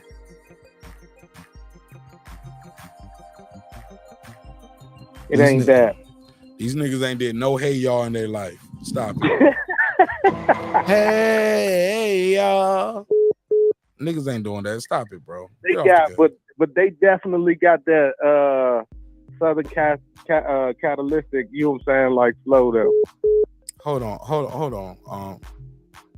816. Call right back. 816. 816, I got you. 816, I got you on hold. Hold on, 816. You got to fix your audio, okay? You got the TV playing or the YouTube playing in the background. Hold on, 816. I'll come right back to you, but you got to mute the mic and the background sounds. All right, go ahead, 202. 202. Ron from DC, you still there? All right, lost Ron from DC. 816, you ready? Tell them your name, where you from, 816. Kansas City Mac. Oh, man, you a member to the neighborhood, my brother, Kansas City Mac. Yes, sir. Yes, sir. Why you ain't clear the link, bro? Is the link in there? I just hopped on. Yeah, the link pinned at the top, man. The link pinned at the top. But go ahead, Kansas City Mac. Speak up a little bit. You sound a little muffled. Oh, yeah. You got it on speaker, or you far? Like you can't have the. Nah, there you go. Get closer to the phone. Yeah, I was over there getting. Yeah. Just get closer to the phone. My bad. Yeah. I ain't even got it on. Nigga, you from Kansas City? It's a bunch of killers there. You better not ever get too comfortable. Boy, you better. Let's don't talk about that, boy, man. Let's get into it. Nah, nigga, I know niggas in Kansas City. Yeah, I'm in the heart of Kansas City. You better be careful north. I'm all over. Yeah, I'm all over Kansas City. Be careful out there, homie. You heard? Oh yeah, I'm born and raised here. Yeah, I bleed this city, man. I'm born and raised. I already know about this place. That's a rough city, man. I ain't even gonna hold you, homie. Yeah, I'm born and raised. No, I was just calling about that fight stuff. Yeah, I like about it, man. Go ahead, you got the floor. Real quick on that Spence and Crawford. I put in. I said it's gonna go decision. I know everybody think it's gonna be a knockout, but I think they just gonna be in there. It's gonna be a real chess move. Now, if it is gonna be a knockout, I think this is gonna happen on the side. I really think Errol got some vision problem. So I think if Crawford hit him right, yeah, I think because he's been wearing glasses. And they ain't been talking about that eye too much, but in the past. And they keep going back and forth for which eye it is. So if somebody can let me know if it's both eyes or if it's just one eye. But that's all I was really wanting to call about, man, because that stuff don't heat up from July. I know you said it's open panel, but... Man, you sound like you in the bed. Wake your ass up. Wake up, nigga. I ain't talking loud enough. My bad. There you go. I need some energy, Kansas City. But listen, like usually, no, you gotta hear me out though. I know it's on the phone. It's probably not, but most of the time people always say I'm too loud. So I need you to turn up, nigga. Yeah. This so your I know, brother right I don't here. want to talk. Nah, you remember to this shit. You built so this I ain't want to say, yeah. So, turn up. You know this your shit, Kansas City, Mac. Yeah, that eye vision, man. I think his eyes. I don't know either it's his left or his right, but I really think something is going down with his vision. Look, so I think if it is a knockout, they gonna come out later on. In that interview, shout out to Reggie Owen. Reggie, pull up. Reggie, these niggas scared to pull up. He's starting to talk some shit to me. I was on one channel where I was just in the key, I was in the chat room. One of the dudes called me out. He said, stop typing in there like a bee, typing in the chat. So I hopped on and I was just asking tough questions. They start saying this weird questions. I kept really asking about that eye, and I said, why Errol ain't moved up in weight? Dude breaking it down. He was like, well, he was waiting for Crawford. But I was like, well, Crawford was down at 140 unifying. What was Errol doing? He was fighting Lamont Peterson. And Chris Algieri's of the world. So he had a chance to unify. He wasn't the champion. I'm just saying, like. He was in that weight class, so he was taking his time doing what he was supposed to do. He had a chance to unify, but they just wasn't giving him no shot. Yeah, but they gonna fight now, though. Who gonna win the fight and how they gonna win, though? Kansas City, man. Man, I'm saying it's gonna go decision. If it is a knockout, it's because of his vision, and I ain't giving that man no excuse either. I'm just saying that's what I'm saying. Enough. Bro, look, I've been giving all the Errol Spence fans some bail. I was like, look, Errol is good. Fuck it, he's great. He's a modern day great, and for this division. But I think it's don't ran its course. The weight is bothering him. That ain't me saying it. That's him saying it. Yeah, because he should have moved up a long time ago. He said making this weight ain't easy. It ain't fun. His words, not mine. That's a direct quote. Even in this interview he just did, Kansas City Mac, they was like, how you make the weight, Errol? I don't even see how you make this shit. He was like, near death. Oh, nigga, Gilligan laugh and shit. He laughed it off, and then he said, "Yo, I got a good nutritionist now. I'm using the guy tank hat." But man, I crack jokes all the time. I already know it's a little truth in every joke. You get what I'm saying? And I believe him when he say that because he been saying it for a long time. He fighting Terence Crawford because you got to find the guy to get up for.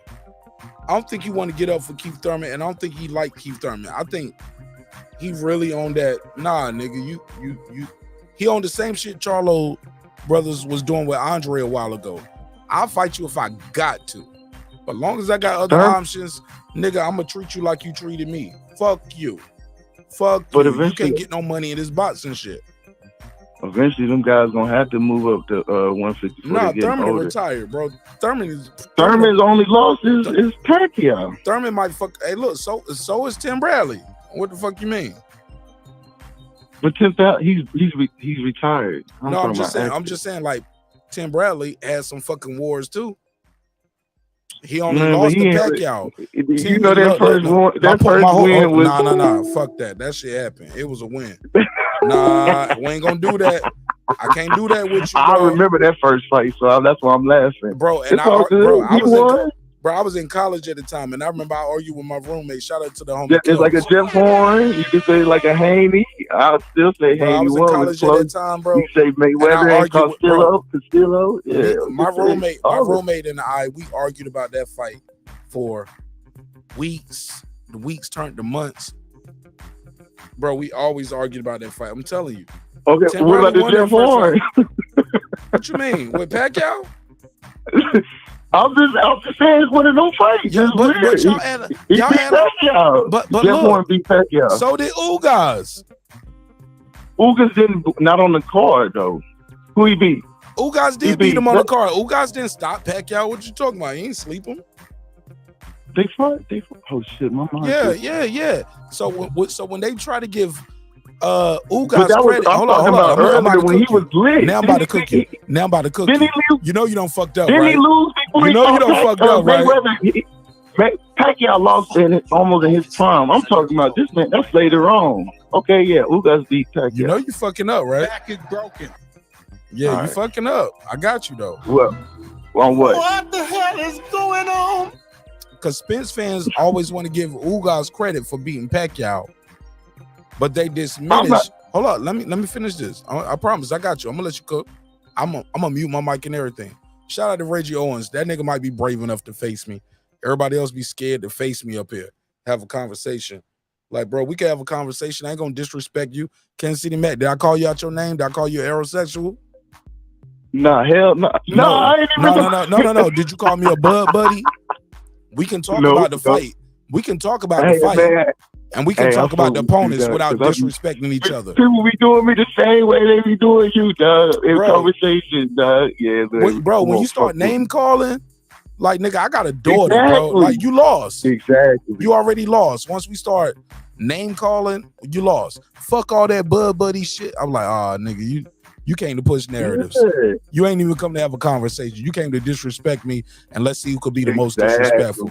Because then I can say, bud buddy, what you say? I'm trying to fuck niggas, nigga. Your mama fuck bitches, nigga.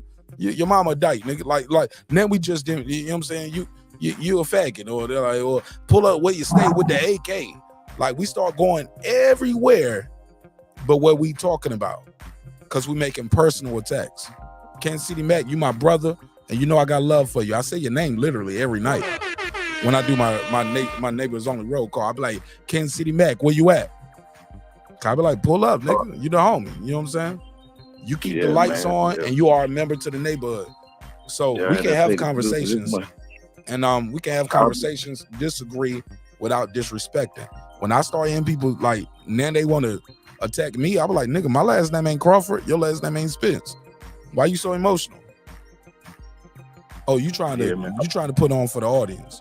So the link is out there. Anybody can pull up, but I promise, once you start name calling and you want to do that, nigga, we can do that. You're gonna lose that one too. You know what I'm saying? But you can't win a conversation talking about X's and O's. Kansas City Matt, I'm gonna smoke them every time. I'm gonna out joke them too. Niggas can't out joke me either. And I got the power of the mouse. I can mute you at any time. But that's the big joker. He said I called out by his fanboy on this. Yeah, you got your opinion, Reg. I see you. Shout out SF City Slicker, that's the homie. Irvin Mack, I see you. Nick Rich in this bit. Kansas City Mac. All I'm trying to tell you is they give Ugas credit. 4-loss Ugas credit for beating Manny Pacquiao, right? But y'all are dismissive about, but Jeff Horn beat him too. Crawford came right up in weight, beat him straight up. And look, it won't no struggle. It didn't go to the cards like Ugas. He didn't get elbowed, and Jeff Horn was able to bully him all like he bullied Pacquiao. Beat him up. They just be like, well, fuck Jeff Horn. He ain't nobody. I was like, well, nigga, what about Ugas? That nigga had 4 losses before Spence fought him. Had 4 losses before Pacquiao fought him. Arguably, Sean Porter beat him. Like it's like motherfuckers. That's my only thing with this shit, Kansas City, Matt. People pick and choose, and then we get to the point where we start arguing about, well, who did he beat and what happened to him afterwards. When you fight a fighter, Kansas City, Matt, do you fight the guy that's gonna become whoever after you? No, or his resume, his future resume. Who gonna knock him out? What champ? No, you fight the guy in front of you. Yeah, you got me on that. I forgot that, man. That's a super fact. Niggas don't like them super facts, dog. You fight the nigga in front of you, dog, and you gotta beat that man or not. And look, who knows? Maybe that guy can go off and become champion again. That makes your legacy look better, right? Mayweather, the fact that Canelo was able to achieve what he achieved after Mayweather, it makes Mayweather look good. But if I was to tell you Ricky Burns became a champion 2 more times after that, or became a champion 1 more, I think he was a 2-time champion when Bud beat him.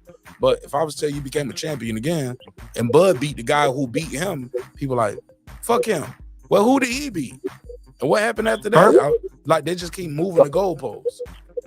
Thurman had that feather in the hat, though. They said he was playing around that fight because, look, remember in that fight he lost in the split the shit.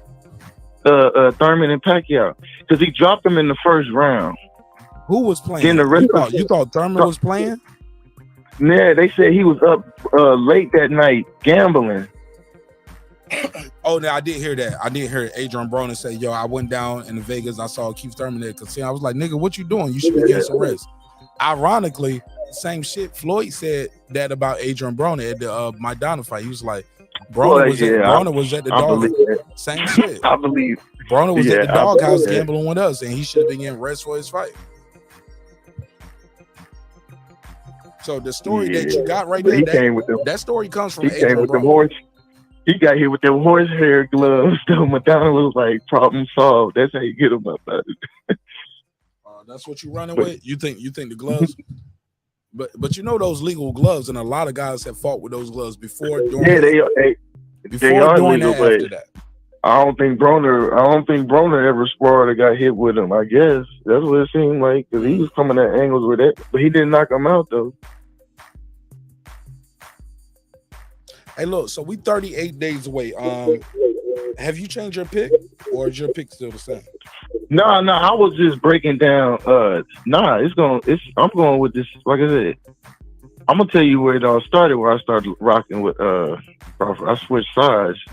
It's all about when I started hearing about this man and the accidents.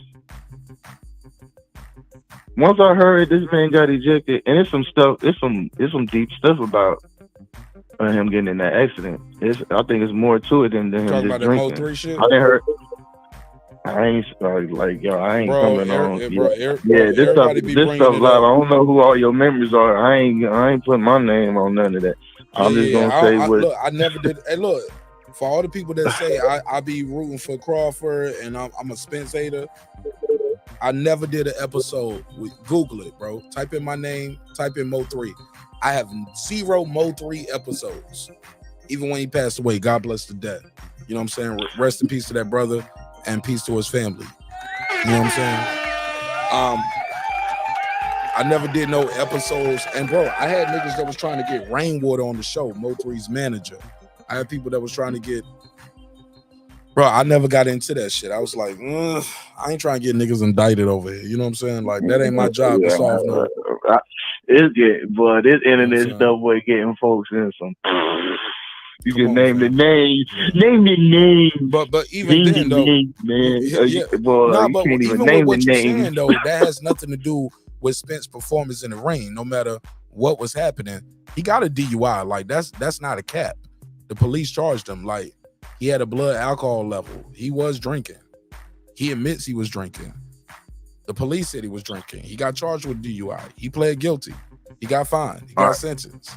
He was drinking. So that's when I switched sides. I said, man, I'm riding with Crawford, because when you on a certain level and you chasing greatness, I don't hear these people's names mixed with that type of stuff. I'm just saying. So when I analyze it, and this goes, I'm doing across the board for sports, I don't see their names mixed with that. You know, you still got Hall of Fame, but then it's like GOAT mode. There's certain GOATs out there. When you trying to reach that level, and I don't hear that with Crawford. You know what I'm saying? I can break down Errol. Yeah, he corn-fed. He country boy. But I just think Crawford a little different. So I switched sides a couple of years ago. I think it was like a little bit before he unified against Ndongo. I had studied him when against Gamboa, all that. Gamboa was nice, but when they fought him, he wasn't.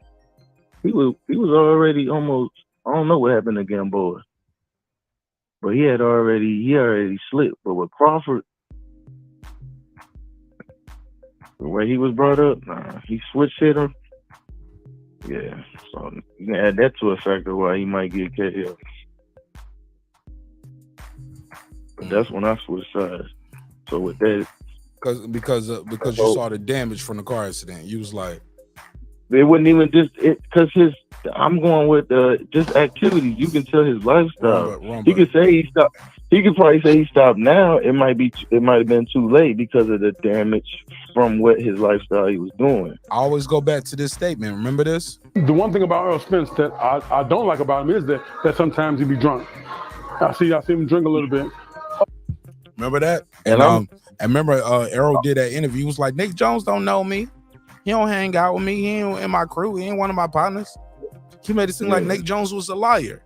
But comes to find out, Nick Jones was right. The one thing about Errol Spence that I don't like about him is that sometimes he be drunk. I see him drink a little bit. And the rest of that interview, he goes on to say, and in a fight against Terence Crawford, when you fighting a guy like this, when you need to dig deep in those 10, 11, 12 rounds, you ain't got something there. You left it at the bar. I'm paraphrasing. Because he used to drink himself. He was like, you nigga, I was drinking and I was able to get by for a long time. But once you start getting to a certain level, you can't be no drinker and just training. And that nigga said, I used to drink after camp. I used to drink before the training camp. Oh, hell. Oh, see. Yeah. But Errol has let us know too. Like, yeah, I was drinking before the fight. I would drink after the fight. Like I was going fat camps. I was making weight. He beating these dudes off of skill and will. I wouldn't even say no will, dog. He was really breaking them down with skill and determination, I guess. Well, yeah. I was trying to say something more than will, dog. I was trying to find another word, but his eyes, his whatever eye, maybe both, is damaged. I don't recall this man wearing glasses like those. Are they lenses in it? No. If you go back to early EJ, when he was first getting started back in the day, when he was baby EJ, like he was wearing glasses. Yeah, he had glasses back in the day. Yeah. Okay. Errol wore glasses back in the day. I ain't even gonna hold you. I Look still at me. I'm fair. I'm being fair. I still think his eyes damaged. I believe that too. You got a torn retina. We had to repair it. That's damage. So that's what I'm saying. So even during that part, according to him, not me, he was still partying a little bit after the car accident. He was still what? Still partying a little bit. I got a picture. I got a picture of him at the club at a day party. Let me put it on the screen. Now I don't know for a fact if he was drinking that day, but they was definitely hugged up with the eye patch just after the surgery with one of his homeboys. Y'all can look in the background and y'all can tell it's broad daylight. And they in the club shoulder to shoulder and they dancing to Tell Me Again. Tell me again, will we be lovers and friends? Nigga was like, bro, you gay. And nigga was like, man, fuck that. See, now you get, I ain't want to give on that, No. I'm just saying, no, this is a day party. No, take the gay shit out. I ain't trying to say nigga gay. I'll just say he get caught up in questionable positions. I ain't look. I ain't in the room and I never seen him fuck. My whole point. Hold on, homie. Let me get this off. My point of saying that is, this is after the eye surgery, and he's still out partying. He's out partying. Well, I mean, with the surgery thing, is like if he ain't drinking, you could be because you don't want to be drinking nothing, and you want your body to heal on something so significant. You don't want your blood thinning. So hopefully he wasn't drinking. That's gonna cause probably long-term effects on his eye too. You don't like. Why would you want to do that? That stuff. Shit. I'm gonna say something real quick on alcohol. Alcohol is probably the worst. I know. You know, you got your Schedule 1 drugs, but alcohol is probably the worst drug that's legal because this is the only drug that goes straight to your brain first. Next to cigarettes. No, alcohol goes, well, yeah, you can put that probably second or third, even though you got to talk about fentanyl and crack and shit. But alcohol is the legal, I'm talking about, it's the worst legal drug out there because it goes straight to your brain. And I'm also going to sell that on alcohol. It affects the brain. It goes straight to your brain first. It then hits your blood cell, your bloodstream, and then your blood got to circulate through your fucking brain. So that being said, yeah, it's the worst, bro. It's worse than cigarettes because you can drive all day and smoke cigarettes. You can't drive all day and drink alcohol. So you won. Well played, nigga. What, a vertebrae or spinal? Yeah, I know niggas smoke squares all day and drive a 18 red. You know what I'm saying? 18 with a red. They can't drive all day and be drinking 6-packs. Yeah, that shit fuck with you a little bit different. But yeah, good point, man. Good point. That alcohol. Yeah, man. So that's what I'm saying. So with his eye, if he out kicking it, you know what I'm saying, that's cool. But I hope he wasn't drinking while that eye surgery. You don't want to do that. That thin your blood. So hopefully he wasn't drinking. City Mac, if you got a problem, you got a problem. I know. I don't know that man problem. That's why I don't know. I don't want to say. Hold up. We know the problem because he said the problem. I don't know that. I don't know that. I'm not with that man. Sir, he said it. I'm not saying he got a problem. He's admitted he's had a problem with alcohol abuse. Nigga, but he said he doesn't do that anymore though. He don't do it no more. But he did say I was doing it after the car accident. I was doing it after the eye drink. You get what I'm saying? Sure. Yeah, you know what I'm saying? And no matter what the personal shit is, he said I'm like the AI of this shit. Like if I win, I win. If I lose, I lose. I'm doing it my way, and I accept all the consequences. He said that in the $1 million worth of game interview. That's what he said. Oh man, I didn't listen to it straight. I missed it. I missed that part. He said I'm gonna do it my way. You don't miss the AI comparison? You missed that part? You know I got the files, right? You want to hear the timestamp? Let me see. Play the sound bite. I got the sound stamp. You know I kept files, Nick. What the fuck you talking about? Wow. Let me scroll down. Wait again. I think it's 4. It might be 4325. Let me try this. Let me see. I'm gonna do a test real quick. Can you hear this audio? I'm gonna see if you can hear the audio on the phone while you on the phone. Pusha T put out by himself. Like he's in a rap group with his brother. You think that just negates him because he? Did you hear that? Perfect. All right, so boom. Let me go to $1 million worth of game interview. Yeah, nigga, I don't just be making shit up and freestyling. I don't want to get sued. And look, the shit I say about Errol Spence, I be trolling, cracking jokes. But y'all know if I lie on this man, y'all know he can sue me, right? He can Tasha K my ass on some Cardi B shit, right? Oh. Yeah. He'll sue me for more than what I got. If I'm up here telling lies about this man all day, it starts with a cease and desist letter. It starts with a takedown removal. Remove this shit. I ain't got no takedown removals. I ain't got no cease and desist letters. So I'm gonna keep going. Oh, how he come? Full steam ahead with everything I'm saying and doing. And I'm gonna play this video clip. 43. Let me see, is this the timestamp? 40. Is this it? Charging more for a smaller room, top 5, weight gain. I think it's this one right here. 43 minutes and 25 seconds of the $1 Million Game interview. 43 minutes, 20. I'll go back a couple seconds before what I said. One of them fights with you early on is a few years ago. I think this is it. I just want to make sure. Let's play it. We back there talking. I'm like, how the fuck do he make 147? You had like a red sweater. What's the clip I'm looking for? This ain't him making weight. What's the clip? Oh, we talking about what's the clip? It was the. Oh, I'm talking about the AI comparison. Oh, you know what I'm talking about? I so he was like, I'm like, I weigh 156 right now. This nigga way bigger than me. Everybody said like play football. So. Yeah, well, you was like a little running back there for the Cowboys and shit. Lose a lot of weight. I'm like, so for you to be able to get them pounds off and still keep that power. Yeah, that motherfucking, and that, because most motherfuckers be burnt out by the 8th round, man. When they gotta lose that type of weight, shit, they come out their first couple rounds of jab. 7th round, they be pawing like a motherfucker. They be trying to guard them ribs. He be throwing them ribs on the grill. Beef rib, niggas he be sitting over there in the 10th like this.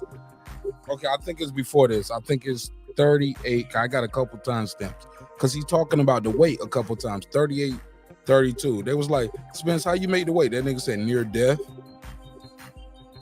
That nigga said near death, bro. Oh. Damn, that's it. Listen. Then after that is 154. My daddy. He's from New York. You know my fucking pops, son. Facts. My fucking pops sit over there. My fucking father with 2 fucking F's. My fucking father. Like, wait, that ain't how you say it. So your accent definitely say that you're from the South. What I'm saying is, we got this fight with Bud. I'm pretty sure. I don't know the contract. But I'm pretty sure it's a fucking rematch clause in there. Then after that is 154. Yes, sir. He paused on everything and he was like, yes, sir. He's having a long time. I'm done. Yeah, I'm done. Back up. So you and Boots ain't gonna never fight? They say, I'm done. He tired of this weight, dog. He's telling us he tired of this weight. Okay, that's 154. I got you. I'm trying to find that. No, he's tired of fighting at that weight. Nah, I'm done. He letting them talk, but he pick and choose when he want to cut in. I'm trying to find this AI clip in between this because it's somewhere in one of these timestamps that I got for the weight. I remember. I got you. I'm finding it. After that is 154. Yes, sir. I got you. You've been at 147 a long time. I'm done. Yeah, I'm done. Back up. So you and Boots ain't gonna never fight? Nah. That's one. How you still make 147, bro? Damn, that's it. He said, how you still make 147? That nigga said, did you hear that? I'll play. All right, stay with me. Let's play it. I think it's coming up. Okay. Unless they paying something crazy, you know, then I say, but if they how not, you still make one? Yeah, if he come up. You've been at 147 a long time. I'm done. Yeah, I'm done. Back up. So you and Boots ain't gonna never fight? Nah, that's 154 if they fight. Yeah, if he come up to 154, I'm not saying at 147 pounds for nothing. Okay. Unless they paying something crazy, you know. I ain't staying here for nothing unless they paying something crazy. Then I say, but if they how not, you still make 147, bro? Damn, that's it. Hey, look, I wish Gillie didn't cut him off. That's what everybody hate about this interview. They felt like Gillie was too high. He was having too much fun. He was fanboying. He was geeking. You didn't even let. He didn't even let it. He didn't even let. Bro, he was saving him. He was trying to expose Crawford, but like he was on the phone calling niggas on the phone for Crawford. And Crawford handled that shit like a G. And in the midst of that, then he realized, let me save Danny. Let me save Boots. He ran them niggas off the phone. Let me save Papa Bozy Ennis. Let me save Papa Ennis. He was calling niggas on the phone for Bud. Bud was like, call him. Fuck it, yeah. Hey, look, I said you ain't fought nobody before. He was like, nah, but I beat everybody 140. He was like, yeah, you did that. Yeah, Bud, check that shit, bro. He is Himothy for real. That's the real Himothy. When niggas calling niggas in front of you and you address that shit. Like, what's up, doggy? Yeah, this me. And they look, they answer the phone. Hey, look, they answer the phone. They thought it was Gillie. And then Gillie put the camera and they saw Bud was right there. They was like, oh shit. Bud is different. Bud is that, bro. He is him. Has Bud ever came out? Has Bud ever came out the ring with a rapper? With a what? With a rapper. Hell yeah, he came out with Lil Boosie. Lil Boosie done brought Crawford out before. Hell yeah. Oh, for real? Nigga, where you been? See, nigga, let me put a case on you. Shoot, I remember they fights. I don't be remember who they come out with. But Lil Boosie done brought Bud out before. I think he did that set it off in this motherfucker. I don't know what song he did now. I might be wrong on the song. But Lil Boosie has brought Bud Crawford out to the ring. I think he might have brought him out in Omaha too. Somebody in the chat let me know what fight it was and what song he sung. I ain't all the way on point. I ain't all the way on point, my nigga, all the time. Well, I make mistakes, but yeah, Lil Boosie brought Bud Crawford out. And Lil Boosie well, that negates my point. But all I was gonna say about Crawford is he more about his money. I guess I was gonna say he ain't in that hip hop line. Like, so that's probably why Gillie. Oh no, he fuck with hip hop. He fuck with hip hop, but no, they were trying to say he wasn't embracing the fans like he should have back in the day. Said he wasn't promoting his fight. Man, I'm trying to find that AI spot. Hold on, man, cause we still ain't got that AI clip, and we here now. Man, I gotta find. He said, "Hey, look, you keep hearing shit you ain't even noticed the first time in the interview, huh?" No, that's not true. I told you I heard all that. I'm still waiting for the AI. I said I remember all that stuff he kept saying about him not being from New York. They paying something crazy. I got you. I'm gonna speed this up a little bit because I got some timestamps and I know it's right there near. It's right before. It's right before or in of some of my timestamps. Damn, I just tapped that shit. Bear with me. What we're doing? Oh, I got it. Trust me. He literally said AI and this shit, and I think it's around the weight gain because the guy was like, matter of fact, I know where it's at. It's at the point where the dude was talking about betting on Bud. I'm at the wrong spot. 57.29. He said better. No, I got you. No, I got you. Let me tell you. He said bet 100,000. He said let's bet $1 million. No, that ain't what I'm talking about. I'm talking about in this interview. The guy was like, that's the problem what I have with betting on you, because Bud Crawford, I'm hearing myself double, bro. I don't know what you changed with your audio, but then it's doubling. All right. I dropped my phone. Pick it up, nigga. I did. Pick up the pieces. Pick up the pieces. What show I get that from? Real quick. Go. Pick up the pieces. Martin. There's a TV show? Martin. It was Martin. It was the nigga who was fixing the cars. But like, don't you know no good? Man, I wasn't gonna remember that shit. I know Tyrone. Yeah, something. Man from the big flow. I got you. All right, so 50. This is the part that bothers me right here, and I did a whole segment on this. You got to watch the other episodes. Bro, I've been cooking this content for this fight. Bro, I've been talking about it for over 600 days. We're less than 60 away. Actually, we less than 40 away. 38 days away. Niggas be like, man, talk about something else. I'm like, this is what I'm talking about. This is going to be your hub for Spence and Crawford for the next every fucking day I go live. I don't care what else is going on. I'm going to add this shit in there. I'll be like, so back to Spence and Crawford. Y'all know that shit is 23 days away. 22. Man, Donald Trump just got indicted. Yeah, but Spencer Crawford is about to happen too. Oh shit! I thought you was about to say something else. Yeah, I was about. Bro, I promise I was about to say something else. I thought it really about to happen. I thought something. Yeah, I was about to say something else, man. But I heard the spirit of my ancestors saying, play nice. Play nice. You know what I'm saying? It's a universal show. So let me go to the interview, 57 minutes, 29 seconds to get to the point that I was talking to you about. Because people was like, well, Crawford don't be wearing a lot of jewelry. You wear a lot of jewelry. But low key, they caught what I was about to say too. Or what I did say last night. The shit that made you think you was gonna be Ugas was because he be out here showing his wealth. He talking about, you know what I'm saying? He felt like he made the American dream.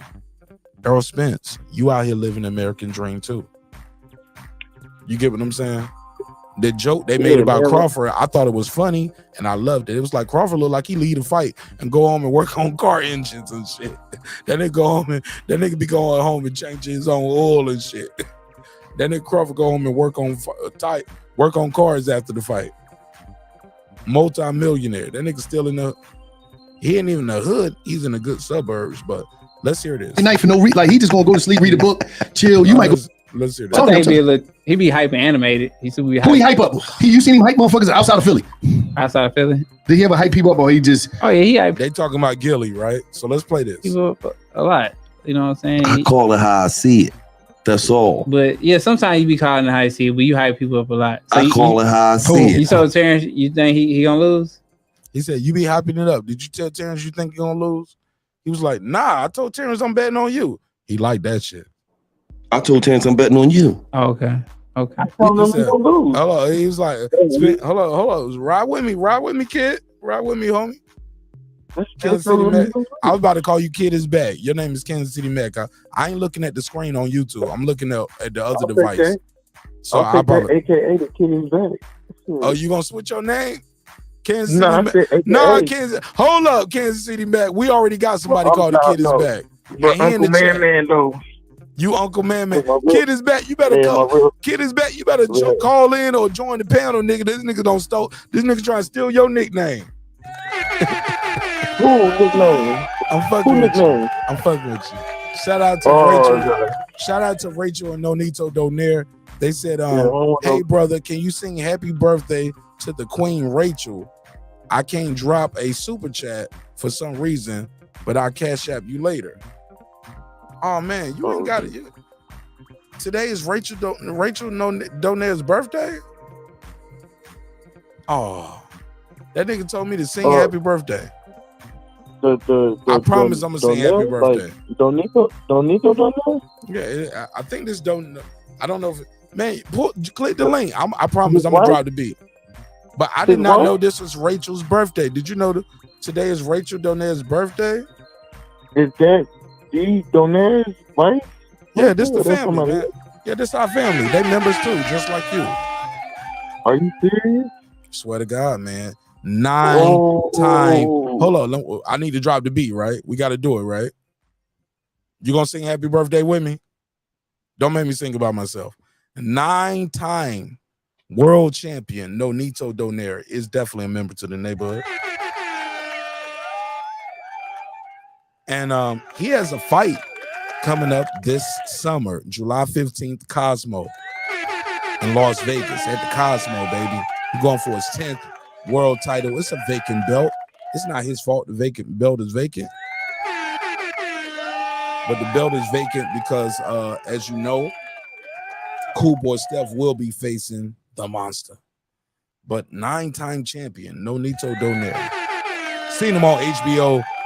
Hey, look, if you like me, you was watching Nonito on TV, and look, looking back, we was the same age.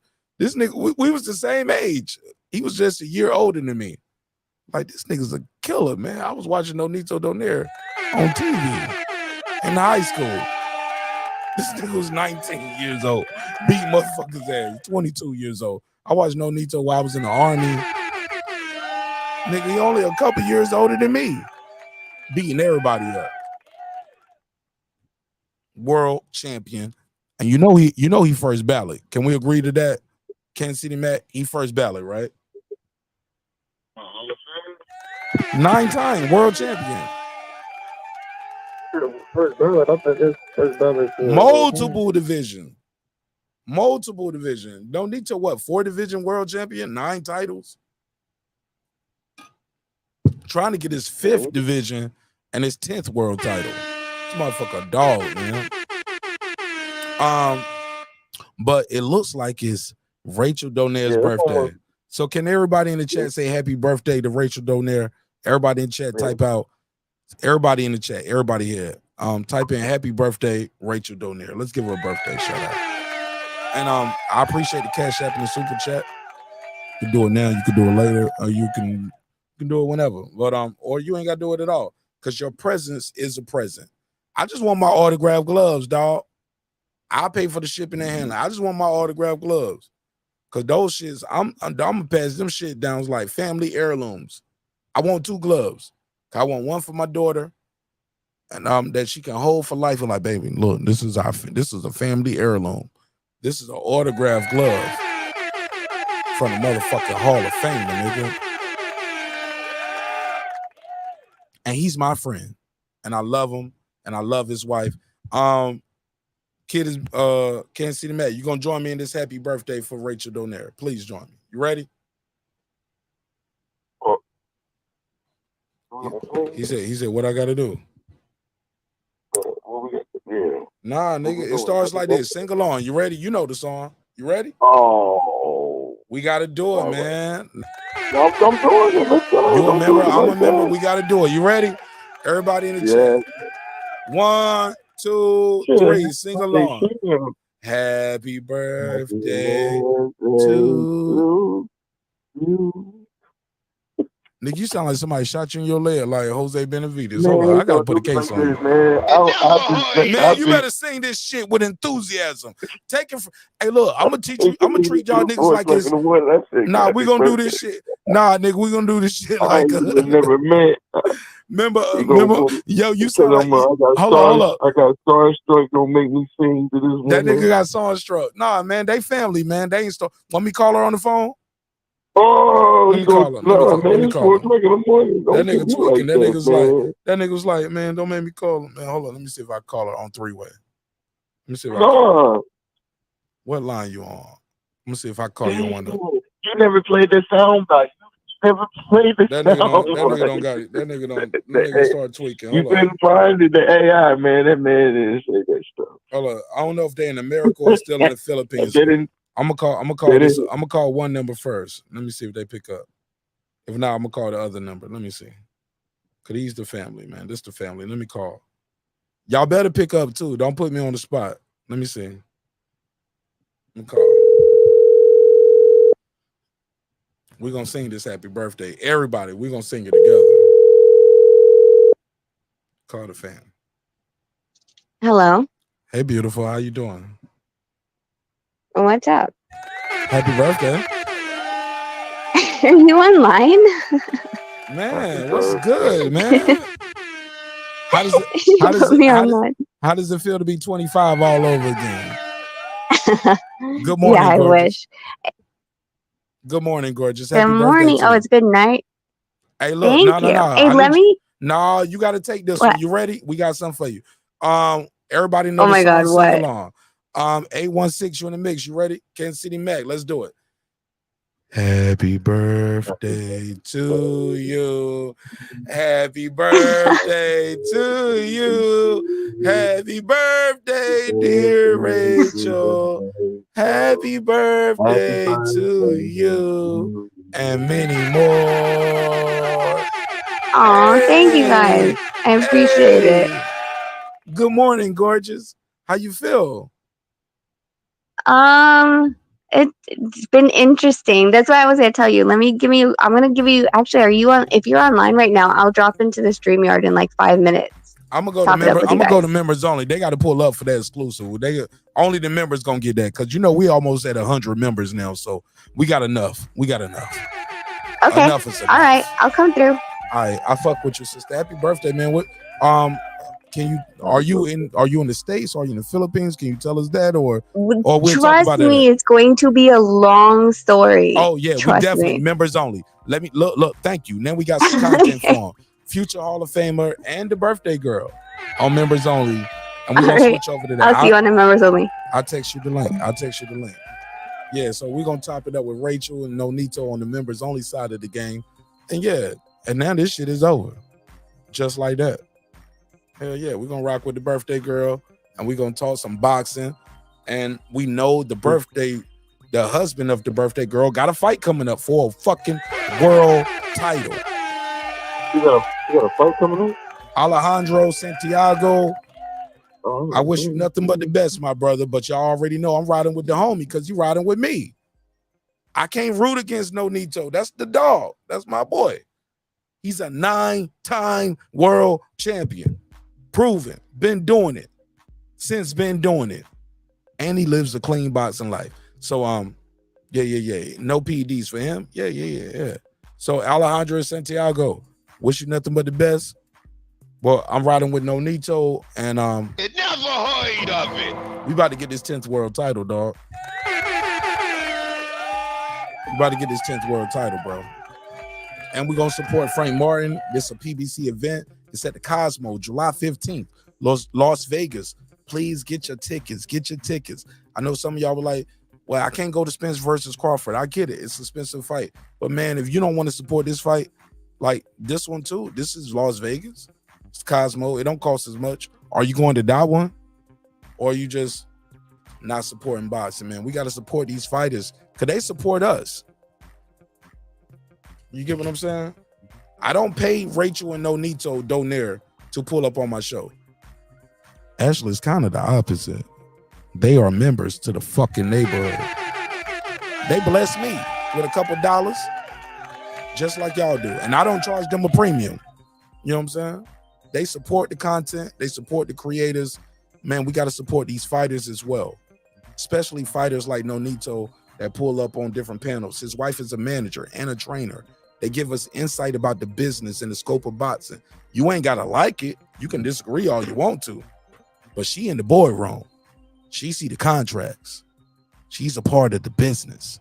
She's not just a fighter wife. And do I like everything she say? Absolutely not. Certain things we talk about, I just got to accept her opinion. I'm like, matter of fact, her opinion is fact. Let's cue it. We're not gonna continue to go back and forth about what my opinion is, right? My opinion is a fact. Her opinion is a fact sometimes. Now, when we get into these race relations, we're gonna have a good time about that. Or we start talking about sex and politics and business and oh man, I'm gonna take her ass to the ringer. Like we're gonna go back and forth because that's my sister and I love her. What do you mean by that? Your back is broken. Spinal, Like, nigga. A vertebrae or what portion? Spinal. Yeah, we can agree to disagree. But when we talking boxing, sometimes you got to sit back and be a student of the game and take the lessons that you learn. And some people gonna get it. Some people ain't gonna get it because they ain't got it and they ain't want to learn. They just want to be right. But you can't argue with the world champion about what happens in world championship fights. You can't argue with a boxing manager about the business of boxing and what happens in contract negotiations. You never been there. Sometimes fans got to be fans and enjoy the fact that we have living legends. Like I'm telling you, man, motherfucker just gave this nigga Nonito fucking lifetime achievement award in the Philippines. He's still fighting. He was like, I'll take the award, but I ain't done yet. My story ain't stopped yet. He said, nigga, I ain't never stopping. Y'all heard Nonito up and chopping with me before. He played the cut sometime. He be listening, but sometimes conversation get good enough. He was like, hey, bro, let me say this to you, Nash. And man, it's just value, man.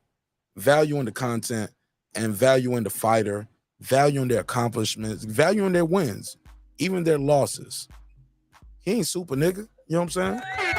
Motherfucker don't took some losses, but he fought the best, dog. He lost to the best. He didn't do no catch weights and rehydrations with all these niggas. Nope, never heard of it. Never heard of it. Fucking dog for real, man. That's my brother and I love him. And we argue all the time. Me and Rachel, we argue all the time. But I love her. I respect her. She got love for me and I respect her as well. And we gonna chop it up. We got to do a Rachel Donaire birthday party over here. And we're going to let her chop it up with us. And I hope you guys enjoy that shit on members only. Let's enjoy it. Let's give her a round of applause for another lap around the sun. You feel me? Kid is back. And also, I see the boxing scholar in the building, Brandon Washington. Yeah, man, we're going to have a good members only over here. I'm going to drop the link to it. We're going to have a good time. Ride of the Storm is here. Yeah, the Boston Scholar, holla. Let me let everybody know how they can join members only, and I'll let you give your final thoughts to my good, great brother. You feel me? I'm talking about you, Kansas City, Matt. You. Oh, good, shoot. Yeah, KCM, my good, great brother, Kansas City, Matt. I'm here. Final thoughts for you. And I'm going to drop the link in the private chat for the members only, and we're going to have a good time. Get up off of this, man. Putting crazy hours, man. Say what? No, I'm saying I'll be putting crazy hours at work. Final thoughts on that. Nigga, I'm working too right now. Nigga, I'm working right now. Yeah. You do too. Yeah, you ain't even got it. Yeah, nigga, I'm Jamaican, nigga. I am Errol Spence. Nigga, I'm over here with. Hey, look, when I started YouTube, I didn't need glasses. I wear glasses now. Fucking looking at these blue lights and the bright lights don't fuck up my eyes.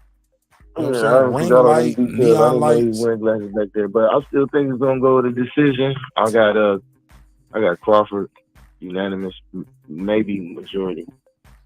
But if he's gonna tell, man, if he get that knockout, man, he's gonna say his vision. Oh my God, they got every excuse in the world already made.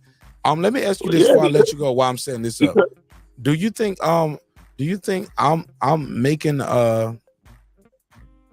I'm doing Bud disservice because a lot of things I'm saying, they was like, Martinez, you don't gave him all the excuses. You get what I'm saying? Who excuses? What excuses you been like giving? Some would argue, say, I've been giving Errol Spence all the excuses for losing. I'm listening to you and everybody in chat. I'm saying that the members only right now. They's like, Martinez, you don't gave all the aerosexuals the excuses, the car accident, you get what I'm saying? Like, they say Martinez, you gave him all the excuses. I mean, it's not an excuse You was because like, he ain't no drunk. You know my line. I was like, ain't no drunk with one eye gonna be pound for pound. He damaged his eyes.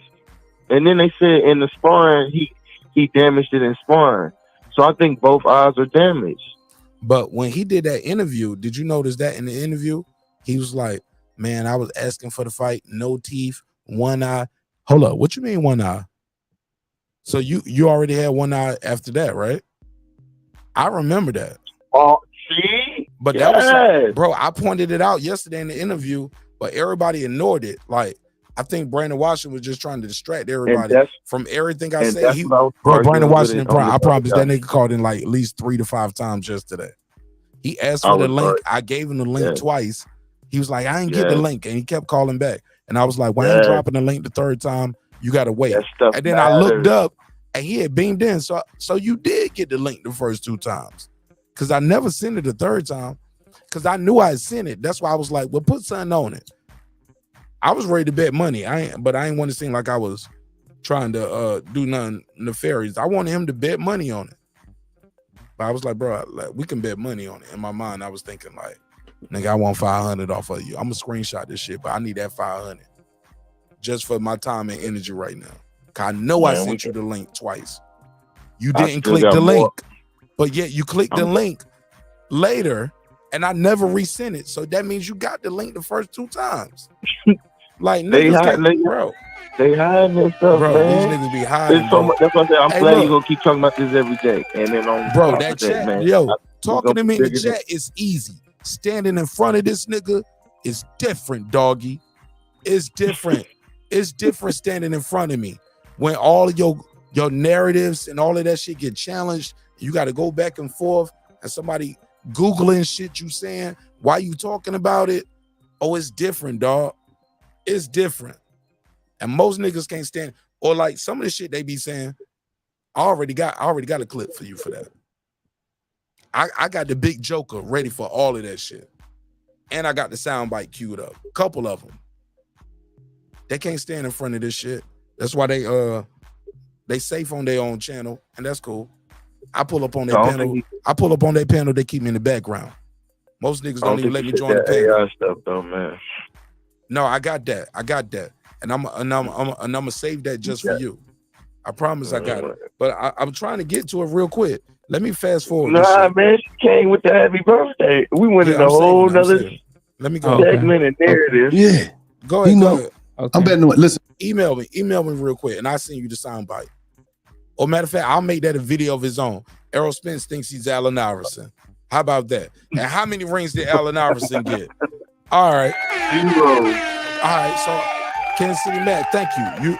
You gonna be the reason for the next video I drop. You got anything you want to say to any of your fellow aerosexuals? Hey, man, I'm fucking with man. you. I'm joking. I didn't call you. I didn't mean your fellow. I'm fucking with you. You're my brother. Oh no, I'm about to be out. Also, I'm saying. But hurry up then. Shout out to the chat, man. Y'all stay dangerous out here, man. I'm out. No, stay law-abiding citizens. Do not be tax stones and get 35 years. Don't test nobody, but don't say safe. Safe get you in trouble. Stay dangerous, man. Nah, that stay safe though came from Catstone, and that nigga doing 35 years. Well, shoot, what you supposed to just lay down? I ain't gonna say go toke a weapon. No, show people. No, show people love. Show people respect. If you don't fuck with them, go about your day. Do your business. That nigga put a bullseye on. That nigga's on record. That nigga, no. Don't start drama neither though. I ain't say that. I just stay dangerous. Yeah, I'm just saying. Don't stay safe. No, so stay somebody safe. Right, you gotta, don't stay safe. Yeah, man. But that nigga was trying to bully Troy. You gotta go home to your family. Saying safe, you gonna lay down when they come. You gonna just lay down. Yeah, nigga. You gonna take it. Nah, man. Exactly. That nigga was like, yo, I'm a bully Troy Ave. That nigga ran into Troy Ave one day, and that nigga had to pull it and pop it. And in the midst of pulling and pop it, somebody got shot, somebody died. Actually, 4 people got shot and 1 person died. And they doing 35 years. If you got that type of beef out there, it just come with the territory, I guess, man. I don't have them type of, I'm not saying personally. Higher security then, nigga. Huh? Higher real security. You as the felon don't sneak the gun in the club. And even then, how did he get the gun in the club? I ain't say stay stupid. I said stay dangerous. All right, let's get into this members only, man. We're gonna have some fun over there. Let's turn up. I love you, bro. I appreciate you fucking with me. Man, I wish you joined the panel more, man. You see, hey, look. I be taking niggas through the ringer. They be like, man, I don't want to call in and join the panel. I got to deal with that shit. That shit, it's like fam off the rip. Like, I love you, bro. Most people, the same thing. Because I be getting loud. That's why I came on. I'm like, yo, I don't want to come too aggressive. They think I'm trying to be argumentative. That's like, I just the vibe I be getting lately. I be debating with sports. Bro, members only. Bro, you need to do more than the members only show. Because members only, a lot of times I fall back and I let the members take over. You know what I'm saying? I fall back. It'd be like the inmates run the asylum and shit. You know what I'm saying? Foodie be cooking clips, man. I don't want to. You be getting too hype. So I gotta when I meet people, I gotta tone it down until they let me okay, you good? I'm like, oh, I'm good. You must be a big motherfucker. Like you said, speak up. You a big motherfucker. Hold on. I was trying to How tall are you, dog? How tall are you, dog? Huh? How tall are you? Shoot, 6 foot. 6 foot even. Okay. How much you weigh, roughly? Shoot, man, I fluctuate from 75 sometimes. If I'm 275 or 175. I ain't doing what I'm. Yeah, because I ain't been on that athletic stuff. I'm not a. I'm not a gym bro. Hold on, slow down, nigga. You 6 foot 275. Everybody. No, I didn't say no 275. I said what. I was gonna say 175. Bro, I'm like everybody listen to you talk, nigga, because shit, you no 275. I said like, that nigga, 175. Hey, Kenzie Mac, I was about to say, you know where all the restaurants at, nigga. Like, be quiet. That nigga talking. I'm like, I sound that big. No. You said 75, nigga. Like, I don't know. I know niggas 6 foot. I know niggas shorter than 6 foot is 275. Fuck you, man. Whoa. I live in Atlanta, nigga. These niggas walking around here eating good. Yeah, I got a homeboy. Eating good with everybody trying to be Rick Ross. Yeah. Hey, look, they it's think kind of that, hard hey, look, traveling with my. hey, look, I got a niggas think homeboy it's like it's okay to kind of be hard fat traveling with nowadays. him. We call him meatball. That nigga, yeah, boy. Facts. Niggas think it's okay to be fat if you got a good beard nowadays. Wear some dark shades. Yeah, I got a big. Yeah, I got a big beard. Yeah. Big beard niggas think it's Okay. okay to be fat sometimes. I'm just keeping it Nah, above. I ain't saying. Yeah, it is what it is. And my beard don't look that good, so I was like, nigga, I just gotta no lose more. weight. But look, man, get off my I did. shit, man. I gotta go. I see you on members only. Look, we can talk freely like this on I'm members hanging only. up. And look, You won't get me on and that you much. better call All right, back, man. or if not, I'm gonna call you and I'm gonna call you right back and I'm gonna bother you. You're gonna be the first one on members only. Answer the phone. All right. Love you, bro. For real, for real. I mean that shit, dog. All right. That nigga didn't say he loved me back. That nigga said, all right. I was gonna Fuck it, man. Ditto, man. That nigga Got said, mad love I love too, you, I man. love you, Stay bro. up, one Hold love. on, nah, I love you, bro. Kansas City Mac, I love you, bro. That nigga banged it up. Ah! That nigga said, I ain't saying it back. That nigga treated me like Errol Spence treated Brandon Washington when he met. Damn, man. He said, I got love for you. I respect you. I mean, you cool. I mean, we all right. I mean, do. Man, I love y'all. I mean that shit for real. And I hope y'all love this episode of Breaking Beats. Thank everybody for the opportunity to entertain you. Man, we about to have a good time. For not a long time, but I'm gonna leave y'all with it. It's gonna be as long as it's gonna be if y'all pull up. If don't nobody pull up, it's gonna be very short. Cause I gotta go to the barbershop. I got an appointment. And I can't miss this appointment, dog. I can't miss this appointment. So thank everybody for their time. Thank you for your energy. I love you. Hope you love yourself. If not, guess what? God loves you. So this is Mark Nash in the neighborhood here, Breaking Beats, where we break down business, entertainment, art, technology, sports, and anything else you and I feel like talking about. It's a hip-hop political sports show with a comedy twist. We like to let the jokes fly because life is serious enough. I hope y'all enjoyed this little pop-up episode. Yeah, this shit was crazy, man. Let's go right here to a quick neighbor. Matter of fact, I'm gonna shorten the neighbors only roll call only because we about to do a members only episode right now. So I'm gonna just end it right now so I can go right into it without naming 100 names. I'm gonna give those 100 names the content that they want, starting right now with exclusive with the homegirl Rachel Donaire on her birthday, man. So maybe I can get like 30 in with Rachel.